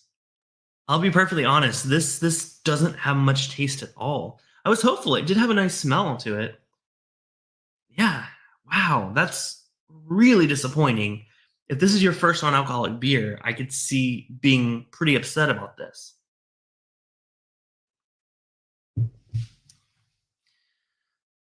It tastes like highly carbonated sparkling water. Texture-wise, it's similar to a beer. But this is what I would imagine a beer would taste like if I had COVID and I drank beer.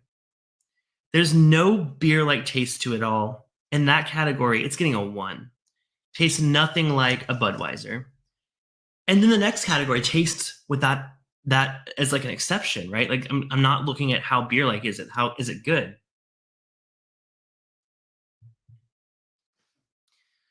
It's so lightly flavored. I'm gonna give it taste and sensibility says any multi flavors at all.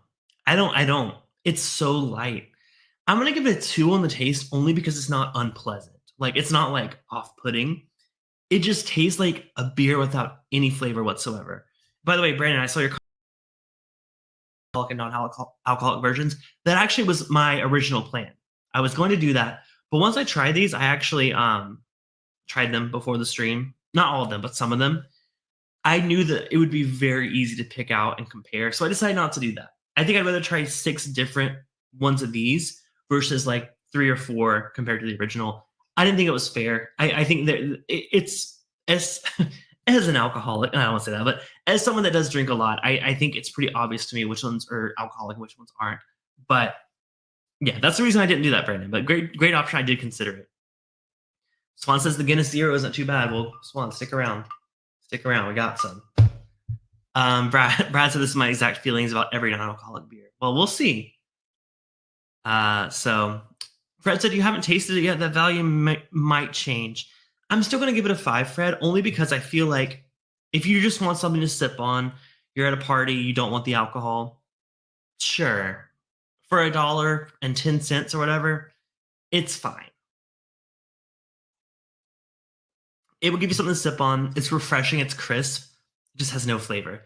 So I'm going to a 1 in the beer-like score, a 2 in the taste because I'm not off-put by it. It's not disgusting, and a 5 in value out of 5 because, I mean, it's the cheapest one we got. So we'll see. Hopefully we'll go up from here.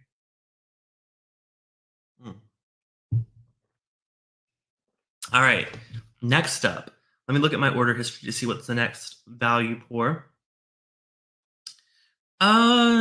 Looks like it's Heineken.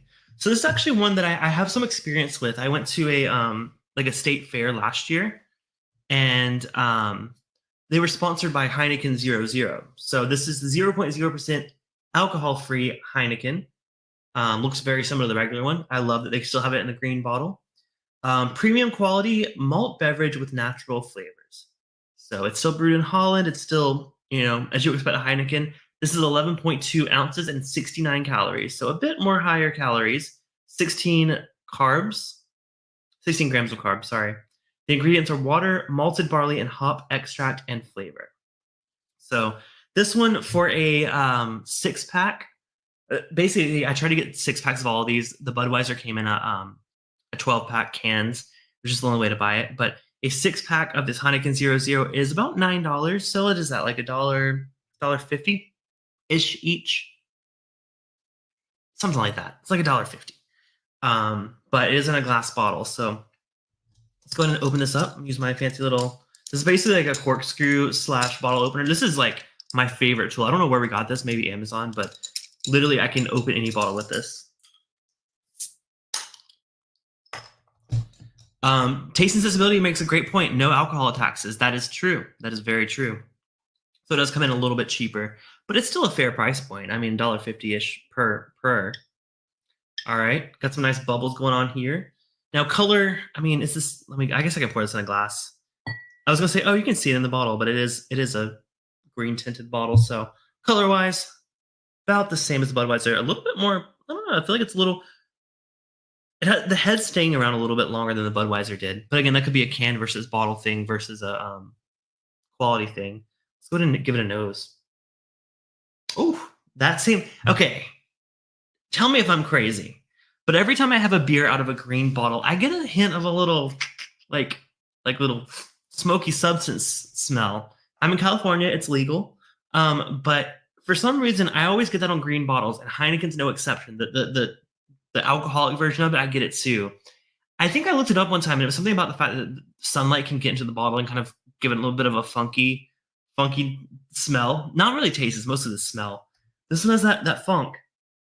Yeah, it's like a mix of that, but it also kind of smells like, weirdly enough, like hand soap or like not laundry detergent, but dishwasher detergent. It's not really a pleasant nose, just all around. It's just like, it smells clean. You know, I mean, when I say pleasant, like if it's just a like a smell of like a soap, it smells fine. But like as an alcoholic beverage, or non-alcoholic beverage, it doesn't smell very good. Emily's got me with the skunk. Yeah. Only if stored improperly in the sun. Well, so far I've heard that before, but every single time I've had a green bottle beer, I get that. Never with whiskey. I have a lot of whiskeys in green bottles, but only beers. Fred still believes it's the hops, not the bottle. Maybe, but I only get this on the green bottles. And I think it's a mix of both. What Zofer and Fred just said. It's the sunlight and it's also the hoppiness of it. So this did say hop flavor was added. Yeah, not loving the nose on this, but let's go ahead and give it a taste. Cheers.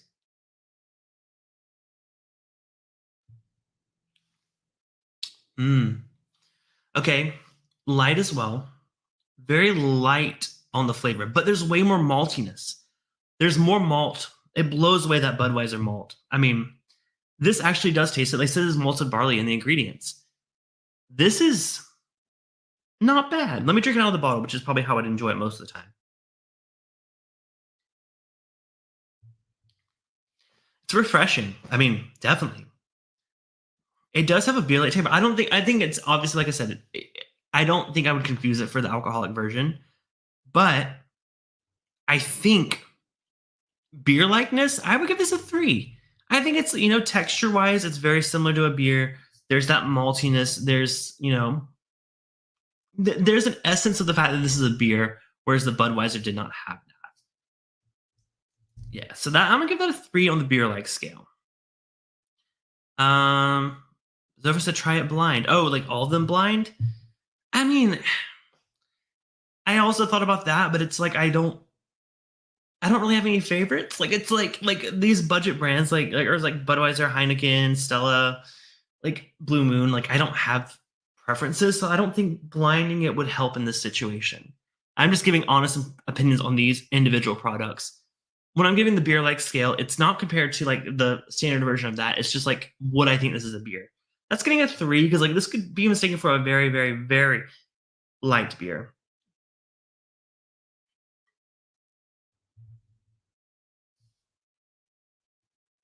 Yeah, I think it's fine. Brandon says I refuse to drink beer from the cans. They do not taste good, and you can taste the difference. Oh yeah, 100%. If I had a choice, I'm picking the bottle every time. Now, okay, so I guess a 3 out of 5 on the beer like. It's actually pretty nice. I can see this being a good replacement. Taste though, just on its own. Oh, next we have a green bottle. Okay, gotcha, Zofer. That's a great point. It definitely will. Taste now, not inclusive of it being beer like. Let's see how it tastes.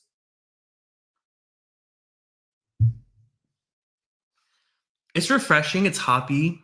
Not hoppy like IPA, but just like has a hint of that. There's not much complaining to do there. I think taste, I'm going to give that a 4. It's a 4 out of 5. It's not like the best thing I've ever had, but, whoops, sorry, that was loud. But I could drink that happily. I mean, like, if I'm sitting on the couch doing a dry week or whatever, this is a great choice. Now, value, not quite as good as the almost a Buffalo Trace. You can tell my mind's into whiskey, but not great as good as the Budweiser, which was very, very cheap. I'm going to give it a 4. I think, it's the next most affordable of these that I bought. I think it's still a fair price, about $1.50 a bottle. You get the bottle first of all. Yeah, that one did pretty well. So I'm really curious to see how we go through the rest of these because we have 4 more to try. If you guys are doing a drinking game to this, see how often I like burp because I try to hold it in, but sometimes they sneak out of it. Let's see. I bought my friend Heineken Zero when she was pregnant. I had left some Grolsch at their house, and she actually drank one of those. Same green bottle you see. Oh, I see. I'm not familiar with Grolsch, but I imagine that's a alcoholic beer. I don't know. I try not to drink any beer out of a can or bottle. You got to let that carbonation breathe. That's ideal. I do typically like to pour into a glass. Like if offered at a restaurant, I'll pour into a glass. Also, hi Patrick. All right, let's move on. We got 4 more beers to try. So value-wise, next up,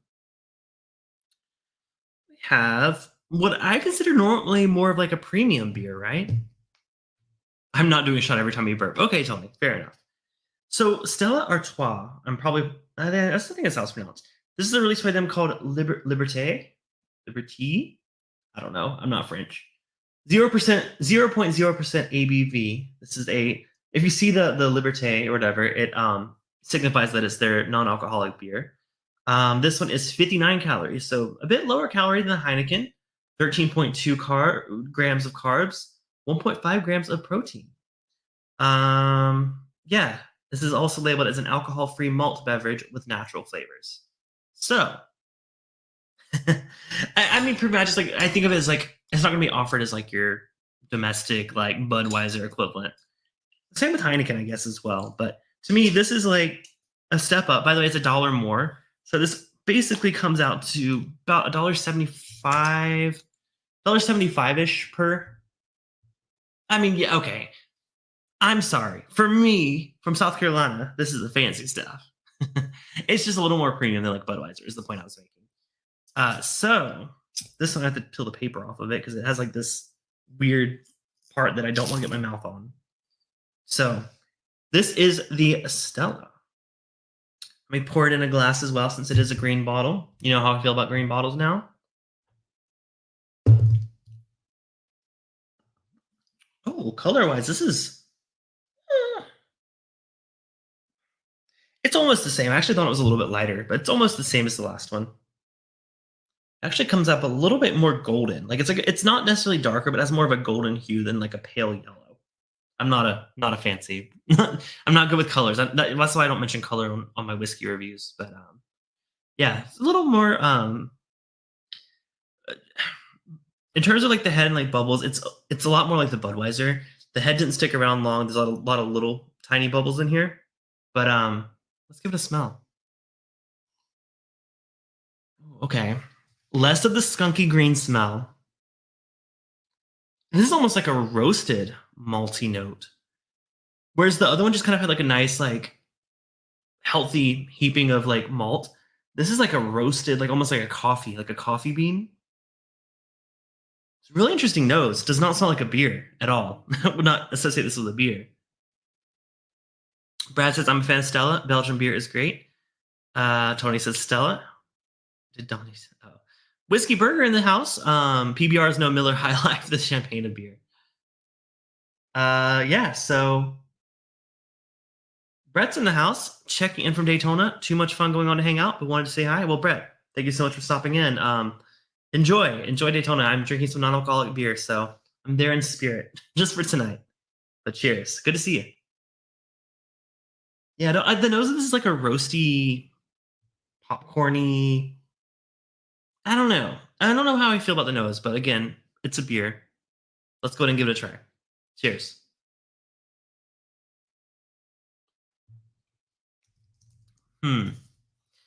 Okay.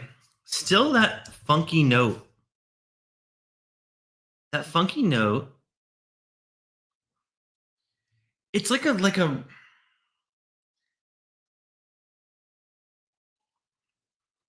I just want to compare it to the last one. Yeah, the last one is so much like beer-like. This one doesn't drink like a beer at all. It almost kind of tastes like, it's going to sound awful. It almost tastes like a backwash of a beer. Like if you want to take a sip of beer and like you choke on it and you spit it back in the glass. That sounds so awful. But that's the vibe I'm getting from this Stella. The Stella Liberté. I don't know. Let me try it out of the bottle.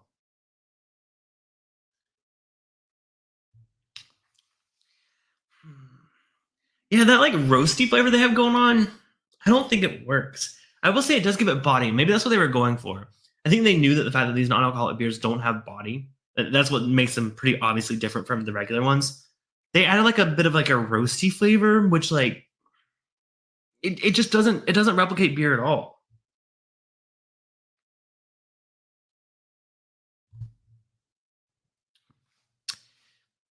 Tony says, please wrench me. I can't do that in StreamYard, dude. It'd have to be during another stream, but Donnie, no bullying. Yeah, this Stella, okay. In terms of beer, like, try one more time.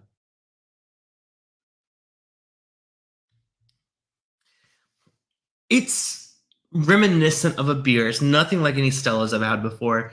I'm gonna give it a 2 because it just doesn't taste. It tastes like it could be like a really crafty beer, a really light crafty beer, but it's not good. I don't like it. Now, taste-wise, not considering it being a beer,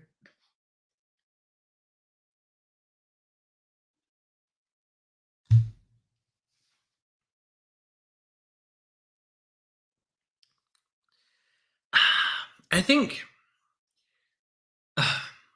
it's like between a 2 and a 3. Can I do a 2.5? I mean, it's my own rating scale, so I guess I can, right? I'm gonna give it a 2.5. It's not a 3, but it's 2 feels a little harsh on the taste. It just isn't my vibe. It's definitely not the vibe I was looking for with the non-alcoholic beer. Now, value, it's pretty similar to Heineken. I think, you know, let me see what the next one is, just so I can make sure I'm being fair. I'm gonna give it a 4 as well. It's close enough to the Heineken. Value, it's a 4. I didn't really love that one. It was not quite my jam. But you know, maybe if you're like a huge Stella fan, you might like it. To me, it tasted nothing like I remember that tasting, but again, I don't know. Just not my jam. All right, we're at the halfway point. We have 3 more beers to try. Let's get into it. By the way, if you have not yet subscribed or hit the thumbs up button, it really does help out the channel. I'll be back with more regularly scheduled alcohol content next week. But again, prepping for Vegas this weekend, I'm wanting to get myself in a, you know, healthy-ish state before then. So we're drinking non-alcoholic beer. By the way, what's interesting is a lot of these have, some of these aren't 0.0. And the reason I distinguish 0.0 on the Bud, the Heineken, the Stella, and a couple other ones is some other non-alcoholic beers have less than 0.5% ABV. So the method that you use does have a little bit of alcohol in it. None of the ones we've done so far do, but just be aware if you know you're doing it for religious reasons or whatever. Some of these do have some alcohol. It's a very minute amount. You know, if you're pregnant, of course, consult your doctor, but a lot of people consider them safe enough to drink if you're pregnant because 0.5% ABV is very, very low. Again, consult your doctor. I'm not a doctor. But yeah, so these ones we've had so far are 0.0, absolutely no alcohol. But maybe we'll see what happens when things. Oh, there it goes. I'm trying to hold it in, but when we bump it up a little bit. So let's go to our next one. By the way, it can be considered non-alcoholic and be 0.5% or less, just FYI. So double check your labels if you are concerned. Let's go to one that, like, this actually was one of my favorite beers for a long time. This is the Blue Moon. Like when I was like first starting into drinking, Blue Moons would be what I would go to. This is a non-alcoholic Belgian white wheat beer. So this one comes in at, it's also less than 0.5% alcohol. So this is the first one that has trace amounts of alcohol in it.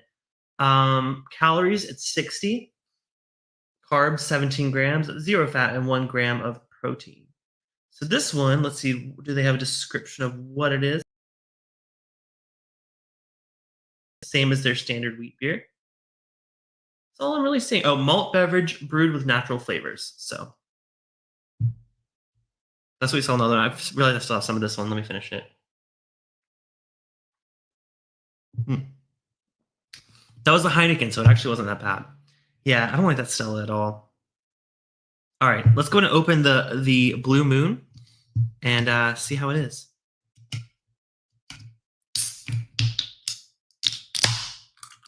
All right, so let's go and pour this in the glass. All right, so a little bit cloudy on this one. I don't know if you can see that. There's like some cloudiness to the it's looking a little hazy. I like that. The head's really nice. Not those small bubbles like we were seeing in some of these other ones. It definitely has a very thick, creamy kind of head on it, which is always good. Let's give it a nose. A little bit like still that detergent, that soapy kind of note. Smells a little bit of that. It does have that orange, like an orange orange peel or like an orange oil. But it kind of smells like a dish soap still. I don't know. Like I said, Blue Moon was kind of my beginner beer when I was getting into beer. This doesn't, the orange is familiar, but the soapiness, not a normal smell that I'm used to with this one. Taste and Sensibility says, I drink Blue Moon at an Indian restaurant I frequent a couple times a month. It goes really well. Oh, I imagine. Yeah. It's a great one to pair with food for sure. All right. Let's go ahead and give a try to the Blue Moon non-alcoholic Belgian wheat beer.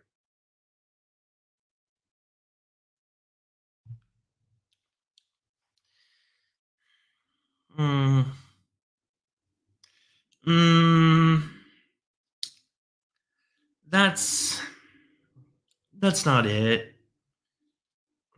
It's like orange. Like I have some orange bitters, like Anglo orange bitters that I sometimes put in cocktails, like gin cocktails especially. This kind of just tastes like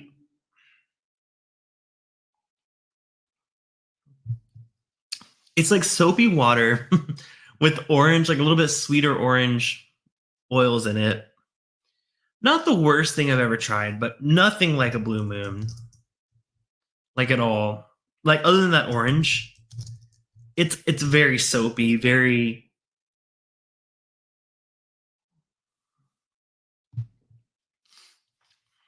yeah.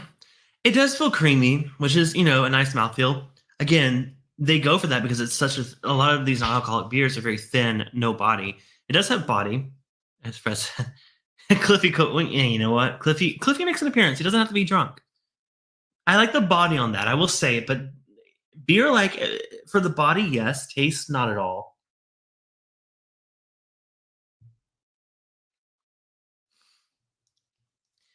Yeah, I don't think I would ever confuse that as a beer. As a kombucha or something, maybe. On the beer-like scale, that's getting a 1. That's just nothing beer-like about that at all. Taste-wise, though,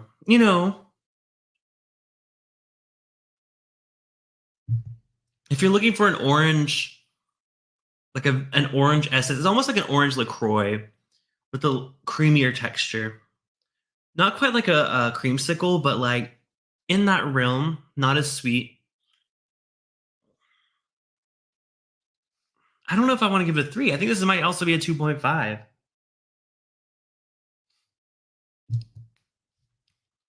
Where's my lemon wedge garnish or orange peel? Sometimes I see on down this one.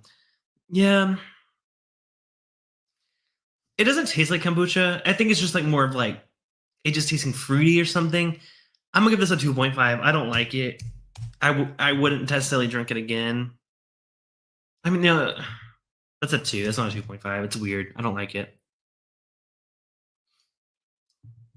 Value, this is more expensive than anything we've had so far. Almost $2 a bottle. It's getting a 3 on value. That just isn't.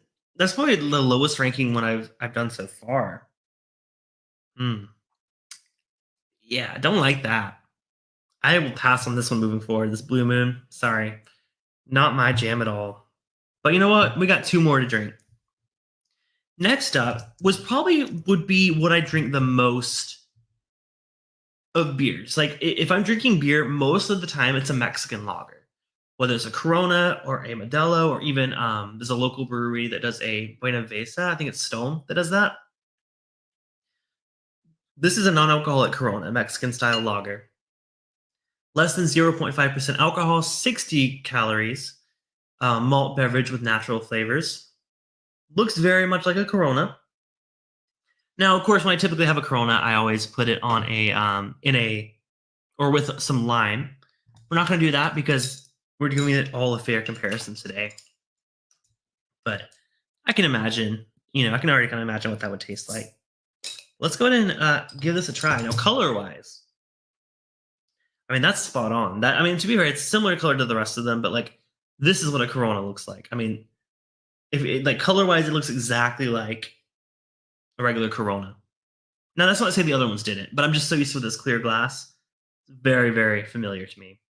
Let's go ahead and give it a nose. I'm not going to pour this into a tasting glass because again, it's a clear bottle. You can see the color. Okay. Kind of light of nose. It is mildly Corona-esque. Definitely not that really bright citrusy note that I would expect, even though I know there's no lime in Corona.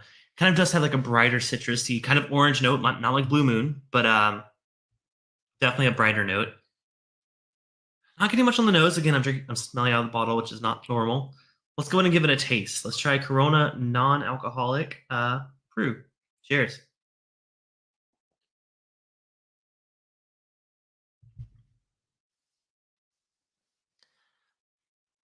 Uh-oh. Okay, hold on. You know how I said earlier, like I didn't want to do it blind compared to like the real alcoholic versions because like I can obviously tell. This is the first one that would trick me. Doesn't quite have the full bite of a beer, but flavor-wise, that is spot on. Like, I almost had to double check the label. I'm like, it drinks like a really light version of Corona.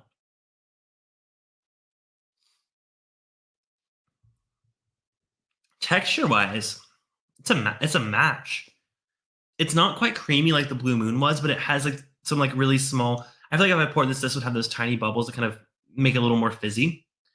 Really good malt flavor, really bright malt. Not like that roastiness that the Stella was giving. This is bright. This is refreshing. This is what I imagine sitting on a beach drinking, which is what I typically do with Coronas anyways.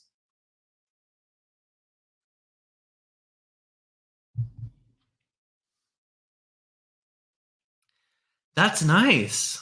I mean, that's the most beer-like of them all so far. We still have a Guinness to try. I like that. If I was really striving to go dry for a week or whatever, or, if I had to be sober, I could drink that all day. I mean, that's 60 calories too.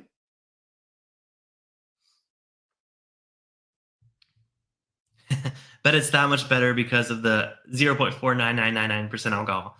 And it's still brewed in Mexico, by the way. It's still like legit Corona. That's good. I mean, that's beer-like. That's the most beer-like of them all. I'm giving that a 4.5 out of 5 because it doesn't have the bite. It's missing a little bit of a bite. But that's a 4.5. That is very, very close to beer-like. Tony said you got to pour the Guinness. It's a crime not to. Okay, we can pour it. Yeah, it's in a can, so I was going to pour it anyways. That's the last one, but we had to get this Corona tasting first. Pat said I'd rather just be sober than drink near beer or fake whiskey. I mean, true. But like, if you're just trying to cut back for a short period of time, I think these are a good fit. God, they're catching up. The fifth beer is finally catching up to me. This is great. Price-wise, it's also the same price as the Blue Moon, so it's getting a 3 on value. It's a little more pricey. Taste, though.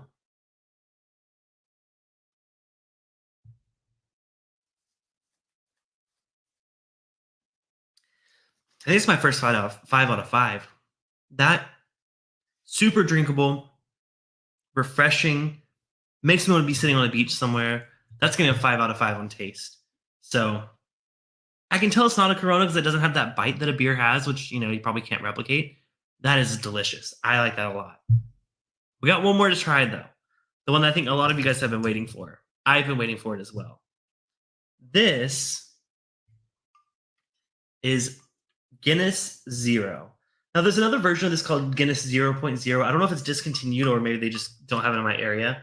But this one does have at least 0. Or less than 0.5% ABV. It's a bit of a bigger can, 14.9 fluid ounces. Malt beverage with natural flavors. Oh, it focused for like half a second.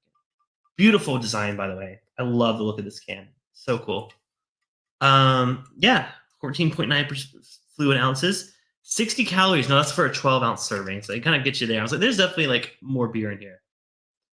13.5 grams of carbohydrates and 1.1 gram of protein per 12 ounces. Brewed in Ireland.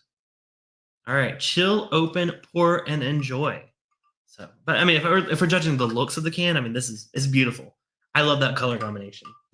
Let's go and open it up. Ooh, wow, that is. I don't know if you can see, but there's some smoke coming out of there. That was a very intense. Opening, and I don't know if this is nitro. This is draft, but it doesn't necessarily say nitro. Okay, you guys asked for it to pour it, so let's go ahead and pour this Guinness 0. Wow, I've been looking forward to trying this one. I do love good Guinness. Honestly, like when I'm in Vegas, there's quite a few Irish pubs that I go to. I always got to get a Guinness. Wow, look at the color on this. I mean, that is dark. Really creamy head there. I mean, some little bubbles. You can see it in there. Sorry, it's really hard to show because it's really bright. But, I mean, this look-wise, this looks exactly like a Guinness. Wow. So creamy. Brandon says all Guinness in cans have a nitro ball inside, which would explain that. There was some noise if you heard it earlier. So it is a nitro. Okay, cool. Good to know. Now this price-wise, this was the most pricey. I think it was like, how much did I pay for this? Let's see. 0. I don't have my receipt for that because I bought that one from Bevmo. Let me see how much Bevmo charges for it. The rest were from Total Wine, but pick this up at Bevmo. $10 for a 4-pack. So it's definitely the priciest of them all. I'm gonna give it a 2-1 value because it is pricey. And it's a bigger can, but you only get 4 of them. It's getting a 2 on value. It's bright. It's tough because Guinness is normally more expensive anyways. 2.5. Dang it. Okay. 2.5 on value. But man, look at this color. Let's go and give it a nose. Okay. It has roastiness, which is what I would expect from a Guinness, not a Stella. Still a very, very light nose. All these have a very light nose compared to their alcoholic counterparts. This almost has, okay, this is going to move me to the south, but if you've ever had bowl peanuts, or bowl peanuts, as we say, boiled peanuts, there's a bit of like a salty, briny kind of nutty note that I don't normally get on Guinness, but I'm getting it here on this 0% ABV one. It's definitely not beer-like on the nose, but let's see how it is on the palate.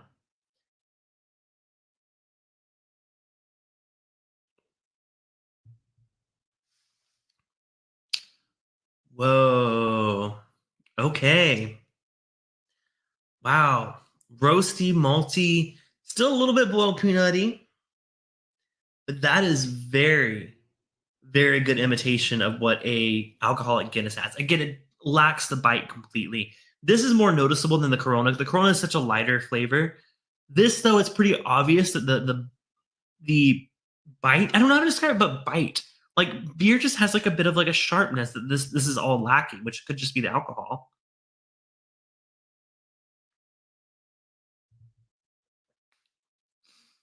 It's pretty dang similar to a Guinness. It's just very light. Beer-like flavor out of 5. I'm gonna give this one I'm gonna give it a 4.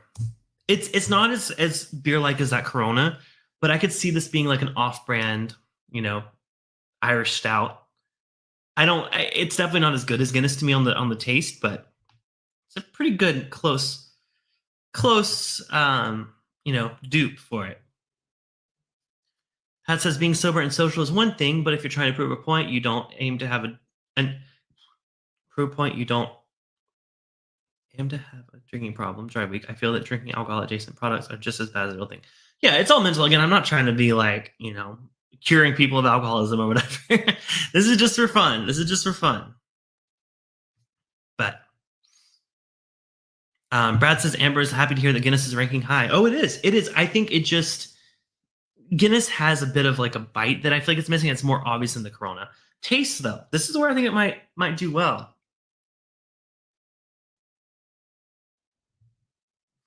This is enjoyable. This is a sipper.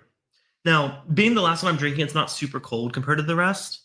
So I think it might be hurt a little bit by that. But again, I give them all a fair shot. Taste, I'm going to give this a 4. I don't think it's my favorite, but it's a very good. I think I would happily drink this. That's what I said about the Heineken, which I also gave a 4. So I would happily drink it. So that's how I feel. Let me do sums of all these. Let me see. All right. So we're going to rank these based on my scores. By the way, thank you all. If you've made it this far, thank you so much for watching. We're going to give us our ranking of which one's my favorite, which was my least favorite. So my least favorite, based on total amount of points, this one only got a 6 out of a 15 possible points. This one, it's just I would never buy again. This is the Blue Moon non-alcoholic Belgian white. It has a weird orange. Artificial, sour, nasty. I don't like it. I don't like it at all. I would not buy that one. Now, next, we're jumping up 2 points with an average score of 8. This one had the highest value of them all because it was the cheapest, only like $1.10 a can. Goes to Budweiser Zero. A 12-pack for like $13. Again, it gets an 8 because it's a great value. It's not off-putting of a taste. Nothing like beer though. All right, next up, it's a very close tie between these two. I'm really surprised by this. My fourth place actually goes to Stella, which honestly, from my memory, I thought I liked that a little bit less than Budweiser, but the points don't lie.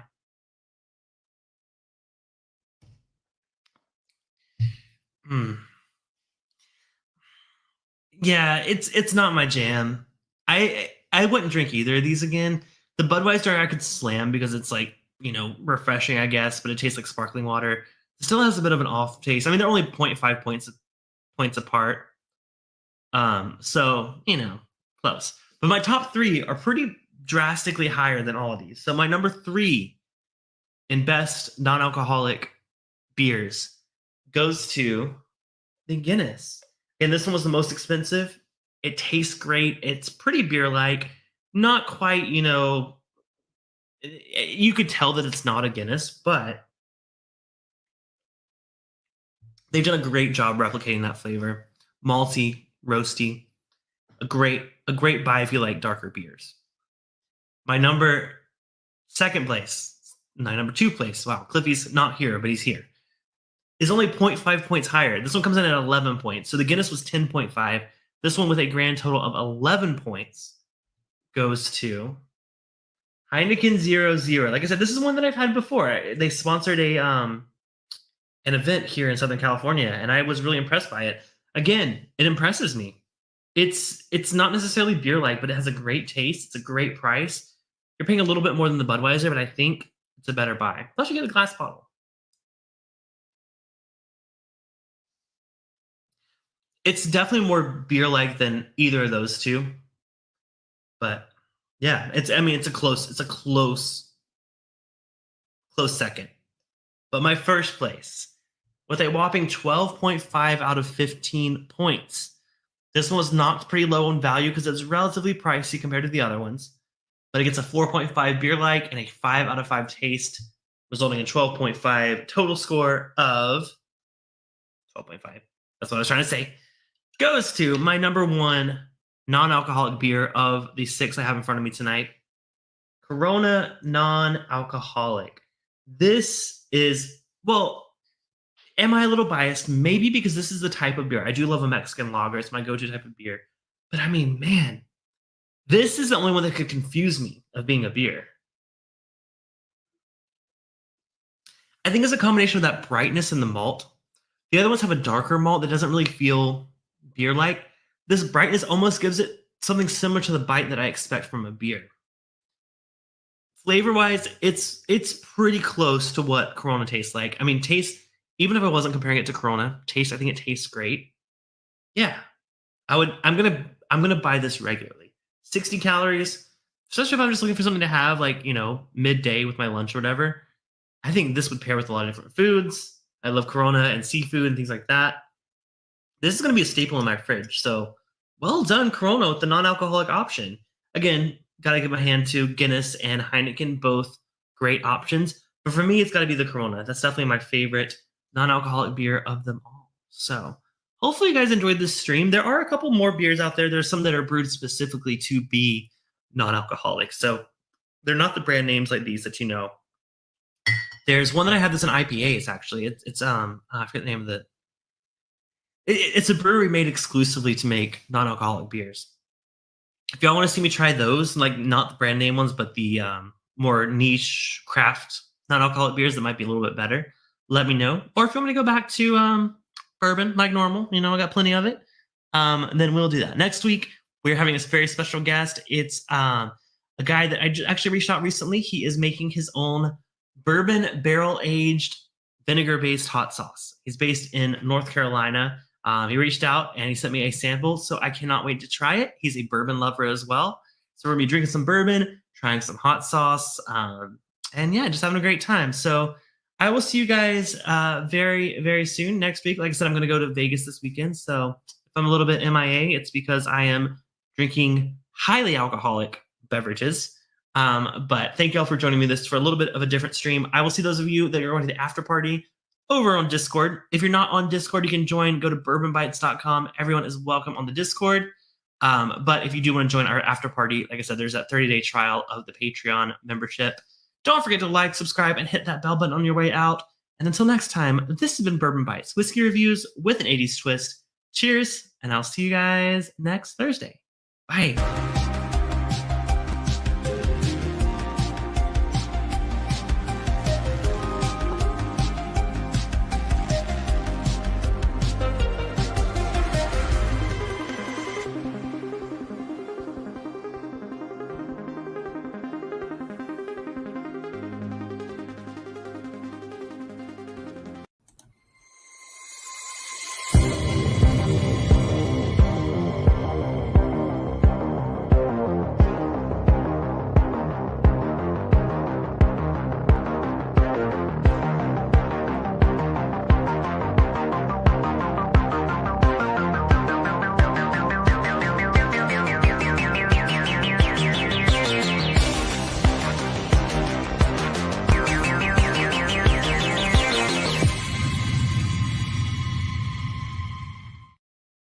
Hello, everyone, and welcome to another episode of Bourbon Bytes Live. Hopefully you are having a wonderful Thursday evening. I have been warming up for tonight by not drinking because I know things are going to get a bit cliffy, if you know what I mean. So like last week, I will be doing a competition between 5 whiskey glasses to find the best whiskey drinking glass that's out right now. So I actually didn't plan on this being a series, to be honest.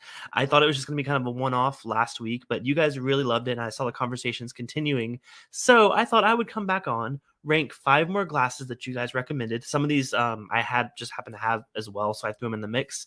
And we're going to do a full-on I guess bracket, kind of like a March Madness kind of thing. I know it's February, but so tonight we're going to do 5 new glasses, and then I don't know if it's next week or the week after, I'm going to do the best 2 versus 2, and we're going to find the best whiskey glass of the year. So if you missed last week's episode, I'm not going to spoil it in case you want to watch the replay, but that was a lot of fun. I drank a lot because we're drinking 3 different whiskeys in each of these glasses. So that's 15 pours by the end of the night in an hour. So it's going to get a bit crazy, but I'm glad y'all are here to tune in and watch it. So I saw y'all were chatty earlier. I'm like, oh my gosh, it's like the most people I've had ready before a stream like ever.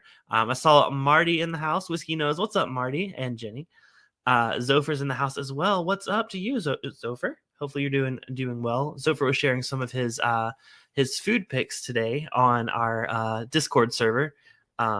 They looked really, really good. Got me hungry. Scott Pigsley in the house. Scott won Perry's giveaway at the end of his stream earlier tonight. Wow, I'm already losing track of time. Congratulations, Scott. Thank you for beating Don Nishida. Just kidding, Don. Wesley Zeller's in the house. What's up, Wesley? Good to see you. IC86, cheers to you. Richie Z here again. Good to see you, Richie. Don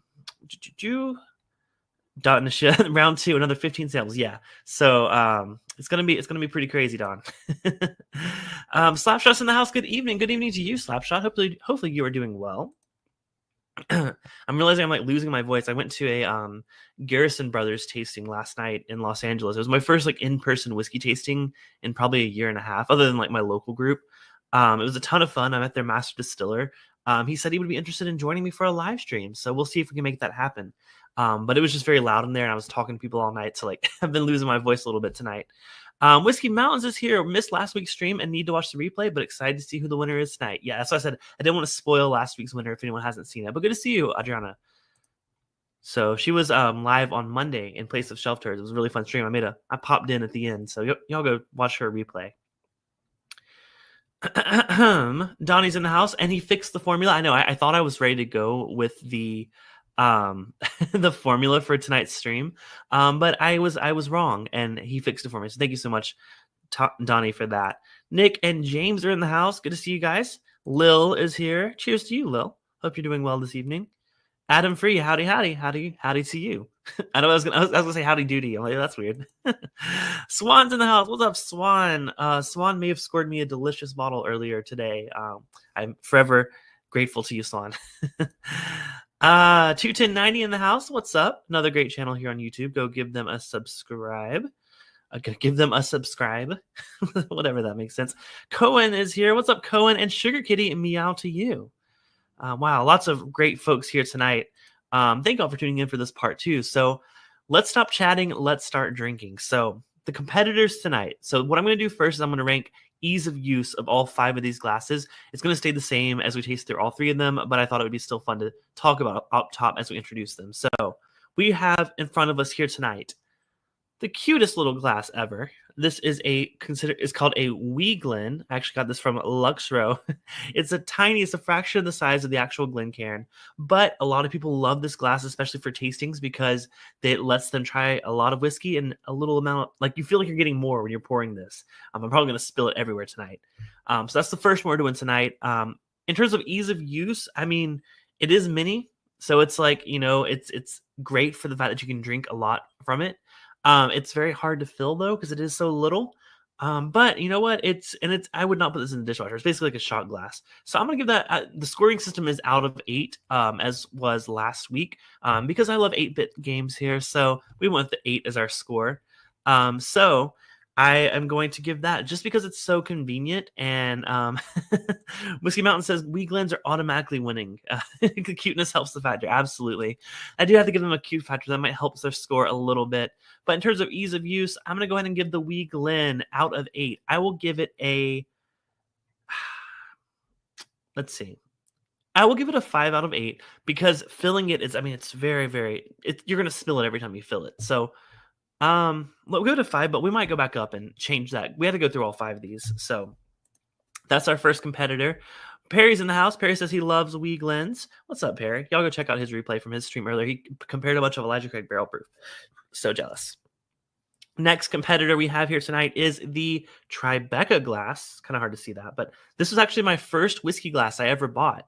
So at the time I was watching a lot of its bourbon night, they used this as their flight glass for a really long time. So I bought this before. I drank out of one of these before I ever drank out of a Glencairn, believe it or not. I like them because you don't have to tilt them so far back to drink them like a Glen. They don't have the bowl. They are dishwasher safe, I would say. They're not as thin as some of these other glasses. And they're very affordable. So I'm going to go ahead and give the ease of use. I think this is a bit better than the Weeglin. So I'm going to give that a 6 out of 8. Maybe a 7. Again, we'll come back through just to make sure. This is just setting the ease of use. We're going to go through and actually taste the whiskeys in them here shortly. Next up is the Kinsey glass. Now, this one is kind of hard to find unless you get a custom one. So this one is from Penelope Bourbon. They sent this along with their samples. So I know Trev Wilson has one that he has for his patrons. You can also buy them and get them monogrammed on Amazon. By the way, links to all of these glasses are in the description down below. So you can buy them, and that you can use my affiliate link on Amazon to get a little kickback and support the channel if you are interested in any of these glasses. But the one that I put in the description below actually lets you put a monogram on it, which is really cool. So that one, it's got a nice bulb like the Glencairn. It's very sturdy, and it's definitely got some weight to it. Probably would consider it dishwasher safe. I would put this on par with the Tribeca in terms of ease of use. So that one's going to get a 6 from me as well. Next up, we have probably the glass that I drink out of the most when I'm just drinking casually, like at home. And that is the official Bourbon Trail glass. Now, I think these are called Libby glasses officially, but they are the official glass of the Kentucky Bourbon Trail. Also very affordable glasses. They're very wide. They're very similar to a rocks glass, but they do have a wider base and like a smaller lip around the edge. This, honestly, like I said, is what I use almost all the time. Ease of use with this being dishwasher safe, and you don't have to tip it so far back. I'm going to give this full 8 out of 8. I think this is probably the easiest of these glasses to use, and it's sturdy as heck too. So that one's going to get an 8 out of 8.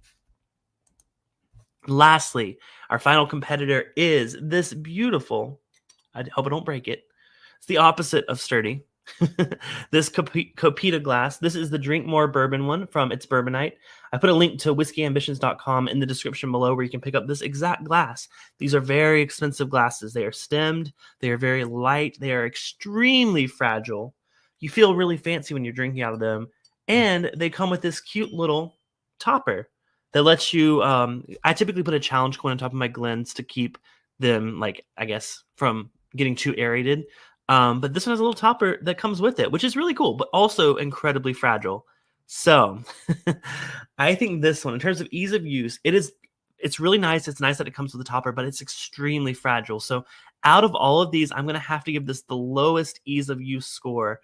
And I'm going to go ahead and give that one a, you know what I'm going to do? I'm going to bump all these up. Now that I've done the full ranking, we're bumping them all up 1 point. So the Wee Glen is going to have a 6 out of 8. The Tribeca glass is going to have a 7 out of 8.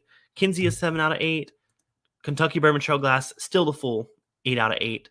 And the Copita glass is a 6 out of 8. So there we go. That's the starting lineup. A little bit, even that out, because I think that is important to consider when you are ranking these. You know, how easy are they to drink from? These are all relatively easy compared to last week where we had that neat glass. That was a really weird one. That one scored very, very low on the ease of use. So, Scott says he has a wee Copita that I love for tasting. So it's like the Copita glass, but tiny. That's awesome. I haven't even seen one of those. God, is it even more fragile than the real one? Because that's dangerous. So that kind of gives our scores kind of a baseline. Now this is going to be the same ease of use score across the board. So we're going to go ahead and copy those on this chart. So right now, the Kentucky Bourbon Trail glass has a little bit of a lead because it's just the easiest to use, but will these other ones win out in terms of nose and palate? Let's find out. Let's go and get our first whiskey in the glass. So like last week, we're going to do a low-proof bourbon, a high-proof cast-strength bourbon, and a peated scotch. So I have three different whiskeys in front of me. We're going to try it in 5 different glasses. Do the math. That's 15 pours. So at the end of the stream, if we get enough super chats, I'm not going to set a level yet. We'll see how it goes. I will do a chug out of my dump glass of all 3 of these whiskeys blended. So we'll see how that goes. We'll set this goal starting out at $50. If we get a total of $50 tonight, I will drink that. So let's go ahead and get the first whiskey in the glass in our Wee Glen. By the way, I see a few new people showing up here. Good to see you guys. Thanks for tuning in to this part 2 of this unexpected competition, I guess. So our starting whiskey, I wanted something that's low enough proof, but still had a lot of flavor. I went with Yellowstone. This is their limited landmark edition series, which is basically just a pretty label. They did it for the 150th anniversary of the brand. This is a Kentucky straight bourbon whiskey. It is 93 proof. It is from Limestone Branch. I actually did a full review of this on my podcast, which, by the way, if you're not listening to it, you can find it wherever you get your podcast.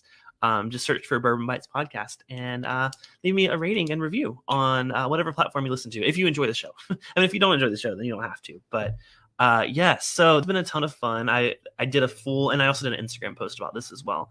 Thank you to Limestone Branch for sending me this bottle for review. So You're getting three reviews out of it tonight, or 3 considering the Instagram and the podcast. So let's go and get that open and get it poured in all 5 glasses. Let me go ahead and remove my Copita topper. Definitely don't want to break that tonight. I saw Women of Whiskeys was in the house. Good to see you. Cheers. Women and Whiskeys may be featured on my channel for a stream coming up. We have something in the works. You guys stay tuned for that. I love Michelle and Jen and what they're doing with that channel. If y'all aren't subscribed to Women and Whiskeys, go ahead and give them a subscription. Give them a subscribe. What is the correct way to say? Give them a subscription? That just sounds weird, right? Just go ahead and subscribe. And if you're not subscribed to my channel yet, I would love if you could do so. It's completely free, and you hit the thumbs up while you're down there. If you're interested in seeing this competition, because I'm really excited to see how these fare. So, got the whiskeys poured. Cohen says, "Where is Yellowstone sourced from?" So they don't say. Rumor is that it's Heaven Hill juice. We don't know for sure. It's also not age dated, but they do say, I think on their website they say it's like 6 to 8 years old. They don't have the mash bill or anything, but it's rumored to be Heaven Hill. I don't know for sure, but it is sourced. You're right. All right, so that is poured in all 5 glasses. Let's see how soon Cliffy kicks in tonight. All right, first up, the Wee Glen. Steven Sussman's in the house. What's up? And Prescription Bourbon, another YouTube channel here. You guys go subscribe to all the whiskey friends of WhiskeyTube community.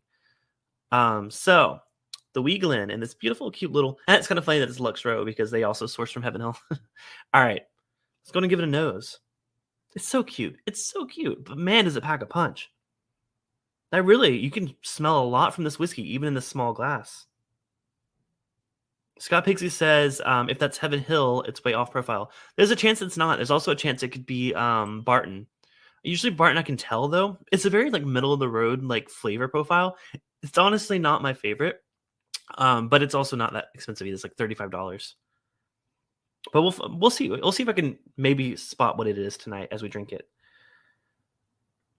So, Don Nishida said, had a friend that took whiskey on camping trips. He didn't want to take a glass, so he'd eat a can of Vienna sausages and then drink. Oh no, Don. Oh no. No, please, I do not recommend. I love Vienna sausages, but I have a weird thing for I like canned meat, not the really weird shit, but spam and stuff like that, or even freaking sardines. I know, don't judge me. I like sardines. Okay, I'm weird. Y'all don't unsubscribe for that. It's like a weird guilty pleasure food, but I don't recommend drinking whiskey out of it. Oh, thanks so much. Got our first super chat tonight. Women of Whiskeys. Hit the like button for Cliffy Love. Yes, Cliffy Love, long time. If you hit the like button, but thank you so much, Michelle. And like I said, go subscribe to Women of Whiskeys because I will be doing something with her on the channel here soon. All right, we are on the way to our $50 limit of chugging all of these. So we're $40 away tonight. We'll see if we'll do it. All right. Oh wait, Don Ishida said he loves sardines too. Very cool. I'm glad I'm not the only one. Don, you and I like a lot of the same foods. That's why I love Hawaii so much. All right, nose. Honestly, I can't give this a score yet for the nose because I haven't tried the other one, so I don't know how it compares. But it's seeming really good. Let's go and give it a taste. Cheers, guys.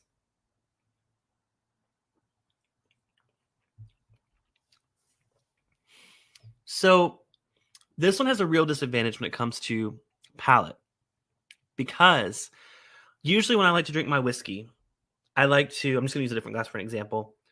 Basically, put the nose into the glass too. I'm usually breathing in when I'm drinking the whiskey. That's just kind of something that I've learned that I enjoy the whiskey more when I do that. So this one doesn't really give you that opportunity. You're just sipping from this little, you can't smell it while you drink it. So that affects the palate for me. So this one even though it noses really well, I'm going to say that this does not do well on the palate. I know, it's kind of give or take. Would you count that as the nose or the palate? I don't know. I'm going to count it for the palate for now, but it doesn't really matter because the points are worth the same in both categories. So on the nose, like I said, I will rank the nose once I try a second one. But on the palate, that one's going to get, honestly, I'm going to give that a 2 out of 8. That's just not doing it for me on the palate. I think it really leaves a lot to be desired because you can't smell it as well. I saw a couple. Y'all really want me to. We haven't even gotten to the mix yet, and y'all already want me to chug it. Don, she just says super chug chat. Thank you so much, Don.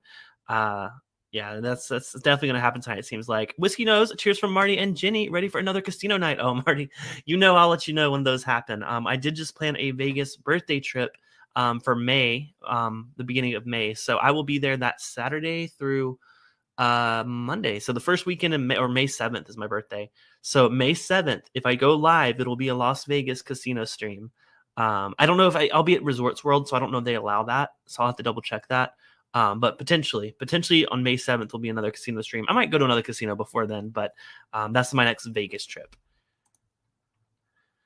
Just getting caught up. All right, so let's go and move on to the second glass, and then we'll go ahead and give the Wee Glen a nosing score. So this is the Tribeca glass. Again, first whiskey glass I ever bought.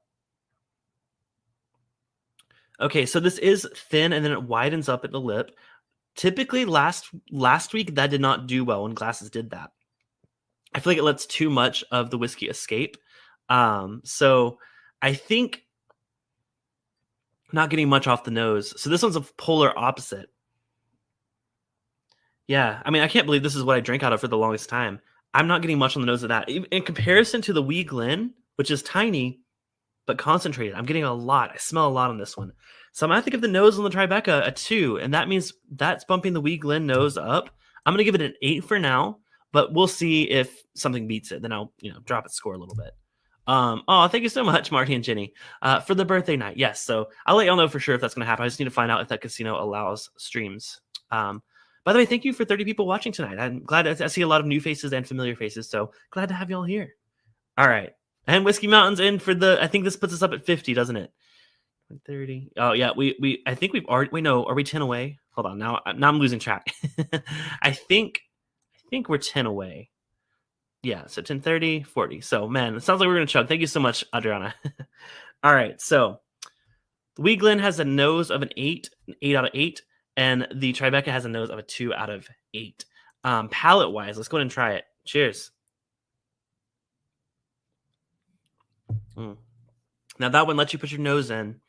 Gets a really nice, balanced.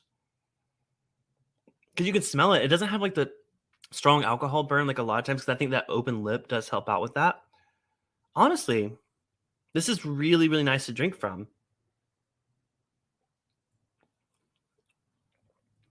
That's honestly, as with the nose on the Wee Glen, I'm going to give that an 8 out of 8 for now. We can go back, and if something does better, then of course we can bring it down. But man, that is a great way to drink whiskey. Smell-wise, no, not so much. But drinking it, it's really, really good. So I guess an 8 out of 8 for me so far. Oh, man. What's up? Is it Jaceco? Jaceco? Now I want spam, eggs, and rice. Oh, yes. Love me some masubi, right? Chugs and cheers. Cheers to you. It sounds like we're gonna do a chug at the end of the stream tonight. Thank y'all so much for that. Now, last week we didn't do the peated scotch in the blend that we chugged. We blended that separately. Not that we have to, but if we happen to hit $100 tonight, we'll mix the peated whiskey in with the bourbon, and that'll just be a whole thing. But for now, we'll do it separate. Just wanted to throw that out there as an option. So we've done the Wee Glen and the Tribeca for the low proof bourbon. Let's move on to the Kinsey glass, which is really cool. These are harder to find. You can't really find them in very many stores. But you can find them, like I said, Trev has it in his merch store. So let's go ahead and give this a nose. Okay. I'm still not getting much out of it either on the nose. I mean, I think it's better than the Tribeca on the nose for sure. But it's really just not giving much off with this lower proof bourbon. I mean, it's good. It's good. I'll give it a 5 out of 10 on the nose for the Kinsey. I think it does good. It just doesn't impress me. Let's go and give it a taste. Cheers.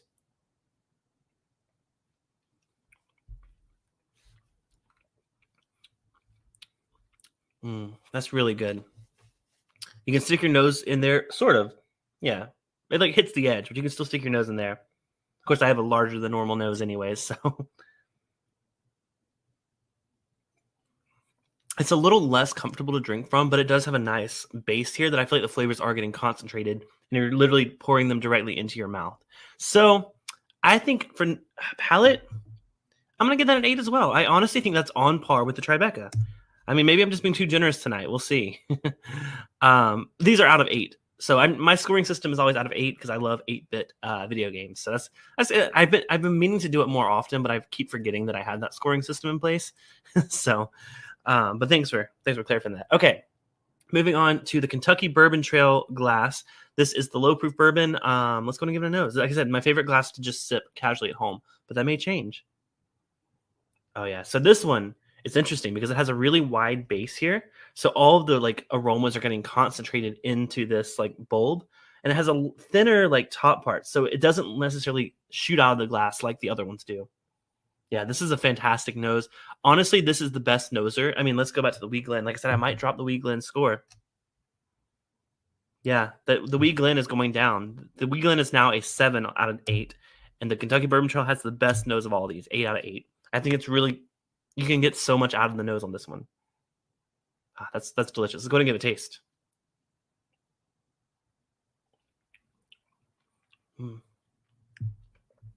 Now, with this one, with it being so wide, just comparatively to all the other one, it has the widest rim. The palate isn't as concentrated as much as I want it to be.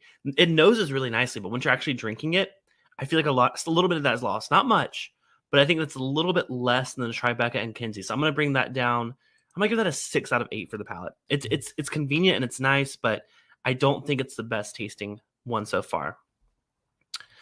Tim Robertson says, my favorite glass is very similar to that one. Not quite as round, though. Oh, cool. Yeah, so this one is, like I said, the official Bourbon Trail glass. You can buy them really affordably on Amazon. You can also get them on the official Kentucky Bourbon Trail store. But yeah, this is always one of my favorite glasses. So what did Donnie say? Donnie's keeping me in check. Oh, what? Just because of the spreadsheet? By the way, I saw the question from William Davlar. Yes, I will be in Vegas on Labor Day weekend as well for the meetup that everyone's kind of planning. So I will be there September, I think, 1st through... No, that's too long. September 1st through 5th, I think I'll be there. I'll be there that Thursday night through Monday. So I'm looking forward to that a lot. But I'm also going in May. Because Vegas, literally, flights from Burbank Airport, which is right closest to me, to Las Vegas, are less than $100 round trip, like most days, most weeks of the year. So I go to Vegas as much as possible. It's just an absolute fun weekend trip. So, all right. So final glass for this low proof bourbon. Then we'll move to the cast strength bourbon. That is the beautiful Copita glass. I just love this glass. It's got a little bit of like hard water buildup because we washed this in the dishwasher, but it doesn't normally look speckled like that. Actually, no, we didn't wash this in the dishwasher. I guess we just hand washed it with the soap. Maybe it's a little bit of soap scum. We have hard water here in Southern California, so a lot of our glasses, even when they're clean for sure, they get a lot of these little speckles on them from the water, which is kind of disappointing. It doesn't affect the taste or anything, but I mean, it affects the water taste. The water tastes awful. We use a Brita filter, but yeah, it's inevitable to happen. All right, let's go and give it a nose. Oh yeah. Man, this honestly noses very similar to a Glencairn because it is a similar shape, right? It's not quite as formed. It's a little more open like a wine glass, but yeah, that's actually really nice to nose from. Yeah, that's up there. Honestly, I think that's probably just as good of a nose as the Kentucky Bourbon Trail. Richie Z says Copitas are my favorite. Yeah, I'm going to go with an 8 out of 8 on the nose. That is really great. Let's go ahead and see how it tastes, though. A small wine glass. I mean, yeah, kind of it is.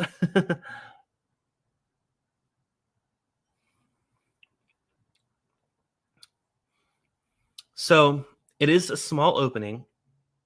So you can kind of, if you had a smaller nose, I'm sure you could. I don't. Man, that's kind of where I feel like it falls a little bit flat.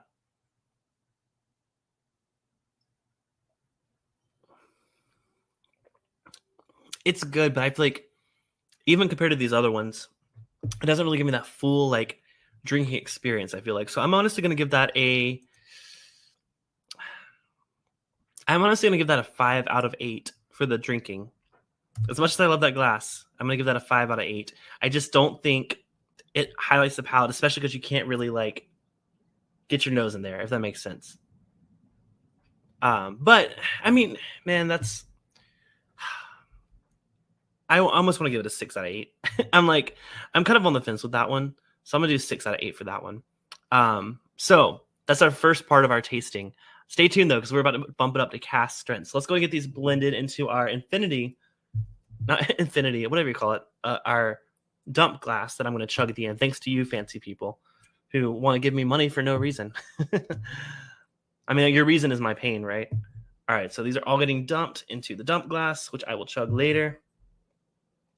And we're moving on to a barrel-proof bourbon. So I think it's only fair to compare different types of whiskey when you're doing this competition, because a low-proof bourbon is going to drink different than a barrel-proof bourbon or even a peated Scotch. So we have all three tonight. That's why I said we're gonna get really drunk tonight. We're gonna try to do it in an hour. We're already 30 minutes in. I think we can do it. Let's see. Let's move on. So my choice for barrel-proof bourbon for tonight's competition is different from last week, just like the low-proof was different. And I'm going with Old Forester single barrel strength bourbon. Now, this is a single barrel select from K&L Wine Merchants, which is my favorite liquor store here in the Hollywood area. It's my favorite big liquor store. I like some smaller ones like Village Liquor up in Montrose, but this one is my favorite large liquor store. I order from them all the time. This one is 63.6% ABV, so this will definitely be activating your snifters is all I gotta say. So we'll see how this does. Thank you so much for the reminder to hydrate. Let's have a sip of water. Thank you. You guys, if it weren't for you guys, I would just be Cliffy 24/7. Sir Kitty says Cliffy sighting. Not yet, but he's getting there. All right, let's go ahead and pour this 63.6% bourbon. I'm really curious to see how this is going to do in the Wee Glen, because that's got such a small opening. Is it going to just like completely like blow me away, like strength? Like, is it going to be super strong? I don't know. We'll find out. Am I going to choke on it?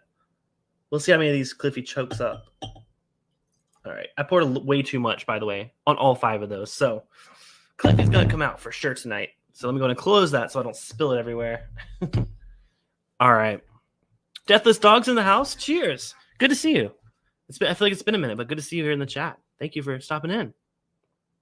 Stotzels. What the heck is a Stotzels?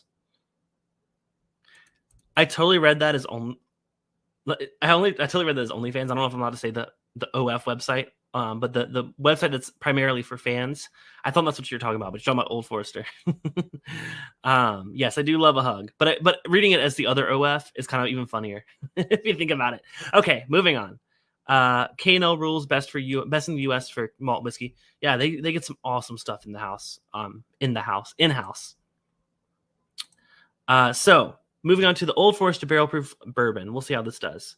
And our little Glen. Oh, so cute. It's so cute.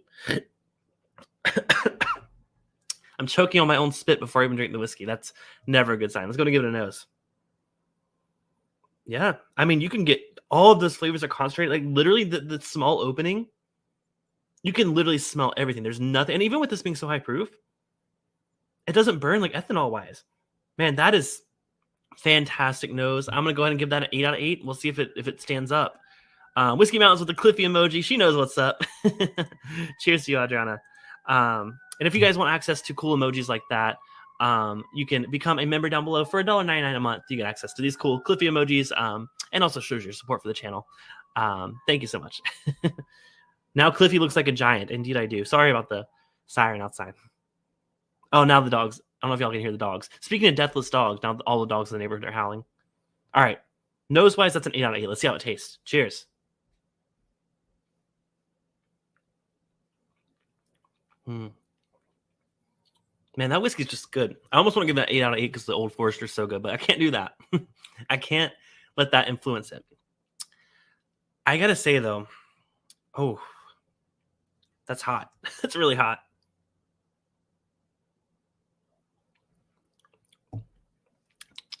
I will say I wish I could nose it. I really wish I could nose it while I was drinking it. I'm having the same problem that I was having with the low proof bourbon. I'm missing out on part of the experience because I literally cannot smell it while I'm drinking it. It's a little bit better with the high proof bourbon, I will say. I'm going to give that a 3 out of 5, 3 out of 8. For me, I think 3. It's a little bit better than the low proof bourbon, but I really miss the smelling. I really like smelling whiskey as I drink it. I think a lot of people do too. Luna, do you guys breathe in when you're drinking? Like, I had to learn how to do it, like, because I feel like it sounds like something that's impossible to do. But if you like breathe in through your nose while you're sipping, it really elevates the experience. At least it does when I'm drinking. So that one has a low palate score. But let's go ahead and go to the Tribeca glass with the high proof bourbon. Let's go and give it a nose. Okay, this one fares a lot better than with the low proof bourbon.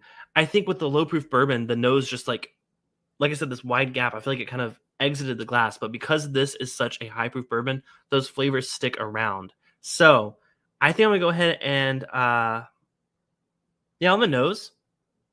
That's honestly with the high proof bourbon, it really stands up. So that's gonna get. It's hard to judge at this point, but I'm gonna go ahead and give that a 8 out of 8 as well. Yeah, it's gonna tie with the Wee Glen in that category. All right, palate wise, let's try the Tribeca. What's up, Big Vic?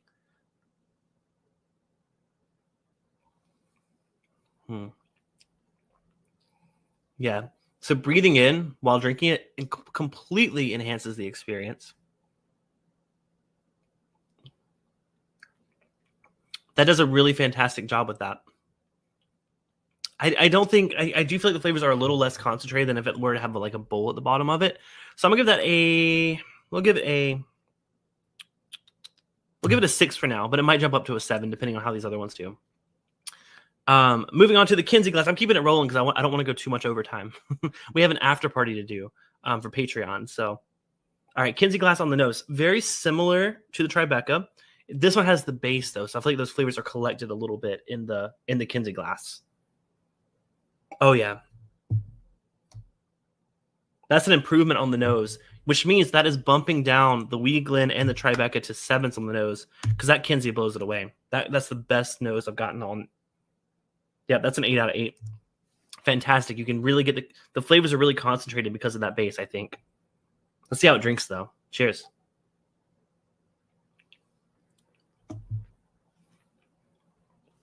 Falls a little flat. Honestly, I wasn't expecting that. I don't know why. The Tribeca definitely drank a lot better.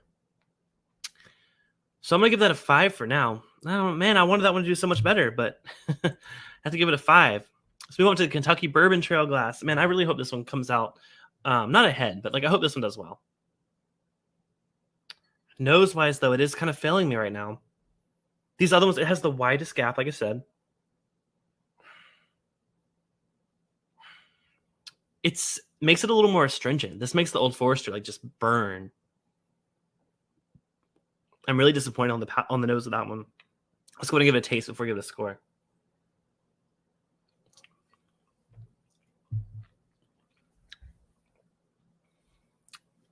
What it lacks in giving a nose, it gives a palate. These words sound weird saying them like this. I hope y'all understand what I'm saying.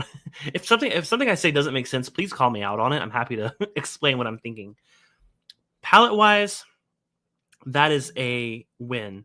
That actually does really well. I'm going to give that an 8 out of 8. That is very enjoyable.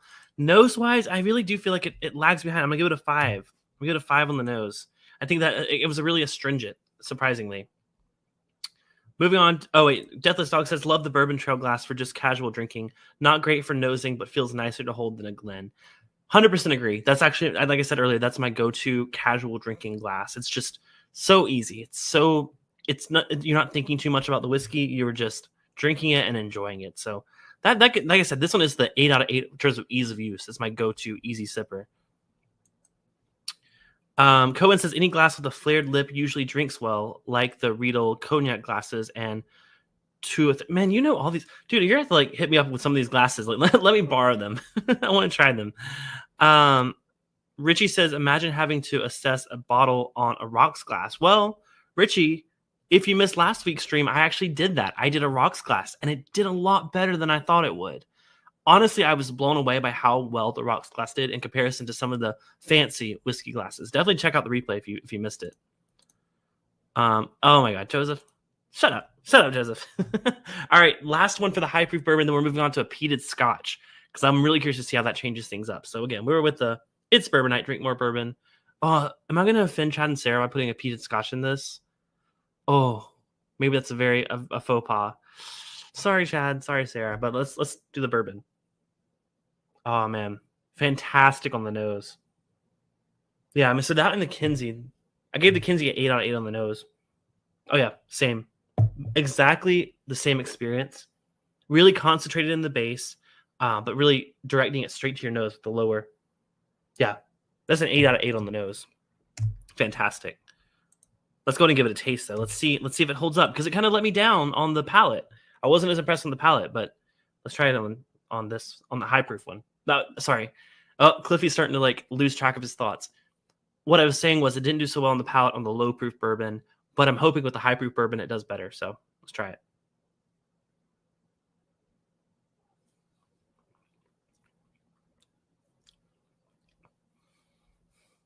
I do feel like it's letting me down a bit.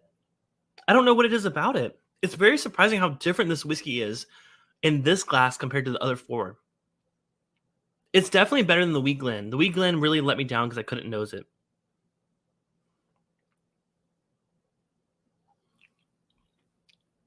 It's got the weakest palate in them all, other than the Wee Glen.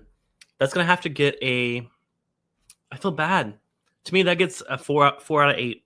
It's like just okay. Man, I'm really sad because I really want the Copita to do well. It's such a fancy glass. I know it's a lot of y'all's favorite. I saw it was Richie Z's favorite. I think Don Nishida said it was his favorite as well. Yeah, that's let me down. So that is all of the barrel proof bourbons. I'll let y'all know right now. One of these glasses is cheers. I'm so sorry.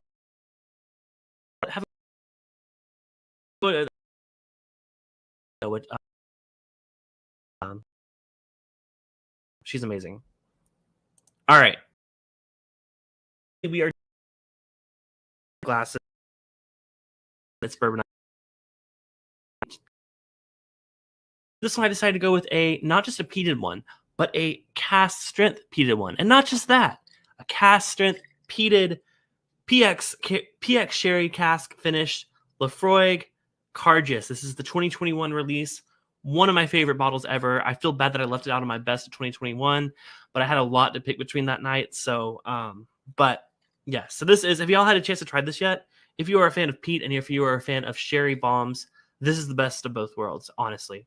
So I'm going to pour this. I'm really curious to see how this holds up, especially in the bourbon trail glasses, right? They weren't designed for this.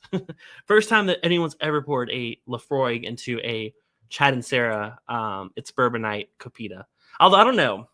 Don Nishida, I bet he has one, and I bet he's drank scotch out of it. Don is Don, like, he loves his bourbon, but Don loves his scotch too. All right, let's pour this. I love this bottle. I'm really sad that I can't get more of it. It's just a fantastic, fantastic scotch. I'm pouring way too much, y'all. Oh, this is gonna be a night. Perry says, I'm telling. Oh no, whatever will I do? Don says guilty. I knew it. I figured Don had done that. So the Wee Beastie and a Wee Glen. Oh my god. Did not even think of that. I even have Wee Beastie. Damn it. I'm so mad I didn't think of that. Okay, well, guess what? Y'all are getting a bonus pour of the Wee Beastie and the Wee Glen at the end of the stream. If we finish on time. We still got 5 whiskeys to go through and some calculating to do. So we'll do the Wee Beastie and the Wee Glen just for you, prescription bourbon. Oh man, I can already smell this one. It is PT. Wow. I haven't even smelled the glass yet, but let's give it a taste in the Wee Glen. Okay, a lot more tame. Which one of these glasses is like just fucking like obliterating my nose right now? Maybe it's the whole bottle. I haven't closed it yet. Holy crap, that is in the air now. So Lafroig PX. I haven't seen that. I asked around and I couldn't find it. William says 34 in the chat. Hit that like button. Yes, thank y'all so much. Y'all seem to like this idea, so I'm glad that I decided to do a part 2. I think it's really interesting too. I hadn't seen anyone do it like this, so yeah, make sure to hit the like. And if you want to see more, if you're enjoying this, make sure to subscribe, because I'm going to do the finale as my next stream, where I'm going to compare the top 2 from tonight to the top 2 from last week and pick an ultimate whiskey glass of 2022. So make sure to subscribe and hit the bell button so you'll be notified when I go live for that competition. It really does help out though, for real. I appreciate y'all watching. 34 watching and 34 likes. Y'all, we did it. We did it. Every single one of y'all that liked it, we did it. But thank y'all. All right. So it says y'all are so good about liking the like button. I don't have to tell y'all. They are. Y'all are awesome. Y'all are honestly, this community, this whiskey community that I found here on YouTube is just the best of people. Like, I've been on YouTube since I was 16 years old, and I've seen the worst of people and the best of people. And the whiskey YouTube community is the absolute best of people. Y'all rock. So I don't know if that's just Cliffy talking, but I seriously feel like that. All right. Brandon's tuning in. What's up, Brandon? Sorry I'm late. Just finished a tasting with Frey Ranch. Oh, man. How was that? Y'all have to tell me how that went later, because I know our friend Vadim, which, by the way, I gave him a shout out recently, the Virtual Tasting Society. If y'all ever want to get in on cool tastings like the Frey Ranch with the owners, just go to virtualtastingsociety.com. He'll actually ship you samples. And you tune into a Zoom tasting. It's a ton of fun. Vadim's a great guy. Like I said, actually, I think I still have a banner for it. Let's see. There we go. virtualtastingsociety.com. Make sure to let him know that I sent you, because he's a good friend of mine. All right. I've been delaying the peated scotches, haven't I? On the Glen, the wheat Glen, it's very concentrated. I just feel like this whiskey is such a powerful, strong whiskey that it needs room to show off. I feel like it's not really able to show off to full potential in this little Glen. I'm going to give it a good score, but not a great score. How about that? We'll give it a 7 on the nose for now. Let's see how it tastes, though. Hey, this might benefit me, because like if you're someone that doesn't like peated whiskey, you don't have to smell it when you're drinking it because it's so little. All right, let's try it. Cheers. It's so weird not smelling it.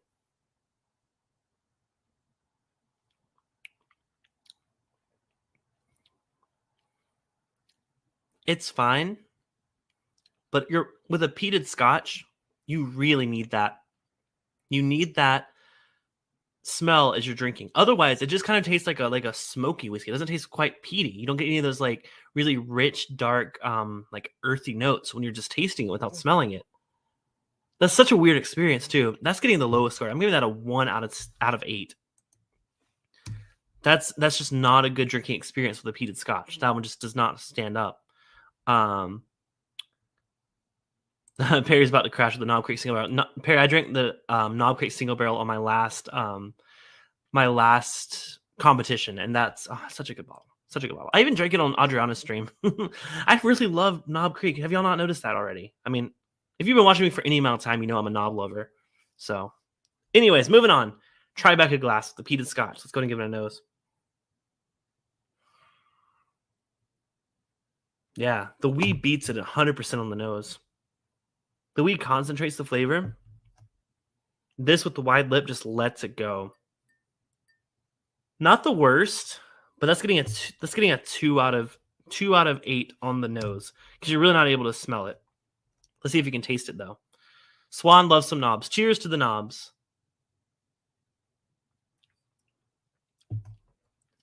Thank God the palate makes up for it. It tastes delicious out of that glass. You're really getting funneled up. The notes, they're funneling to your nose while you're drinking it. Palate, it's not great. I'll give it a 6 out of 8 in the Tribeca glass. Kinsey glass, moving on. We're keeping it rolling. So let's go ahead and nose out of the Kinsey glass. We're almost done, guys. We have 3 more glasses, and then we're going to show you the results. On the nose, the Kinsey is doing it for me.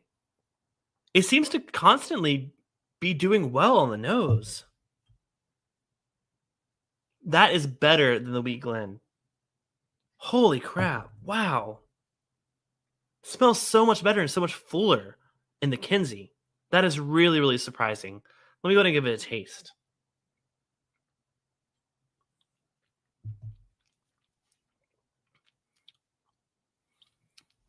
Just like with the high proof bourbon, for some reason, the palate of this is not quite as good as the Tribeca. Smell-wise, nose-wise, it's getting an 8 out of 8. But on the palate, it does fall a little bit behind the Tribeca. I'm going to give it a 5 out of 8. It does fall a little bit behind. It lacks something that the Tribeca really gives you.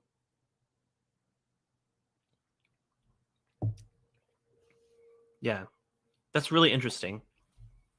IC86 said, just had some plain old Buffalo Trace from my Glencairn. Very nice experience. Interesting. So I don't know if you saw last week's stream. I did that. So my low proof bourbon was Buffalo Trace, and I drank it out of the Glen. So watch that if you're curious. That I'll just say that glass scored very, very highly by the end of the stream. Swan says he loves a Kinsey. Honk honk. Everyone's honking at you, Swan. All right. Let's move on to our final 2 glasses of the night, and then we're going to decide what's the winner. This is the Kentucky Bourbon Trail glass, drinking peated scotch out of, because why the hell not? Not bad. I do feel like the nose is a little less than what I desire because it's so wide, especially compared to the Kinsey. The Kinsey just, oh my God, it smells so good out of this Kinsey. But with this one, it's close, but no cigar. Man, a cigar sounds great right now. Okay, sorry, Cliffy speaking. Okay, not awful. I will give that a 6 out of 8. I do feel like the Kinsey beats it, but it's pretty close. Let's go ahead and taste it out of the Kentucky Bourbon Trail glass. Joseph with the jokes, always with the jokes. Joseph says you can get those at McDonald's. They call it a Mackenzie. Have y'all had Mackenzie bourbon? I've seen it. It's like a New York bourbon, right? I haven't had it, but I know they have a bottle in Bond. Anyways, side note, side tracks. Women of Whiskey, Michelle says, I love the comparison of glasses. Thank you so much. I hope you guys are liking this. It's such a fun concept, and I feel like it hasn't really been explored very much. And again, shout out to our friend Brandon. Brandon who gave me the idea for the stream. So Brandon, you're the best. William says, I haven't used my Kinseys much. Might have to give them another try. Yeah, please do. Let me know. You and Michelle try them. Like, please. Like, I'm very impressed by it tonight. Let's go ahead and taste with the Kentucky Bourbon Trail glass, though. Cheers.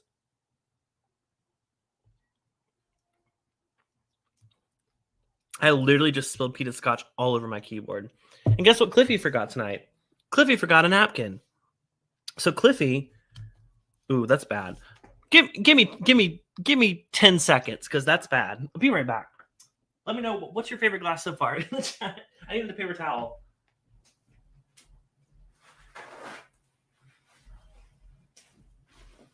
All right. Sorry. I made a really big spill, and I really didn't want to just leave that sitting there for another 10, 15 minutes. So we're doing a little maintenance in the house tonight. I really didn't want that peated scotch to just sit on my keyboard. It's an expensive keyboard, believe it or not. It's like $80, I think, which for me is expensive. I'm sorry. I don't usually get up during my streams, but like I was really worried about that. So we're good now, though. We're good. Swan says I really like a glass with whiskey in it. Me too, Swan. Me too. Yes, everyone drink. What did y'all drink? Oh, you were the second person to mention aged in ore. Unless you are you the same person on Instagram that recommended that one? Because if so, then maybe. We're not done yet, Scott. But hello, Scott. Good to see you. The keyboard just searched for kilts on its own. What? Oh my gosh. Chris says hello. What's up, Chris? Good to see you. All right. So where were we? I got sidetracked. Kentucky Bourbon Trail tasting. I forgot my notes I was going to say.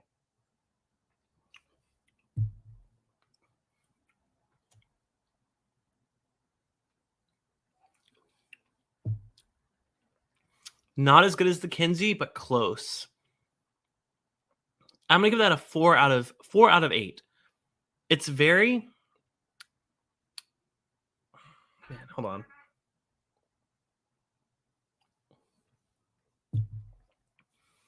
I feel like the Kinsey just like... Okay, I might do some adjusting. So the Kinsey is really impressing me on second sip.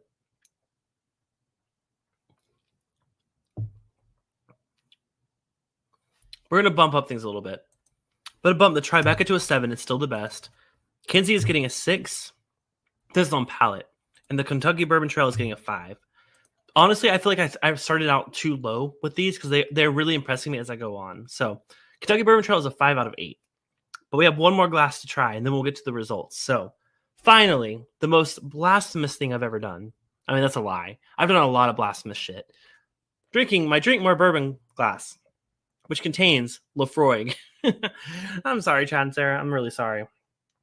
Okay, there we go. So let's go ahead and give this a nose. Oof. This whiskey is hitting me, y'all. Oof, it's getting me. Okay, really nice on the nose. This is actually giving me a fantastic nose. You know what's funny? The most hilarious thing, The Copita glass has scored an 8 out of 8 on every single one of these nosing notes. It is just the absolute best nosing glass. Honestly, if I was a freaking professional, I would have this as my nosing glass and have a different glass as my drinking glass. It just concentrates the flavors beautifully. Wow. That's 8 out of 8 nose. Let's give it a taste, though.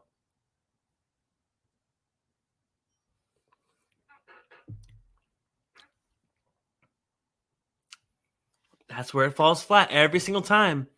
It smells so delicious out of that glass, but it does not taste as full-bodied and vibrant as the other ones. Like even, let me go back to the Kentucky Bourbon Trail glass.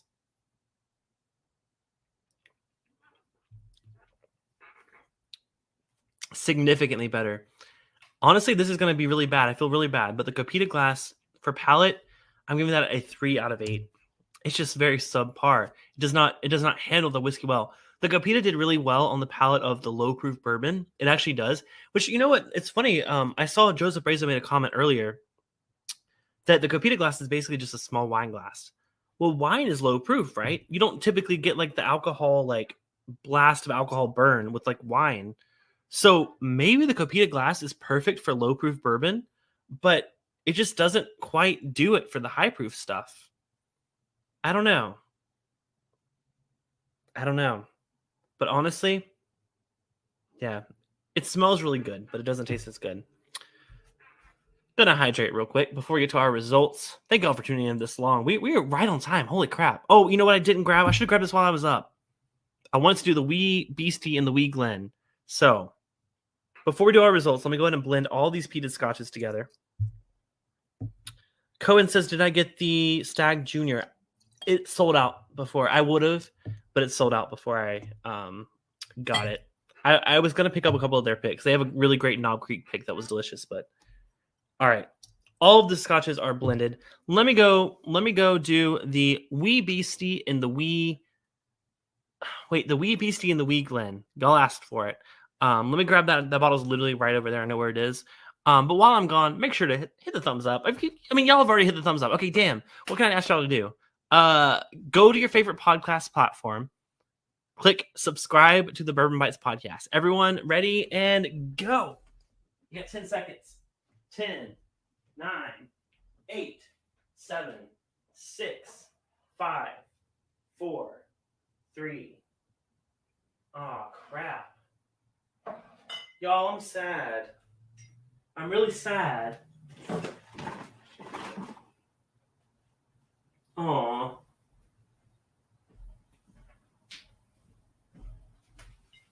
So, I'm sad. You know why I'm sad? Because I'm blurry. Just kidding. I actually finished my Wee Beastie. I drank it all. I drank it all on a stream. I think I killed the bottle. I think I chugged from the bottle. So, I don't have Wee Beastie, but I do have Ardbeg Grooves. Ardbeg, I know it's not the same. It's not the same, but I didn't want to leave y'all hanging. Oh, shit.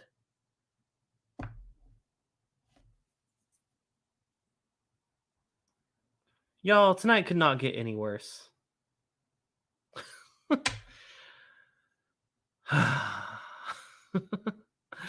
Well, shit. Oh, God. Well, of course, as soon as I'm just embarrassing the heck out of myself. Oh, no. So, it's Bourbon Nights in the house because they learned that I just drank Lafroig from a Drink More Bourbon glass. Indeed, I did. But I will say the Lafroig did not drink very well out of this glass. This actually was the least. I mean, other than the Wee Glen didn't do well either. This was the least enjoyed drink out of this Copita glass. So there you go. Do not drink peated scotch out of a Copita glass, especially if it says Drink More Bourbon on it from its Bourbon Night. By the way, thanks for tuning in. So, well, I guess we're not going to drink the peated, the Wee Beastie / Ardbeg fail. But we are going to rank our favorite glass because we have results. And this is a very, very, very close one tonight. So when you consider the nose, the palate, and the ease of use between a low-proof bourbon, a high-proof bourbon, and a peated scotch, the winner for the night is a very close matching of 2 glasses. Now, these 2 glasses will move on to my finals. I will do the finals, maybe not next week, but potentially the week after, where I do the top 2 of this one and the top 2 of last week. I just voided the warranty. Yeah, I just canceled my own channel by breaking that cork right there. It's tough. All right. So the absolute winner of tonight, surprisingly, is my go-to drinking glass, the Kentucky Bourbon Trail glass. This one just holds up really well on palate, on nose, especially on the lower proof bourbon. This one did really well on the nose and the palate. It also did well on the palate of the high proof bourbon. So really, I'm really glad to move this one on. But the next one that's moving on in the next round is a crowd favorite, I think, is the beautiful Kinsey glass. So, like I said, this one's from Penelope Bourbon. This one did well across the board. Nosing-wise, it fell a little flat sometimes, but on the palate, it did great on the low-proof bourbon and the high-proof bourbon. And it did great on the nose of the peated scotch. So really, this one's really, really close. So I'm very excited that both this and the Kentucky Bourbon Trail glasses are moving on. Like I said, I didn't want to spoil last week's stream, but 2 glasses did move on. So we'll be comparing those 2 glasses with these 2 glasses on the next stream. But I did promise to do a chug of the dump glass. And I know I said I would have to get to a certain amount before I blended the scotch with the bourbon. But you know what? We're gonna have our bourbon. Since we have its bourbon night here, we're just gonna completely ruin my chance at a friendship with Chad or Sarah. And we're mixing our bourbon. So this is for all you. Oh my god, whiskey freaking Sam / Bobby, but most likely Sam, because she said I yelled bitches. We got no response. Sam, I love you. Good to see you. Steve is in the house as well. Oh my god, everyone's showing up at the end. I love y'all. Okay, but this is because I got my $50 super chat level. We're going to drink the blend of all the bourbons and all the scotches together. So thank y'all for watching. Like I said, before we leave, make sure to hit the like button and subscribe. And my biggest favor that I asked you guys, y'all did amazing about this last time. As soon as this stream ends, I want you to refresh the page as soon as it's over and comment down below what your favorite whiskey glass is. You don't have to say anything else. Just let me know your favorite whiskey glass. As soon as we end this, you have to refresh to be able to comment. But let me know in the comments. I know it seems weird, but like it really helps the YouTube algorithm. So cheers, y'all. I'm gonna try this bourbon scotch Old Forester Yellowstone blend. Cheers.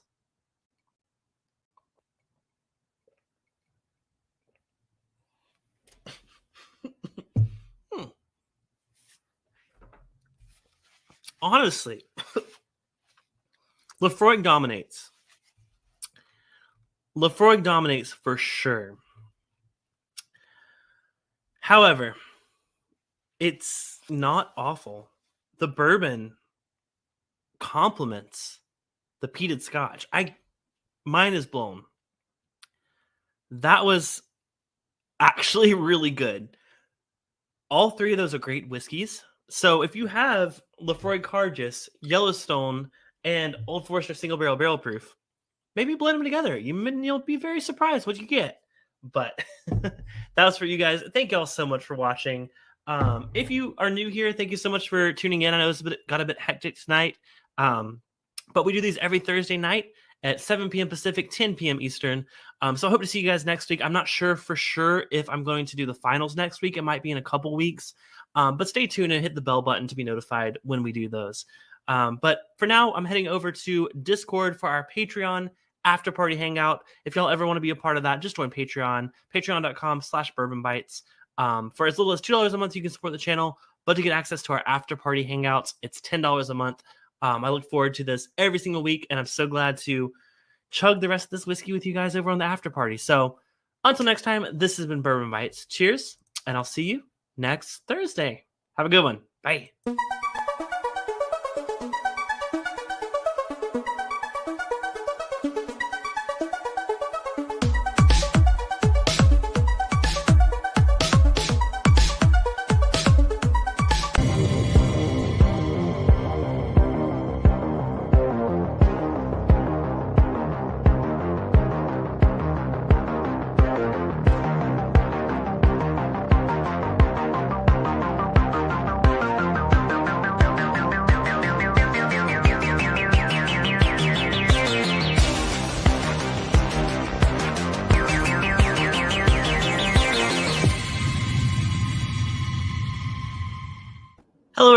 and welcome back to another Thursday Night live stream. I am so excited to have our guest back on for the second time, probably the closest I've ever had the same guest on twice. But I'm so excited for the samples we're going to be trying tonight. If you were watching the replay, I will be putting markers down below where you can skip around and find which bottle you happen to be trying, or maybe you're thinking about trying. And you can see us taste along, maybe taste along with you if you're sipping along with us. But I want to give a couple shout outs to people here in the chat. By the way, I put that message up. I put a poll on my community tab on my YouTube channel where you can vote for what you are most interested in seeing me try tonight. I wish I could share a pour with you, but make sure to go vote in that. I'm curious to check that throughout the night and see what people are most interested in trying. Right now, it seems like a lot of y'all are really interested in this cognac one, and so am I. So get your votes in. We'll be referencing that later on tonight. See maybe what people are most excited for. I see Fred in the chat. He says, exploration for the win. Jesse is one of us. Agree with that 100%. So, Fred, you mentioned that the funky drummer is not an option. Not tonight. However, I am going to be doing a giveaway. It's been a minute since we've done a giveaway, but I figured tonight would be a good one. This one brought to you by the good folks over at Doc Swinson's. They actually sent over 2 more samples of both the funky drummer, which I tried on the last stream. That was the rye whiskey finish in Jamaican rum cask, as well as the smoke on water. Now, this is the rye whiskey finish in Scotch quarter casks. So I'll be giving away a sample of both of those, as well as this older release of Doc Swinson's rye whiskey. This is actually from a few years ago, before they even started the Solera Method Alter Ego rye. So if you are interested in, I didn't break it, I promise. If you are interested in winning those pours, you know the drill. Every $5 super chat is an entry to the Wheel of Whiskey, which we will be spinning at the end of the night to see who wins these samples. But most of all, I just appreciate all the support of the channel, whether it's a super chat, becoming a patron, or just hitting that subscribe button down there and the like button. So without further ado, let's bring on our guest, like I said, for the second time in very, very close quarters. Welcome back to the show, Jesse Parker from Doc Swinson's. Welcome. Thanks, Clifton. Appreciate you having me on again, especially so close to our last round. I think this is the closest I've ever done a podcast redo too. So that's awesome. One for the win. Yeah. Well, you guys, so we did this last stream together where we tried both the samples that I mentioned before, as well as just the core lineup, the Alter Ego Bourbon, Alter Ego Rye, and the blenders. What is the bourbon? I forget the name of it. Sorry. It's okay. All of our names are really confusing here at Doc Swinson's. We like to make them ridiculously long and hard to remember. No, it's a Blender's Cut. And it's the 3621 is the bourbon. And there will be a rye eventually, so sneak peek for you. Gotcha. So yeah, you guys make sure to check out that stream. I put a link to it down in the description below. Check out part 1. This is technically part 2. But I guess you guys like the show so much that you guys sent us 5 new ones to try. So I'm very, very excited for this. I see a few people in the chat who are also excited. I see Zopher here in the chat. Donnie the Linux Cat, Donner Pass Whiskey.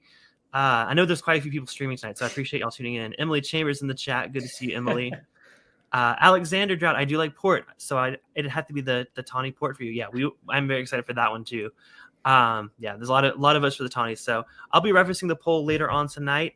If you guys have any questions, feel free to send them in. If I miss them, send it again. I'll come back to it. But like I said, we're trying 5 different ones tonight. Now, 4 of these are bourbons. 1 of them is a rye, like last time. So we're gonna do the bourbons first, because I think you were telling me right before the show, this is really interesting because these are all coming from the same base bourbon, like it's the same blend for all 4 of these, right? Yep, that is correct. It's the Blender's Cut 3621, and in fact, these 4 samples all come from the exact same batch of bourbon. So the only difference is the time they spent in each different type of finishing cask, which is pretty cool. So you can see how it's evolved. Awesome. So are these releases are these out yet, or are these still kind of in still being blended? These are still secretive. No, I'm just kidding. They're not that secretive. We're actually bottling them next week, and we're expecting them to hit the market here probably the next 2 to 3 weeks. And I honestly don't know exactly where you can find them yet. I think that's still to be determined, with the exception of we will put a small limited quantity of each one on our bottle shop on our website at docswhiskey.com. Awesome. So yeah, keep an eye out for their website. If I don't have the link down in the description, I'll put it when I come back to edit this after. So that's very exciting. That's awesome. You guys are getting these bottles so quickly. I know if some of you guys may have seen, Matt from ADHD Whiskey did these in a blind flight. I think that was about a couple weeks ago. So tonight I'm trying them first time. That have not tried any of these yet. We're going to be going through them one by one, and Jesse's going to tell us a little bit about each of the different finishes. So if you're ready to get into this, we can get started with the first one. Yeah, I've got my lineup right in front of me, so let's do it. All right, so the first one is the cognac cask. That's 114.7 proof. Yep.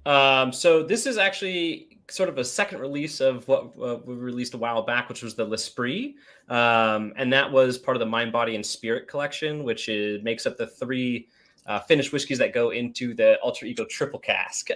Gotcha. So this is just the cognac finished bourbon.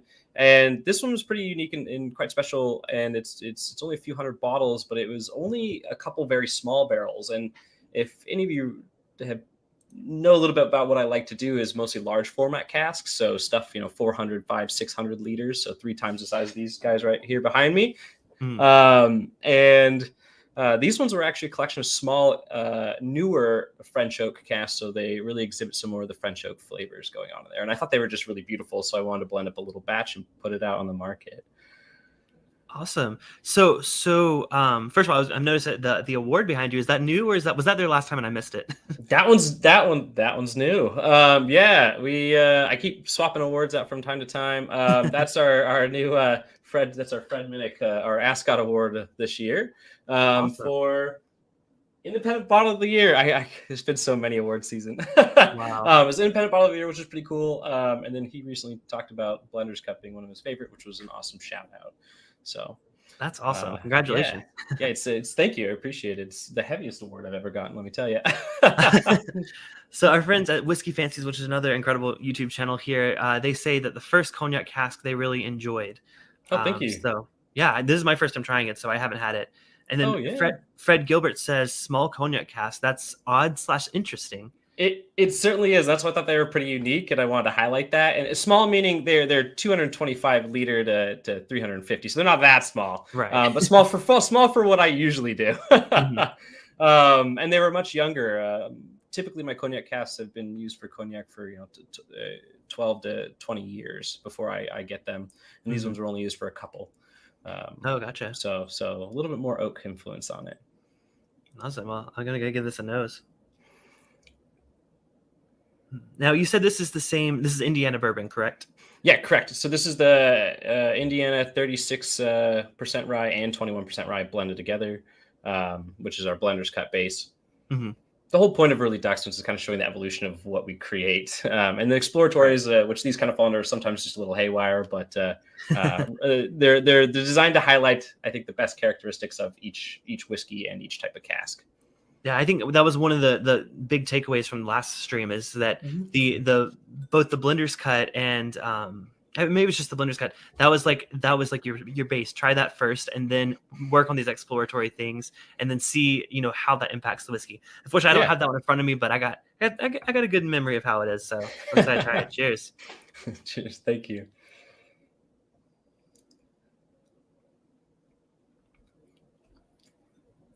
Now, is this you said these are all around like 114 proof. I'm trying to remember the other bourbon that you guys had that we tasted last time. Was that as high of proof, or was that also a little bit lower proof? So the blender was the Blender's Cup we're referring to, right? From our last stream. So, okay. yes. Yeah, that is 115 proof on the nose. Mm-hmm. And that's how we bottled that every single time. So okay. I was thinking it was a bit lower. Right in that ballpark.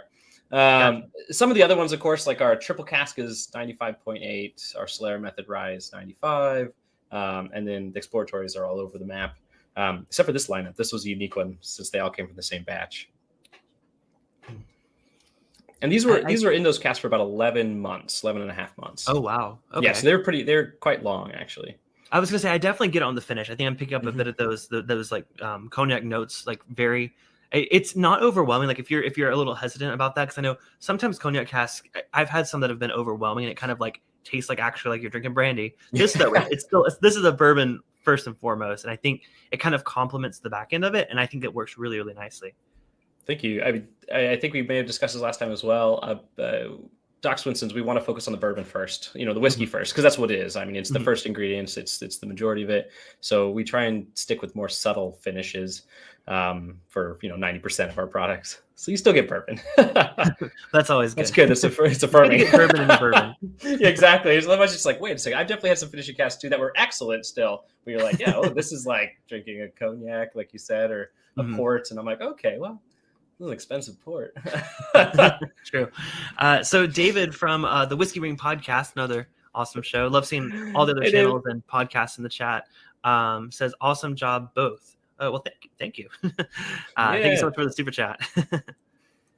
Our friend Bill, the Whiskey Dick, is here as well, saying Clifton is the best. Thank you. By the way, if you guys in the chat are interested, Bill and I, along with Jason from the Mash and Drum, Ed from the Rock Gut Review, and Molly from Hugging the Cactus, do a Dungeons and Dragons campaign called Dungeons and Drams. We do it every Tuesday night, 6:30 Pacific, 9:30 Eastern. So much fun. Are you a D&D guy, Jesse, at all, or no? That's awesome. No, not really. When I was younger, absolutely. My brother he's 33 now. And he's been a DM since I can remember, like, moving, So I had my fair share for about 8 years when I was younger, and I can't say I partake much anymore, except for over the pandemic during the lockdown. Definitely got back into it for a little while. I wish I could say so.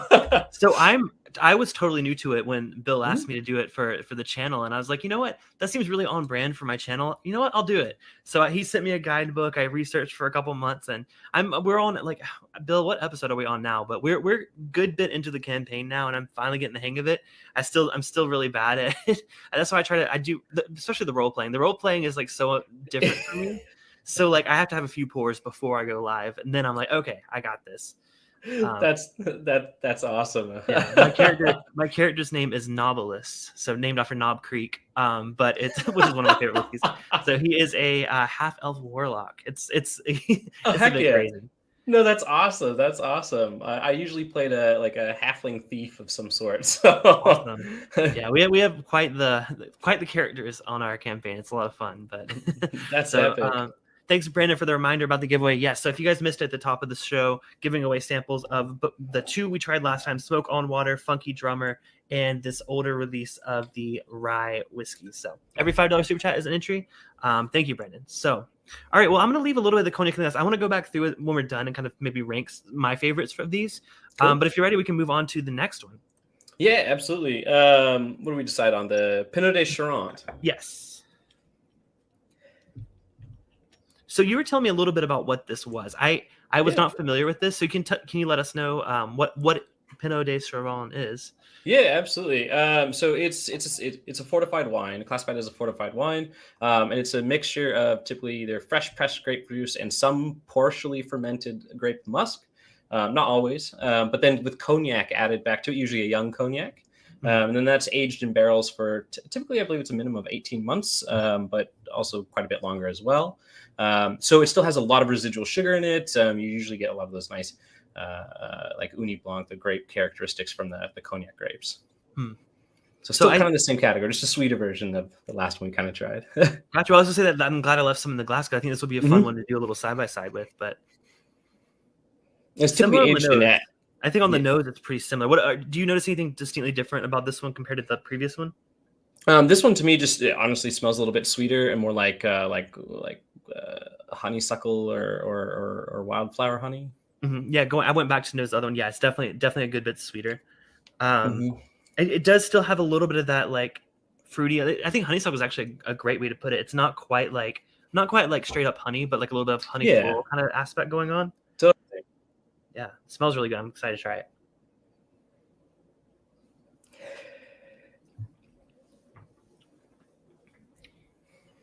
Oh wow, interesting. That's pretty different. I wasn't expecting to be so different, but that one, it has a bit more I guess heaviness or heftiness. It tastes a bit more viscous.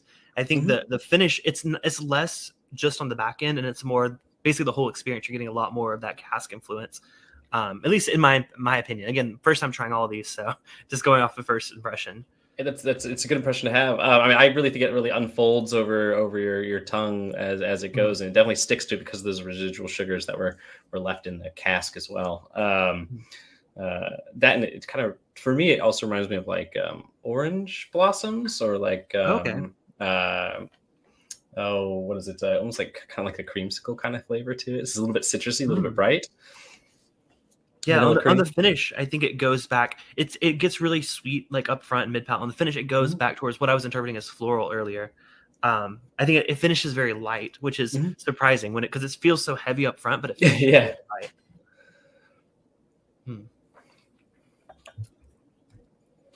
Yeah, that's super unique. I don't think I've had a finished bourbon that's not necessarily.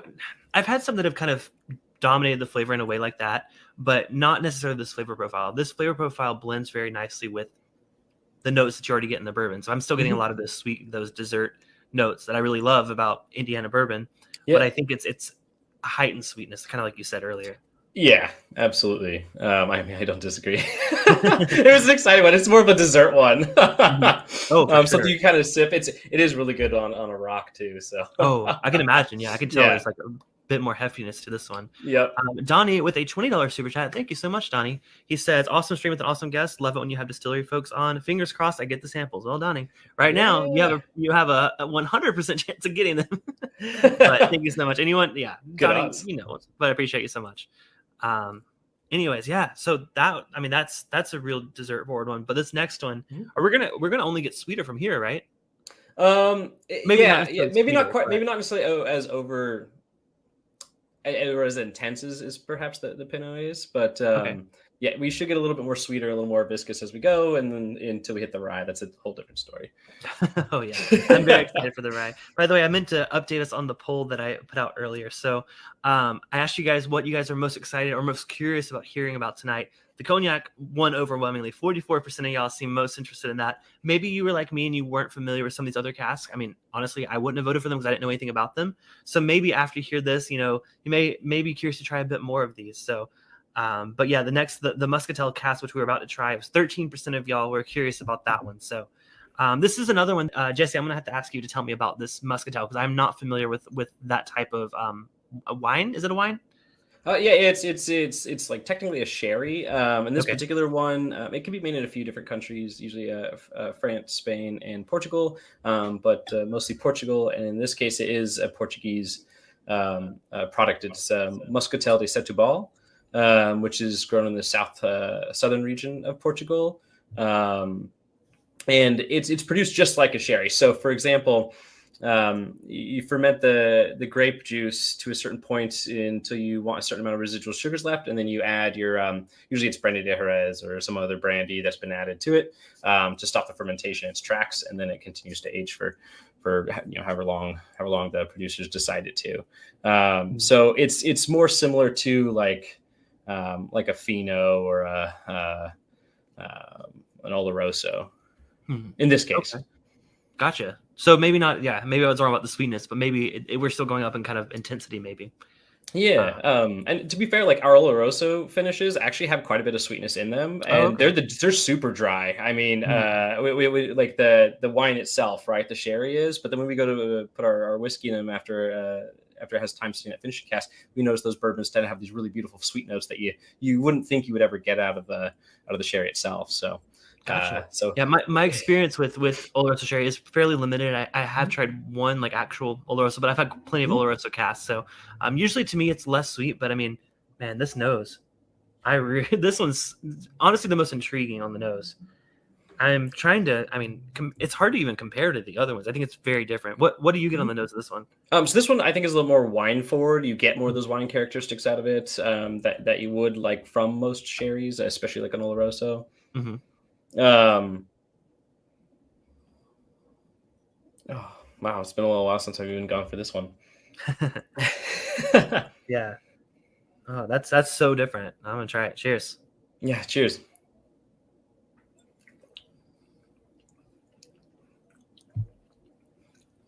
Oh wow. Man. It kind of like tingled my tongue a bit. I wasn't expecting that. I guess it's similar proof to everything we've been drinking, but wow. That I don't know, maybe it's just the wine influence, but oh whoa. That one definitely dances on your tongue a little bit more. Yeah. This one to me tastes more like Mirabelle and plum, or like a fresher, lighter style plum. Looking at the chat right now. Jeff Perkins is asking, he said, looking forward to the Doc's store pick I just picked up from K&L. Curious how that will compare to batch 9 and the blender's cut. I haven't had one of the store picks yet. So those, I imagine, are single barrels versus blends, right? Typically, yes. The store picks tend to always be single barrels. So directly from the cask into the bottle. Yeah, it would be interesting. I imagine it was a bourbon. I think we've done bourbons and rye recently for some of those store picks at K&L. So if it is a bourbon, I can tell you I have tasted it right out of the barrel myself because I do approve every single one of those that goes through our system. And it's only going to be one of the mash bills in the blender's cut, of course. So I'd be curious which one it is. Yeah, Jeff, let us know. He picked it up. So Jeff, let us know in the chat which one that is if you happen to know. Emily's here. She says, I love port. I am a big fan of port too. I see Lil here, Joseph in the chat. Good to see all you people popping in. Steven here. I saw Steven had a comment. He said, I've been a big fan of muscatel finish stuff. This is the only thing that I believe I've had, at least in American whiskey, that's used this kind of finish on it. It's super interesting. Yeah, you don't find too many of them. There's definitely some other ones. I tried it was a Japanese whiskey that was a muscatel finish that actually blew my socks off lately. I thought it was epic. Wait, I'm trying to think. Wait, I think I may have tried that one on my podcast. I think they sent me a sample of that one. If we're thinking about the same one, I forget the name of it. Probably me too at the moment, actually. I mean, Stephen may know because I think he actually recommended it to me to try on the podcast. So that may be the one he's been talking about. He likes that one. So Stephen, let us know in the chat. Man, I'm going back to the muscatel. This is honestly, I think this is so unique. It's something that I don't think I've experienced on, like I said, American whiskey before, and I'm really digging it.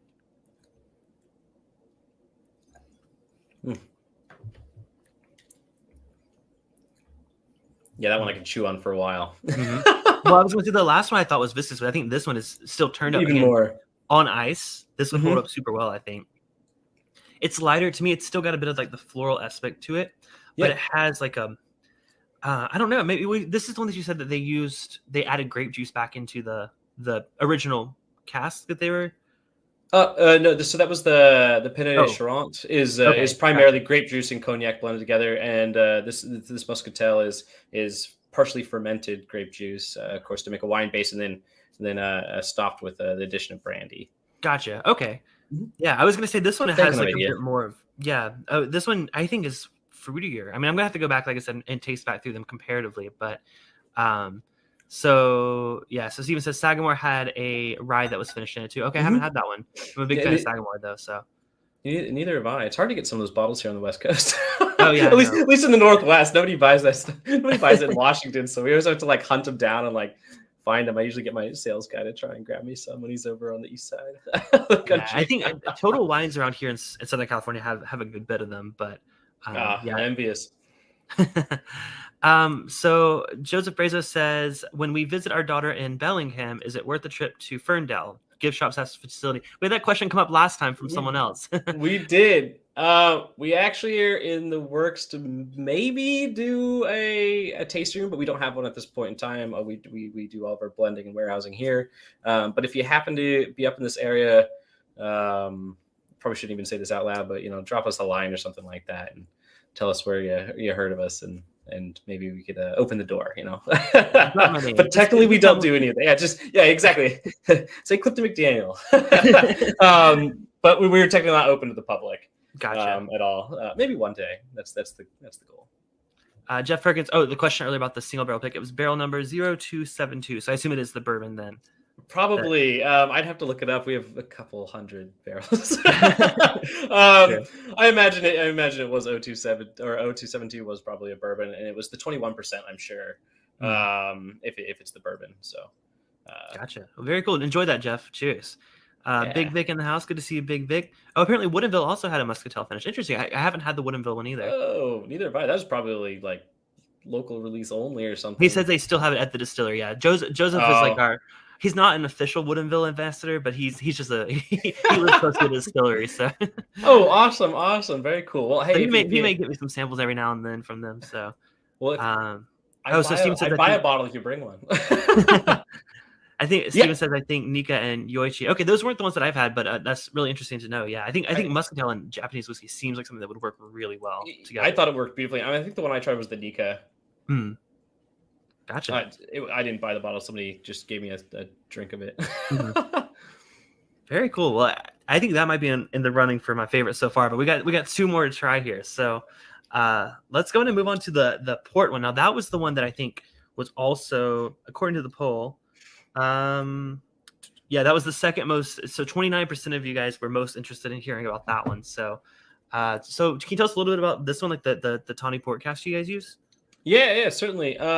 So I mean, it is also fortified wine. So once again, fermented grape juice. That's been stopped. The fermentation was stopped to keep some amount of residual sugar in the cask, of course, and it stopped with brandy. Brandy de. Yes, brandy. Sorry, I'm mixing them all up now. It stopped.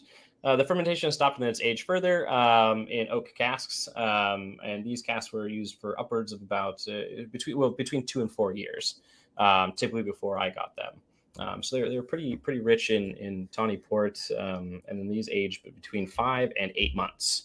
Actually, most of these were between 5 and 8 months that we've tried so far. Other than the first one, the cognac, that was, you said 11 months. Oh yeah, correct. Yeah, the cognac was aged 11 months. Pardon. Gotcha. So Fred is excited for this one. Chadwick says, "Aloha from San Diego. Love Doc Swinson's fantastic juice. Awesome people. Cheers to you. Thanks for watching. I think that's the first time I've seen you in the chat, so I appreciate that." By the way, if anyone's new here, make sure to hit the subscribe button and the like button while you're down there. Like I said, giving away samples of 2 Doc Swinson's pours, as well as a sample of 2 of the exploratory cask. I need to slow down. And this rye whiskey from a few years back. So thanks so much. So yeah, let's go in. I'm going to give this a nose. I'm excited for this one too. Yeah, sorry. Yeah. I started without you. No, it's all good. To me, that's more familiar. I've had more experience with port casks. So there's definitely a lot more of in the market. And they, I mean, because they tend to be a little bit more bold in flavor. I think that they go really beautifully with both bourbon and rye. Also, you can find the casks a little more often. Yeah, I think most of my experience with it has been with rye compared to bourbon. What made you go with bourbon for this one over rye? I think it was more curiosity because of that exact reason. I haven't seen that many bourbon versions of this or finished in port casks where I've seen a lot of ryes. In fact, I have quite a few of those bottles that you probably all have tried. And they're all great, but I really wanted to try doing something with bourbon. Yeah, I've always felt that rye, to me, it kind of doesn't hide, like there's still the rye spiciness that's there, but I feel like the cask sometimes takes over rye more than bourbon. For this one though, with the bourbon as like the base, I think it's still that dark, rich bourbon flavor that I really love, and it's kind of accented by that sweeter, the stone fruit kind of influence that the port's giving it. This one again is more bourbon forward than I think some of the other ones we've tried most recently. Absolutely. I mean, I really think the tawny port, because it being an aged port or in a oak aged port, it really emphasizes like those, like you said, the fruit flavors, but specifically, like to me, this was like raspberry preserves. I mean, it was like dark raspberries and cherries, in like a nice syrup. So I think that really uplifted some of or added to the bourbon notes that were already present. Without consuming them by any means. To me, I feel like part of the like you said that it isn't. You said an oak aged port. I think to me this. I know that we're using the same bourbon for all this. To me, this tastes older. I guess maybe it's just the way it's interacting with it. But to me, this one almost tastes. It makes the bourbon taste a bit older, which I think and that's really awesome. I think that can have that much of an influence on it. Absolutely. I mean, a lot of I think what we do here is to try and because we're working with typically 5 and 6 year old bourbons, which is great. Right. They're all really wonderful. It's a really like nice, safe spot to work within. They could be a little bit more predictable in that age frame, which is really nice. And I think one thing we do really well here at Doc Swinson's is like almost make everything taste like it's punching closer to like 7, 8, even 9 years old. Like for example, our blender's cut, most people think it's 8 or 9 years old when they try it as well, but it's actually 5.5 to 6. Oh, gotcha. Alexander in with the super chat for entering into the giveaway. Okay, Donnie, now you got some competition. Thank you so much, Alexander. I appreciate that. Steven is asking, what is the barrel size for the port casks? The port casks were 225s liters. Pardon. So gotcha. Standard wine cask size. Cool. Also, I know we rushed through this a bit quicker than we normally do, but I'm still okay. Before we move on to the rye, I think I'm gonna pick my favorite bourbon. Do you have a favorite? I mean, I know you may be biased, but like, what is your favorite of these? Not that there has to be a best one, but is there one that really aligns with your palate? Yeah, I think one that I've kind of found myself attached to a little bit more often was actually from the get-go was the Pinot de Charente, because I thought it had more like these really beautiful, like insanely subtle, complex characteristics in it that were kind of hard to pick out actually. But as you sit with it and chew on it for a while, it really starts to kind of just open itself up more. But I would have to say the Muscatel was probably one of the more surprising ones. And that one definitely would caught me off guard the most compared to I mean, like you said, I mean, you don't really see a lot of those kind of things here. If you have it, there hasn't been a widespread use of them where you see a lot more port casks or cognac casks. I don't know, I think it was pretty darn good, that one. So they're all wonderful, but I think the Pinot de Charente is the one that kind of like took me from the get-go right off the bat. I was like, whoa, this is really pleasant. This is some flavors that remind me kind of actually like my grandma in a really awesome way. Like, so like her, like, is it more of like, cause I mean, that's a note I hear a lot. Like a lot of people say grandma's house or maybe people say grandma's perfume. Is it you more of like the house or the, that's a weird question. Is it your grandma's house or her perfume? No. It was her kitchen actually, straight up her kitchen all the way. And it reminds me of like all the fruit and stuff that we used to process and can when I was a kid. We made a lot of different kinds of like apple sauces and stuff like that. That one kind of reminds me of that for some reason. That's awesome. So it has something kind of close to me, and she actually just passed away. So I'm sorry. I mean, it's part of it. I'm so sorry to hear that. No, it's okay. But anyways, that would reminds me of it. I was like, wow, that's so nostalgic for some reason. So I love, and I think it happens a lot. I think whiskeys bring back certain memories, not necessarily the fact that you were drinking whiskey when you were with your grandma making preserves, but something about smell. Sometimes to me, it's more of the smell than anything else. And I think I love when a whiskey can do that. And especially if you're like, just sipping, just like by the fire, relaxing. I love that you can sip that and bring back those memories. I've had that happen with several different whiskeys. So that's really interesting to hear. So it's probably one of the coolest things to experience, right? Is, I mean, like probably one of the most underappreciated senses, aromatics, and how it can influence you and change your like emotional state. Like right off the bat, you're like, whoa, oh my gosh, I remember this time. And then, hopefully they're always good. Mine are. Yeah, hopefully you don't have a memory that gives you bad memories. Maybe you want to drain for that one, but got a couple super chats coming in. Fred says, props for another fun stream with a great guest. I've only had the tawny port finish on a Pendrin single cast. Interesting, but I can see it working well with the bourbon. Hopefully these will get wide distribution. Hopefully. So yeah, Fred is our resident trucker. So he's all over the country. So he's usually based in like, I think Colorado and Texas area. So maybe they'll hit out there. That's awesome. Pendrin makes really wonderful stuff too. I've actually had that one before. I haven't had anything from them as far as I'm aware, or I may have. If I have, it's probably because Fred sent me a sample, but I don't recall that specific one. And then Tony is in for the giveaway. He says, "Hey Cliffy, I'm rocking my Cliffy and Bus shirt. It's an inside joke. It was a reference on another stream, and I made a T-shirt out of it. But he said, I've only had the Alter Ego bourbon, but I drank it all. That says something about how good it was. Cheers." Hey, thank you so much, Tony. Appreciate that. Cheers, Tony. And thank you for repping my merch. I know there was a sale aligned with Prime Day. There was a sale on my merch. So make sure you guys go check bourbonbytes.threadless.com if y'all are interested in any merch. It might still be on sale. I don't know for sure. Might be. But thank y'all for the entries. Also, so I got to say, my favorite of these, oh man, I'm going back and forth between two. Not that it matters, but I just, first impressions.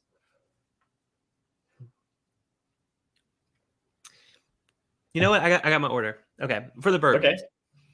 I think the Muscatel is my favorite. I think it surprised me the most. It, to me, tastes like something unlike anything in my collection. And I think that's what makes me like it the most. A close second to me was the Pinot. I think that's, I see why you fell in love with it. I think it's sweet, but it's like not overwhelmingly sweet. It's got a nice heftiness to it. But yeah, those two are really close if I had to pick. Now this is just first impressions. I've only had like literally a glass of each of them. So I'm sure if you spend more time with things, you can maybe appreciate things in certain other ones. I will say the Tawny Port was also very good. And cognac to me, I typically haven't loved cognac finish. I don't know, maybe it's just me, but I've had it in quite a few other whiskeys. And I think to me, it's too subtle. I want something a bit bolder. So that's why for me, that's of the ranking of these, that's my last. I don't want to say last place, but my No. fourth place. But yeah, that's my thoughts. I totally get it. No, thank you. I mean, absolutely. It's kind of fun every time I send samples out and stuff, and whether they're friends or influencers or bourbon groups, etc. There's always a wide variety of people that just love one in particular, for example, and I think that's really awesome because that means we do a good job across the board. At least that's how I interpret it. It's like, okay, we're doing well. Somebody over here loves the Tawny, somebody over here loves the Muscatel, the Pinot, et cetera, et cetera. It's not like everyone like hates one. No, exactly. We haven't had that comment so far, Yeah. so that's been great, whether directly or indirectly. So I can't complain there. And and that's also the goal. you got to contribute to the whiskey. name. Oh, sorry. I was going to say it kind of goes with the name, exploratory cask. It encourages you to explore. Like tonight, I'm trying finishes I've never had on bourbon. Well, especially this last one we're about to move on to. But so I love that. And I think, everyone's going to find something that gravitates towards, that their palate gravitates towards, whether they've had ones like it or not, or if it's their first time trying it. I do encourage, I think you guys are pretty, do we know pricing about, I know it's different depending on areas, but about pricing on these exploratory casks? I actually have not been told the price on the exploratory cask at this point in time. But my guess is they're going to be somewhere between, and once again, keep in mind I'm in Washington, the highest price state in the country. I'm pretty sure for liquor, or one of them. My guess the exploratories tend to be somewhere around $70 and $100 a bottle, $70 and $90 a bottle. Gotcha. But once again, that really just depends on where you're going. I've seen one of our rarest releases we ever did, other than the 15-year, was the Kiona Cask Cabernet, which was. I reviewed that. On my podcast. Actually, I forgot who sent me a sample of that. But oh my gosh, one of my viewers sent me a sample of that one. Yeah. Well, that's epic. That one got nominated for best finished whiskey for San Francisco Spirit Awards this year. Yep. Cognac one took it, but we were right there. I remember those nominations had just coming out the day that I recorded that, and I couldn't tell if it was like the winner or the nominee. But that's awesome that you guys were nominated. And I think it may have been Patrick, who he may not be here tonight, that sent me that. So thank you, Patrick. Or if it wasn't Patrick, thank you, whoever it was. Yeah, cheers for sharing. There's only like 443 bottles or something like that made is all we did, and that was 18 months in those casks. That's a long time. So. These guys here are awesome, and I love that they love sharing, and I love giving back to them too. So I see Sugar Kitty, who's our Byte Club member here in the chat.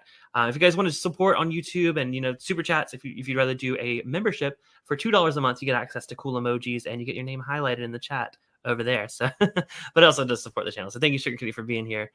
All right, so are we ready to move on to the last pour of the night? The rye whiskey. I'm going to say one more time before we move to this. We are doing a giveaway tonight of the Smoke on Water and the Funky Drummer, as well as the Doc Swenson's rye.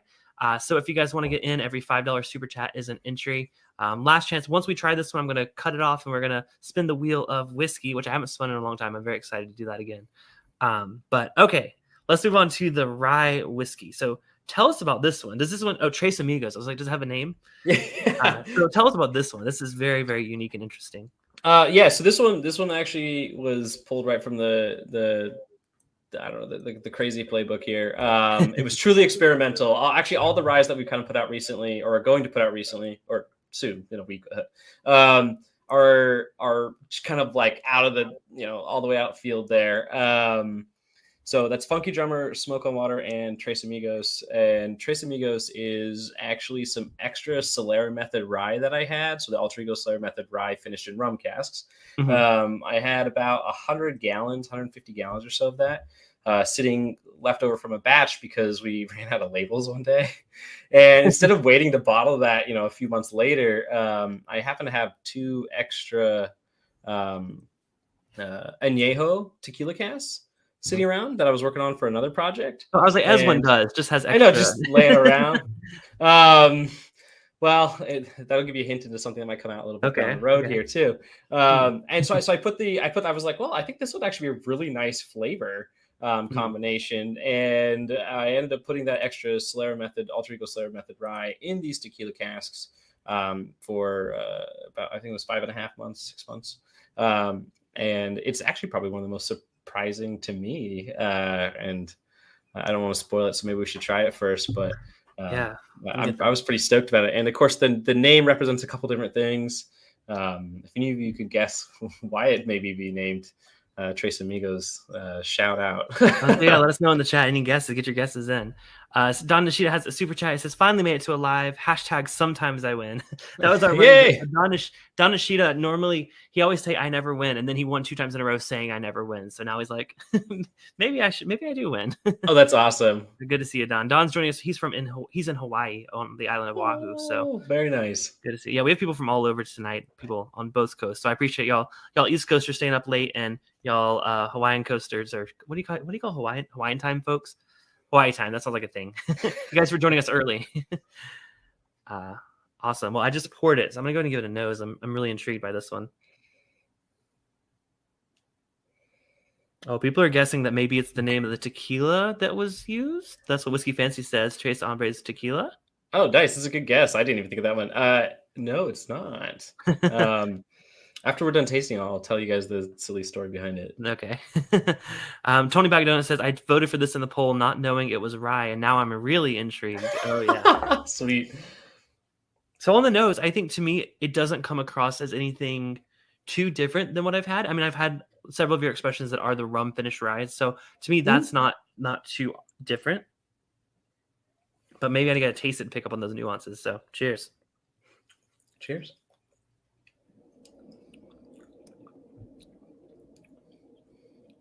Oh, wow. It is different. I don't know. I mean, I do like tequila. I don't necessarily know I would place it as tequila casks, because I think to me, tequila of course, has like the pepperiness, but also so does rye. So I could see why those two work so well together. Yep. What are your thoughts? Like when you experimented with this one, like what was your impression of it? Yeah, so this one to me, you're right. It's I wouldn't say it's blatantly tequila at all. In fact, if we didn't tell you it was tequila, you might not even pick up on it. I don't think I would. It's and being it's like an añejo tequila, it really focuses. And it was a pretty old one, if that. Probably an extra añejo, to be honest, but they didn't tell me that. They just said añejo. I got the cask. It really focuses more on those like sweeter, like agave syrup and caramel and vanilla notes from the cask itself. I think is more prominent there, with a little bit of that classic like vegetal tequila taste as well as pepper. But once again, the rye already has quite a few peppery notes in it that they just kind of mingle well together, and it's not necessarily overly pronounced in one direction. So I think you get a really nice mixture of the pear, apple, cinnamon flavor that we get out of a rye, with the citrusy, grassy, fruity flavors of our rum, and then this nice kind of more caramely, vanilla forward, slightly peppery tequila. They just all really blend beautifully together. So once again, you might not even know. You'd be like, "Oh, this is the strangest rye I've ever had." There's a hint of something that I'm just telling you. It's like almost like smokiness in a way. Like to me, it's almost. I mean, to me, it's kind of reminded me of like a mezcal, kind of like. I'm really into mezcals. Like they're especially here in Southern California, they're everywhere. So those have like typically a bit more smokiness to them. So I'm getting a little hint of smoke on this. Totally. I mean, it's definitely. I mean, it's not a mezcal, but that's really cool, and it might just be from the type of cask that was used. So these were unique in the fact that they weren't previously used for bourbon. They were new casks that were used to age this añejo tequila. So you probably would get more of those toasty notes, or slightly, because it wasn't charred either, more toasty American oak notes in there, and that might be where some of that smokiness you're picking up is coming from potentially. I'd love to do a mezcal finish one day. Maybe that's that sounds super interesting. So for those of you that are interested in the giveaway, I'm actually going to include a small sample of this one. I only have what's left of this, but I'll include a sample of that so you guys can try it too and let me know what you guys think of it. So if that's your encouragement to get in on the giveaway, I'll cut it off in about 3 minutes. So just if that's the tipping point that puts you in for more entries, figured out that out there. But I really like this. But I mean, I love you guys' rye anyway. I told you before, like that's what I buy most often from Doc Swinson's is the rye. Nice. About the way what you guys mostly the, like I said, the Alter Ego one, which you said is 3 different casks. It's the rum, it's the So Alter Ego rye is 2 different mash bills. It's Indiana, both of them, 95 and they're 51. So you get more of the corn flavor profiles in there too. So it tastes a little bit more adjacent to bourbon. That is batched together And then we take those bourbon casks that we dumped out to make that batch and the previous round, and we fill those with rum that we produce in house. We blend our own rum in house, which is just for this process. We don't release it or anything like that. Maybe one day if we get real smart about it. And those rums, it's a mixture of 4 different nationalities rums that have been aged in 3 different types of casks. And we blend all that together. It goes in those empty bourbon casks. We take that out, and then we put the rye whiskey in that, and then eventually take that out, and it goes into our Solera system where it mingles amongst 154 other barrels is what we're at about now. Gotcha. So, and then pulled out. So it's a long, arduous process, but it makes really good whiskey, and that's the point. It does.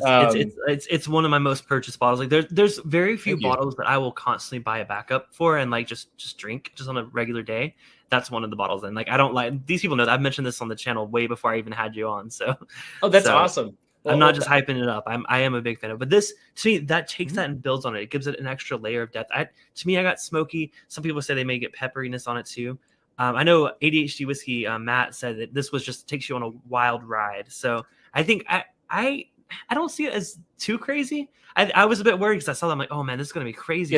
But, yeah, but like, no, it works so well. And it really just complements the amazing rye whiskey that's in here. Yeah, that's kind of how I feel of it as well. To be honest, it just adds another layer that unfolds, and without being totally out in the left field there. I just think it's just really a pleasant one to hang out with. It's just a total sipper.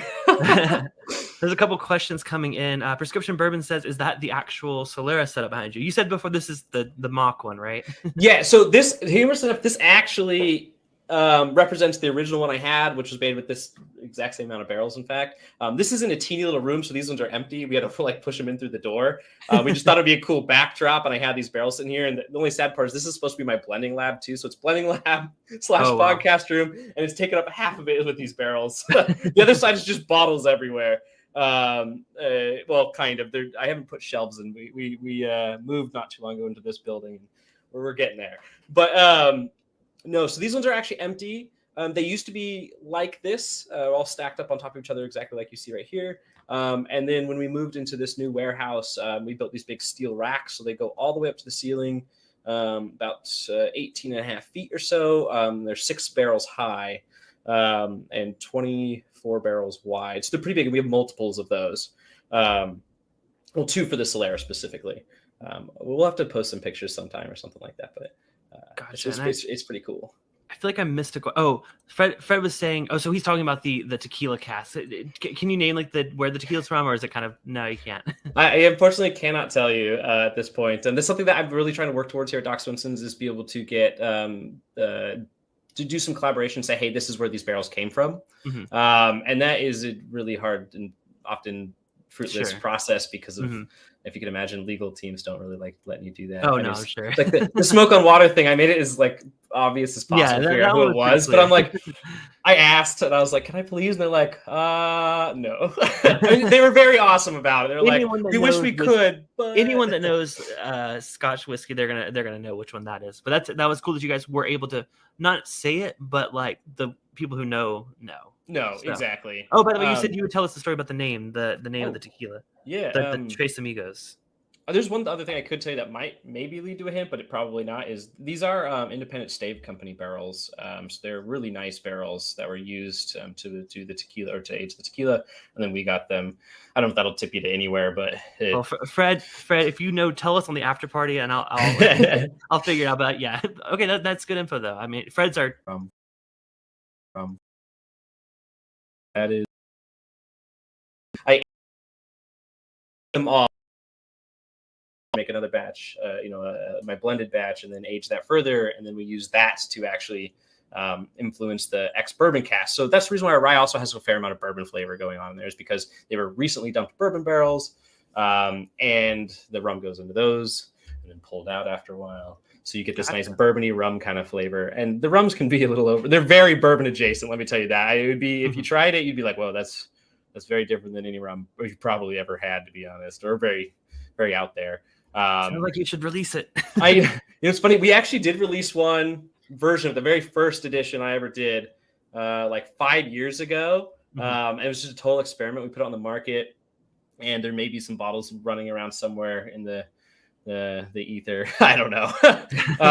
And we did get a lot of feedback that people were like, wow, this is really good, like bourbon people that don't like rum, because it was very bourbon forward. It was very very there. And to be fair, we have talked about maybe releasing it one day, maybe like a 1 year random release. So if you want to find out more, here's my one sales bit. If you want to know more about these exploratory casts and when they're going to drop on the online market, if you go to the Cool Kids, like sign up for the Cool Kids Club on our website, and we're going to put in a little news shout out before anybody else will get to hear about it when these exploratory casts are coming out on the website. So gotcha. You guys make sure you said docswinsons.com, right? Docswhiskey.com. I think docswinsons.com will also get you there. Gotcha. But docswhiskey.com. It's on the back of the bottle too, if you happen to have one in your house. So I'll get you there. Awesome. Emily asked, any idea what or where those tequila casts will go next? Oh, interesting. That's a good question. So like after you guys have done the finishing in it, you guys gonna do something with the tequila casts? Well, you said you have another project that you're working on. Yeah, so that was the some other of those tequila casts when I originally got them is going towards something else. These were just 2 that were left over. I didn't have enough liquid for, or enough of the other product for, so I put the rye Solera, the Solera method rye in there. But to answer that exact question, I don't know yet, but I actually work with a lot of different cideries in Washington State, because we, apples is a kind of big thing here. Yeah. So a lot of different cideries in Washington State have been picking them up from us, and they age their ciders in them, which is pretty cool. And then, sell their cider. And I usually never see the barrel again, but usually I get some cider in return. Oh, that's awesome. No, that's cool. That's a cool. Yeah. It's always interesting to hear, what happens to cask after they, move on, for whether it's, a bourbon distillery or a finishing situation like that. That's super interesting. Yeah. I've actually gotten a lot of requests lately from American single malt distilleries for our casks. I guess I can't really say their names, but you know what I mean? West Coast American single malt distillers. I'm sure you could guess there's a couple of them. So have been asking for barrels because there's kind of a barrel shortage here in the US at the moment, which has been impacting all of us. At least used barrels, I should say, and finishing casks. Well, there's also a shortage of, I've heard there's like an oak shortage, like that we're predicting that we're going to run out of new American oak at some point soon if we don't do something a little more sustainable. So yeah, something about needing the barrel to be brand new every time. Yeah. maybe that's when the rise of American single malt was really going to take off. Maybe. Which honestly, there's some really great ones out there, so I can see it doing pretty well. Yeah, Joseph said we do have a lot of apples here in Wenatchee. Yep, absolutely. Yeah, Washington State. We have great apples here. We have really wonderful apples. So lots of good cider. Awesome. Well, I'm ready to spin my wheel of whiskey to figure out who's going to win. So, Jess, you want to help me with the Be My Vanna White? Yeah. So we have everyone's name here. I've shuffled it quite a few times. So we're going to spin the wheel of whiskey to see who gets these samples. All right.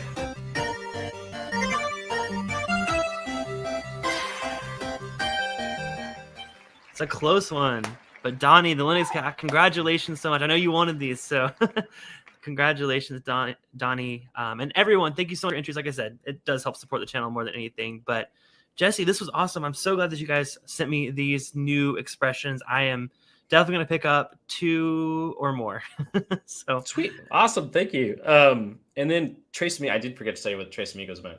Oh, if yes. we have a second. If we have one No, more you're second. good. You're good. Go for it. So Trace Amigos, we all kind of sometimes come up with names here at our office. There's 4 of us in the office, and we all really enjoyed the film The Trace Amigos from the 90s with Chevy Chase. So it's an absurd film. It's totally absurd film. So that's kind of where the name kind of comes from. We kind of give a little ode to it on the back of the bottle, in the back label there. But it also represents the fact that it's 3 North American spirits all coming together in a bottle that happen to be really awesome together. So that being rum, tequila, and of course, American rye whiskey. Awesome. Well, awesome. And I see Independent Joe's dropping in. If y'all missed, I was live on his channel last Saturday. Go watch the replay on Independent Joe's channel. Thank you for dropping my Patreon link down there. Appreciate that, Joe. But Jesse, thank you so much for coming on. You are welcome back next week. I'm just kidding. You're welcome back anytime. Whenever you guys have anything else in the works. Always a pleasure having you on, and always exciting to try what new products are coming from you guys. So Awesome. like you said, you guys go sign up for the Cool Kids Club at docswhiskey.com. Make sure to follow them on Instagram. Whoever's running your social media is very friendly with me today. I don't know if it's you or not, but it is not me. I am not as friendly as Sandra. she was super helpful. She taught me how to add a collaborator on Instagram. Didn't know how to do that. So heck yeah. Thank you to her. Awesome, and thank you. Yeah, thank you for her help promoting today's stream. So hopefully some people are, if you're new here, if you enjoyed the show, make sure to subscribe, come back. I'm here same time every Thursday night. And Jesse might be here for the next few weeks. I'm just kidding. Awesome, man. Thanks so much. Everyone, I'll see you, patrons, I'll see you at the after party, hang out. But everyone else, I will see you next week. Make sure to tune into tomorrow's podcast. I am reviewing 2 13-year-old Jim Beam whiskeys. So tune into that. Awesome. Jesse, see you next time. Cheers, Thanks, everyone. Much appreciate it. Bye.